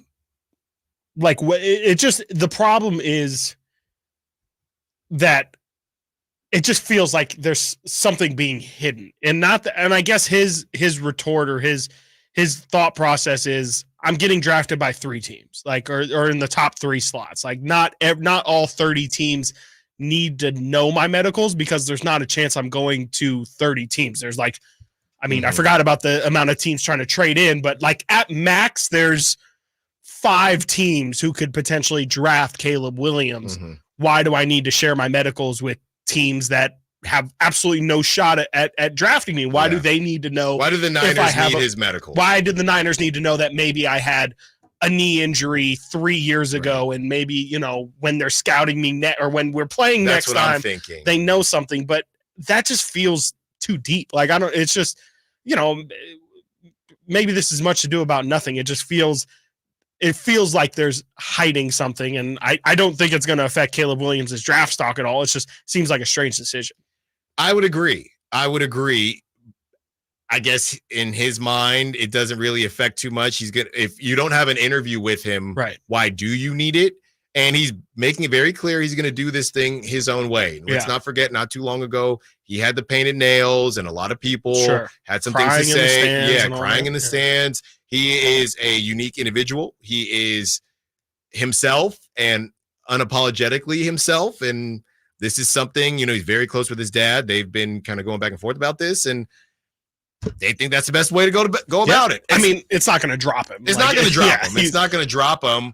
Yeah, the note about, almost, he had his knee injury. Let's dig into his knee. I feel like that maybe he thinks a little bit too highly of himself, right? that players are going to do that unless there's a history of that we don't know about. Yeah, right, exactly. But on paper, the logic makes sense. Why do the Niners, why do the Chiefs need my medical history, or anybody that has their franchise guy? Why do the Texans need my medical history? Right. Anybody like that. I thought that was interesting. Let's hear from Jaden Daniels when he spoke about Antonio Pierce. It's for the Raider fans out there. Might make you feel good. Man, we're going to see. We are going to see. AP is a great guy. He's the right guy for the job. And if he did, and I hear my name called, and on draft day, I hear my phone call ring, and it's AP. I don't know what I'll do. So we'll see. But right now, I'm just blessed. I'll take it day by day. I'll let everybody handle that. That's what they're for. I'm focused on being the best player, the best version of myself. You can hear his smile through the radio. Yeah. There. He legitimately loves Antonio Pierce. And I think that's really cool. There might have been some sort of extra help with that smile too. He looked a little too happy. I think he always looks like, people just look like that. Come on, he's at the combine. Okay, I'm just saying. Some people like to have fun. Combine. I don't know. Some people like to have fun. Nah, I don't think so. Not at the cost of a bag like he is about to attain. Raider fans out there, you have an opportunity. You trade up. There's a lot of smoke out there about trading up. Would you rather have Jaden Daniels or Caleb Williams or Drake May? Or Aiden O'Connell. Or Aiden O'Connell. Who's your guy? It makes a lot of sense for them to trade up. They feel. I think they have to. I don't want to say more desperate, but yeah, it feels like they have to. If the other option is Aiden O'Connell, then yeah, absolutely. It seems like the Raiders are positioning themselves to go pretty aggressive, and then yeah, you have the AP ties as well. Maybe if you're listening to Orlovsky, maybe I guess the only risk is that he might not be available at 3, which seems to be the highest spot that you could potentially move up. So that's really the only question there. Besides that, it does seem like there has been a lot of smoke behind Jaden Daniels to the Raiders, and it makes a whole lot of sense. Like even as much as I would love to cape for the Vikings moving up and trading for Jaden Daniels, which has been talked about, but they have the fail-safe of Kirk Cousins in there. The Raiders really, again, they don't really have a fail-safe. And after last year with Devontae Adams, I don't think that they're really trying to mess around for much longer. No, I don't think so either. And you basically have I would say a built-in security blanket with Devontae Adams. Exactly. For your young QB and a dude that knows how to get open. Yeah. So I think definitely something could happen. And it's time for Raider fans to finally get their guy. Please. It is past time for Raider fans to get their guy. Speaking of a guy, not sure if he's anybody's guy right now, the Cowboys are picking up Trey Lance's roster bonus that was reported by Calvin Watkins, who covers the Dallas Cowboys for Dallas News. Calvin. And a lot of the comments are saying they essentially had to. You gave up a 4th round pick. You can't just let him walk. No. That would be. Question is, this year, is he going to be their backup? I mean, I believe Cooper Rush last year was there. really Cooper their Rush, is he still there? I think so. He was there last year. But like, and there's a lot of talk about Dak last year after he kind of fell off his MVP pace. Like, is Trey truly the contingency plan? Man, that would be. I mean, you'd have to have a very strong mindset and a very strong mental setup to go from what happened in San Francisco to not only working to get another shot, but that shot being for the Cowboys. The Dallas Cowboys. If Trey pulled that off, that'd be Kudos incredible. to him, It's not like he went to the Cardinals or somebody like Jaguars, that. You're going to the Cowboys. So from the Niners. Yes. From the Niners and everything that came with that pick. So, we will keep an eye on that. Let's get to some pocket watching. Chris, I am going through the slate for today and the rest of the weekend. Pelicans, they got your boy, Hallie. Yeah. Day after his 6th birthday. Tyrese Halliburton. They travel to NOLA, to New Orleans, to take on the Pelicans. Mavericks got the Celtics. Please, Boston. Please. Man. Need that one. Yeah, need that one. Need the Kings to get some space because, if things aren't looking great for the Kings tonight, they're going to need some help to kind of, or else the Kings are then going to fall into their own little tier of they might fall back. The Lakers and Warriors might catch them, or they still are on the outside looking in of that 5 through 8. But they're going to need some help this weekend for sure. The Kings don't play till Monday, and then we talked about the easier stretch, but there's a chance that the Kings, I believe they are a game and a half out of the Lakers, or is it just a half game these days?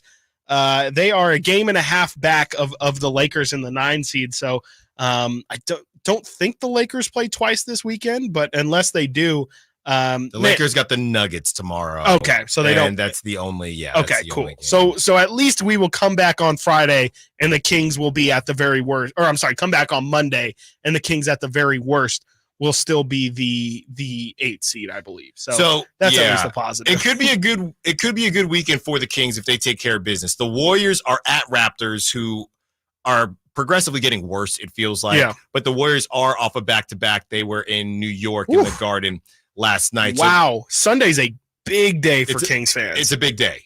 Huge. Yeah. I mean, you've got Sixers Mavs, you've got Warriors Celtics, you've got Clippers Wolves, and then you have Thunder Suns. Mm-hmm. So you've got a lot of infighting there. So, I mean, and also, this thing works two ways, two-way sword here. If the Kings win today, it could be they nice. could be putting themselves in a good spot here as the schedule is starting to lighten up. So as has kind of been the case really all of this week, this has been one of the more chaotic weeks in terms of standing watch for the Kings, but it could actually all end with them looking really, really good here. So it's pretty typical for how this season has gone, but man, what a huge weekend. I had no idea.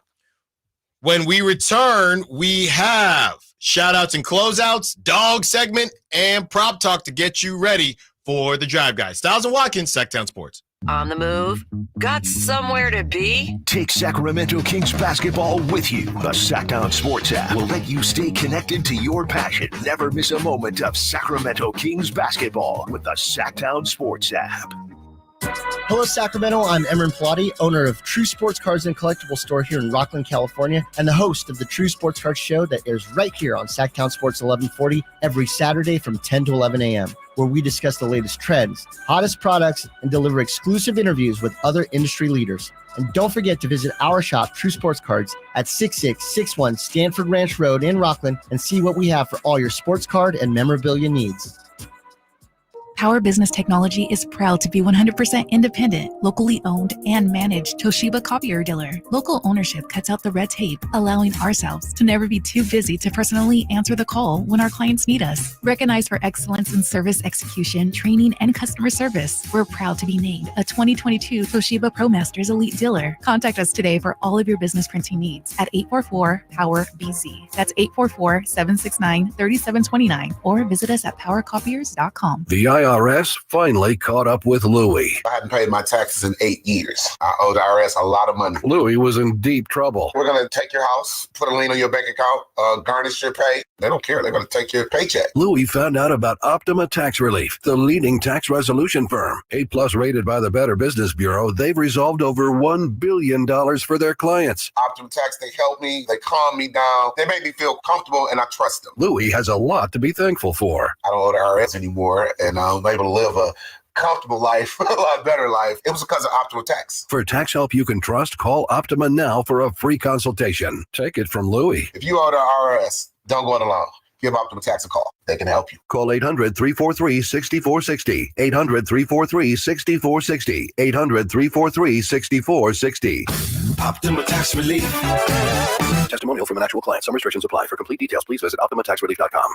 Dr. Ken Howachek and kinesiologist Kelsey Graham discuss the Good Feet store. The foot has a lot of detail. It has a lot of complexity. There's a lot that can go wrong. A lot of problems start in the foot and end up elsewhere. Knee pain, hip pain, back pain. When aligning the feet properly, we can see relief elsewhere. And that's the beauty of the Good Feet arch support. It can place the feet into their ideal position and gives them the balance, the support, the comfort, and the relief of the pain. The bottom line is that the Good Feet arch support can be a highly effective pain relief solution when nothing else has worked. The feet have a really big impact on how the rest of the body moves. The knees, the hips, the lower back especially. If the foot isn't properly aligned, all of these joints are going to function incorrectly. That results in a lot of muscle tension and chronic pain. What I really like about the Good Feet system is that the right arch supports can put the foot in its proper alignment. So all the joints of the rest of the body will be aligned properly as well. And when the body's aligned, we can reduce the risk of injury and chronic pain. Visit the Good Feet store in Sacramento, Roseville, Modesto, Stockton, and Vacaville for a free fitting and test walk.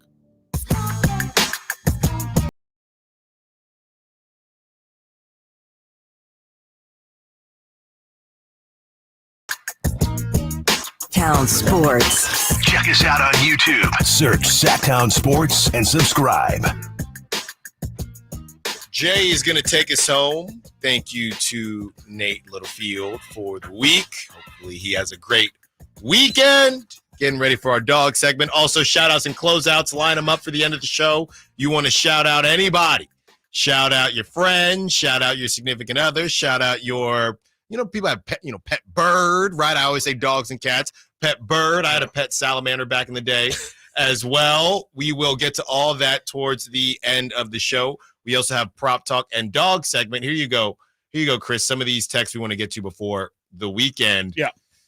This is, I've been listening daily for 2 months, and it seems you guys have calmed down a lot on the Kings. Did you get too exhausted riding the roller coaster, or did you come to some acceptance of what this team ceiling probably is? I'm trying to get to a point where I can just enjoy the final push regardless of outcomes or seeding. Well, that's not fandom. You're never going to just chill while you watch a game of a team that you care about. Yes. But as far as, I won't speak for Chris, I'll let Chris answer. Yeah, I mean, the deeper you got into the season, you go into the season thinking this is our expectation. Could they exceed it? We were just talking about the T-Wolves earlier. Yep. They exceeded the T-Wolves' expectation. Last season was so fun because the Kings exceeded their expectations. This season, they had expectations. And they haven't really got there for a multitude of reasons. So, yeah, I mean, I think that nobody thinks that there's going to be a parade. So because of that, you don't get as upset as maybe you did earlier on because there's just not enough time for the Kings to fully turn it around. Yeah, no, absolutely. I would just say that it's a combination of both of the things that you say. It's we cannot ride this roller coaster every day, because if we're going to continue, and we try not to, I still think we do live on the roller coaster a bit, but we're not sitting in the front, or I guess in the back is where you get most of the action on a roller coaster, but we're not really going through all of the ups, or try to not go through all of the ups and downs, because it's just exhausting. But that also ties into a big reason why I think we've calmed down, is because earlier in the year we could say, there's still time for them to turn this around. Okay, here's some signs of things going in a positive direction. It's just about consistency, doing it every night, this guy picking up the slack, and it just never clicked. Like, I think it's more, that's more a sign of how this Kings team has gone, where, you know, at some point we just kind of ran out of time, where it's like, it's going to happen. It's going to happen. And I think we've just seen it's probably not going to happen. And if it happens this late in the season, it'd be great. But it's just, you know, the more and more games you waste here, the less likely it is that what you do is truly who you are, not just a little stint. And so I just think it's been a really tough season. It's been a roller coaster of a year to try and follow this team and figure out who are the real Sacramento Kings. And even still, I don't think I have a good grasp, except for saying, this team is inconsistent. And so they're good some nights, they're bad some nights. I have no idea how to gauge which we're going to get on a given night, but I can tell you that this team is good. But at the same time, you watch them enough and you'll wonder, are they really good? Because they just choke off so many games. And again, they're so inconsistent from guy to guy. I think the Miami game was huge. Honestly, I think after beating the Clippers and Miami not having their guys, I really don't care about Heat culture. Yeah. I thought that was a game that really broke a lot of us in terms of, okay, we do not have the capacity anymore to get that excited over one game. There's just no more one game. Could they figure it out?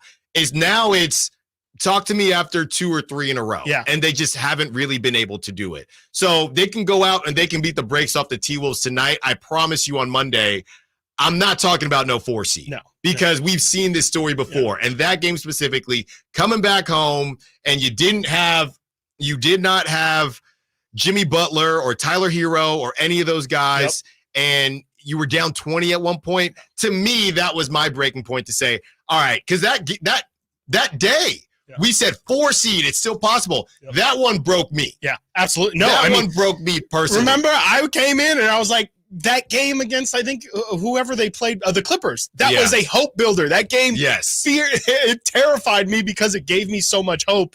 And then exactly what I was afraid of ended up happening. And so you're exactly right. Like, we are no longer on a game-to-game basis with this. Even if the Kings win tonight, we're going to have to say, great win, you got to beat the Bulls. Right. And then you got to take care of business again. And then, frankly, we're at the point in the season where even if you get hot, I'm waiting for the other shoe to drop. Yeah. And then I'm really waiting to see, okay, so you went on the winning streak and then you lose. How do you respond after that? That's really, Kings are at the point where at this point in the season, they're just going to have to keep proving themselves. And I think they've lost the benefit of the doubt with us two specifically, but it feels like, I mean, we read all of the comments from Brendan's tweet the other day. There's a lot of people who are saying second round ceiling, maybe even at this point, just getting out of the play-in is an accomplishment. That's where I'm at. Like, I just think a lot of people's expectations have dropped. Yeah. And you know, that's fine. Ultimately, it's not really that different. I think, the second round are playing. It is a big difference. Don't get me wrong, but we're just to the point now where, hey, they win 3 in a row. Mm-hmm. We'll start getting on that hopium again, right? But I think at this point, it's got to be. I'm saying off the hopium until at least 3 in a row. 3 in a row. I'm there with you. Or 4 out of 5, something like that. But these one-off situations, we can't really get too excited because we know what happens on the other side. This is from the 916. Sorry, guys, Kings will be lucky to make the play-in after these next few games if they do not find consistency and play at a higher level than they have shown lately. That is from Sam. Thanks, Sam. They're not done. They're not done, but they got to start to figure it out pretty soon here and essentially play the best basketball that they have all season long. Do they have the ability to do that? All right, let's get into Prop Talk and our Dome segment. Ooh-wee. I really want to do this, and I know Nate had to jet, and I really don't want to. Yeah. But just hear me out. Okay.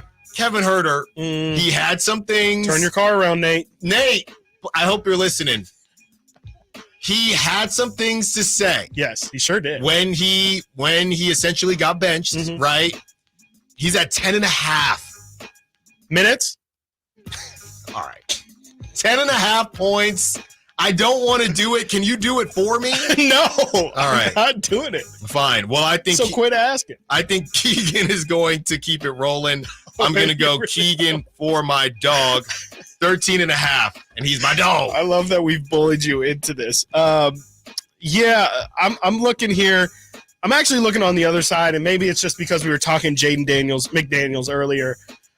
We were actually talking Jaden Daniels as well. Yes. Jaden Daniels and Jaden McDaniels. But Jaden McDaniels, the basketball player for the Timberwolves, I'm looking at him. I see 1.5 steals and blocks for tonight.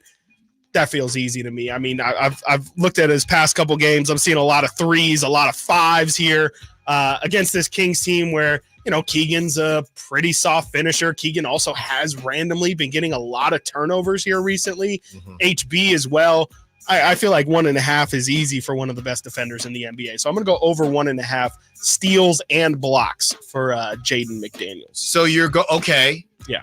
This is the second time you've included. You're not slick. You're starting to include other team. Yeah. What are we doing here? I literally said I cannot figure out on any given night what we're getting from the Kings. And so I know that the other team is going to do things. I know that they're probably going to shoot some threes. Yeah. I know they're probably going to play better defense than us. So that's the route that I'm starting to hedge towards. Just slowly. Just know that I see you. Yeah. Just you really know put me on blast there. That I see you. All right, dog time. I think I'm going to stick with Keegan as a dog. He started out hot in Denver, and whether it's on Keegan or whether it's on the flow offense and not forcing the ball or Chris Duarte deciding it was his time to shoot. Oh, yeah. I'm kidding. Chris Duarte balled out last game. But I'm going to go with Keegan. I think he's just so necessary, and I'm not allowed to take Kevin Huerter, even though I would really like to. You are really not allowed to. I'm going to look at let's go with Trey Lyles here. I mean, I've let my Trey cape fly many a time, but we talked about the Trey at the backup 5 thing. I don't know if we're going to see it today, but I would love to have Trey Lyles show some proof of concept at least. And hit a couple threes. He's really struggled here recently. He has not really looked great on this side of the All-Star break. I would love to see Trey hit a couple threes. It's the perfect team to do it against. They're going to have Naz Reid. They're going to have Karl Anthony Towns, the greatest three-point shooting big of all time out there. But most importantly, we need Rudy Gobert out of the paint. And the easiest way of doing that is pulling him out with Trey Lyles. I'm hoping Trey gets some backup 5 minutes, but even if it's at the 4, I'm pulling for Trey. And boy, it would help a lot if De'Aaron could play tonight. Which we still don't. I don't think we have an official update for yet. I'll check Biederman's feed, but I don't believe we to this point have heard any update on De'Aaron Fox's health at this point. The way that the Kings have been this season, they are going to ball out tonight. That's on brand. That is for so the true. Kings. Then they'll lose to the Bulls at home. Right. That's who they've been. I cannot handle From that. the 916, Kings can go beat a healthy Celtics team at their place. Well, they haven't done that in a while. It's been a long time. But I get the idea. Kings can go beat a healthy Celtics at their place, then come home and lose to Detroit. Oh, yeah. Who is on a back-to-back. That's how they go. I mean, yeah, that's it's what's made this team so frustrating. I mean, literally, it's the Clippers to Heat. Like, to go from beating one of the best teams in the Western Conference to then losing to a team that's missing like 2 or 3 of their key players. Like, it's infuriating. And again, the most consistent thing that this team has been this year is inconsistent, and that's really the only thing you can rely on. The fact that all good jokes contain true stuff. And I think the joke that you just said there, that the Kings would play the Celtics and then lose to the Pistons, like, that's just the reality of what we've seen this year. That's exactly who they have been. All right, it's time. Shout-outs and closeouts. Already see them in the Sac chat. Hey. Want to get to all of your shout-outs and closeouts. First time we've done the closeouts. I did want to close this out. My friend, we got Jay behind the glass. Yes. Jay's my friend, but my other friend, Cam Newton, who I met when we were all in Vegas. Cam Newton closing out the situation with the fight. Cam Newton said he took complete responsibility. He didn't try to say, hey, that wasn't all me or whatever. He said it can't happen and it won't happen when talking about the fight that happened. So shout out to Cam for just taking accountability. He knows the situation he's in, whether he was in the right or wrong. So Cam closing out everything with that. For shout outs for me, honestly, how was that smash burger yesterday? I was going to say, shout out to the Sacramento food scene, man. It's too many places to name. I'm putting them all on my Instagram. I'm putting them on my X, my Twitter. I just want to say that the Sacramento food scene is incredibly underrated. I've only been to a number of places so far. I've only been here almost 6 months now. So the places that I've been able to go and from the beverage areas and beverage places to the food, it's been great.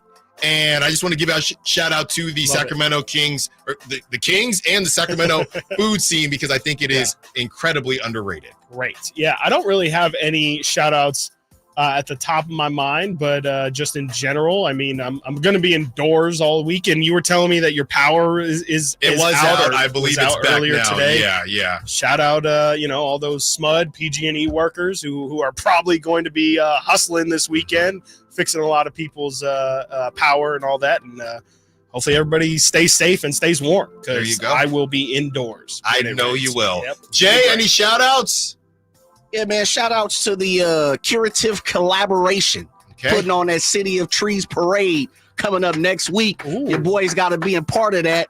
I'm not gonna solicit myself, but I definitely need to be on somebody's float, throwing out some beads or jumping around, or I need to be on Capitol Mall, man. That's what I do know. There you go. Shouts out to them. Yes, good absolutely. stuff. Here That's we great. go from AA Ron in the Sac Chat. Shout out to my wife for getting absent tickets in Vegas for my birthday. Wow. In April. Big shout out. You have shout out Manny Too Legit. Shout out man's best friend, my old dog Iverson. Very loving, Great caring, name. and quite a super fast Chihuahua. There you go. Making sure I don't miss any others. Manny Too Legit. Shout out to the City of Trees. Jess Escoto. Shout out to all the March babies. Happy birthday month to us. March Jess, Madness. that's me too. Is it that's really? me too. Oh, March man. 21st. We Alana's are. birthday is going to be. It's going to be a lot. It's going to be a lot. Well, there you go. Thank you, everyone, for listening to Stiles and Watkins. You have the Drive Guys up next, getting you ready for Kings and Timberwolves. Hopefully we can get a beam tonight on this Friday. Thank you for listening. We will talk to you next week. Stiles and Watkins. Thank you to Nate. Thank you to our guests, everybody that joined the show. And until Monday, secure the bag, light the beam.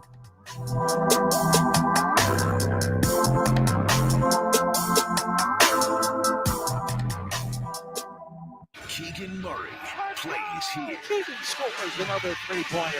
Keegan Murray knocking it down for 23 points. Match the Aaron Fox for game scoring honors. Sactown Sports is your proud home of the Sacramento Kings. If you're like most people, you've had your fair share of financial questions. Questions like, can I afford my son's travel hockey team? What if my daughter doesn't get that soccer scholarship? Will I be able to enjoy golf in retirement? At Empower, we know these questions can be stressful. We're here to help answer your what ifs and empower what's next.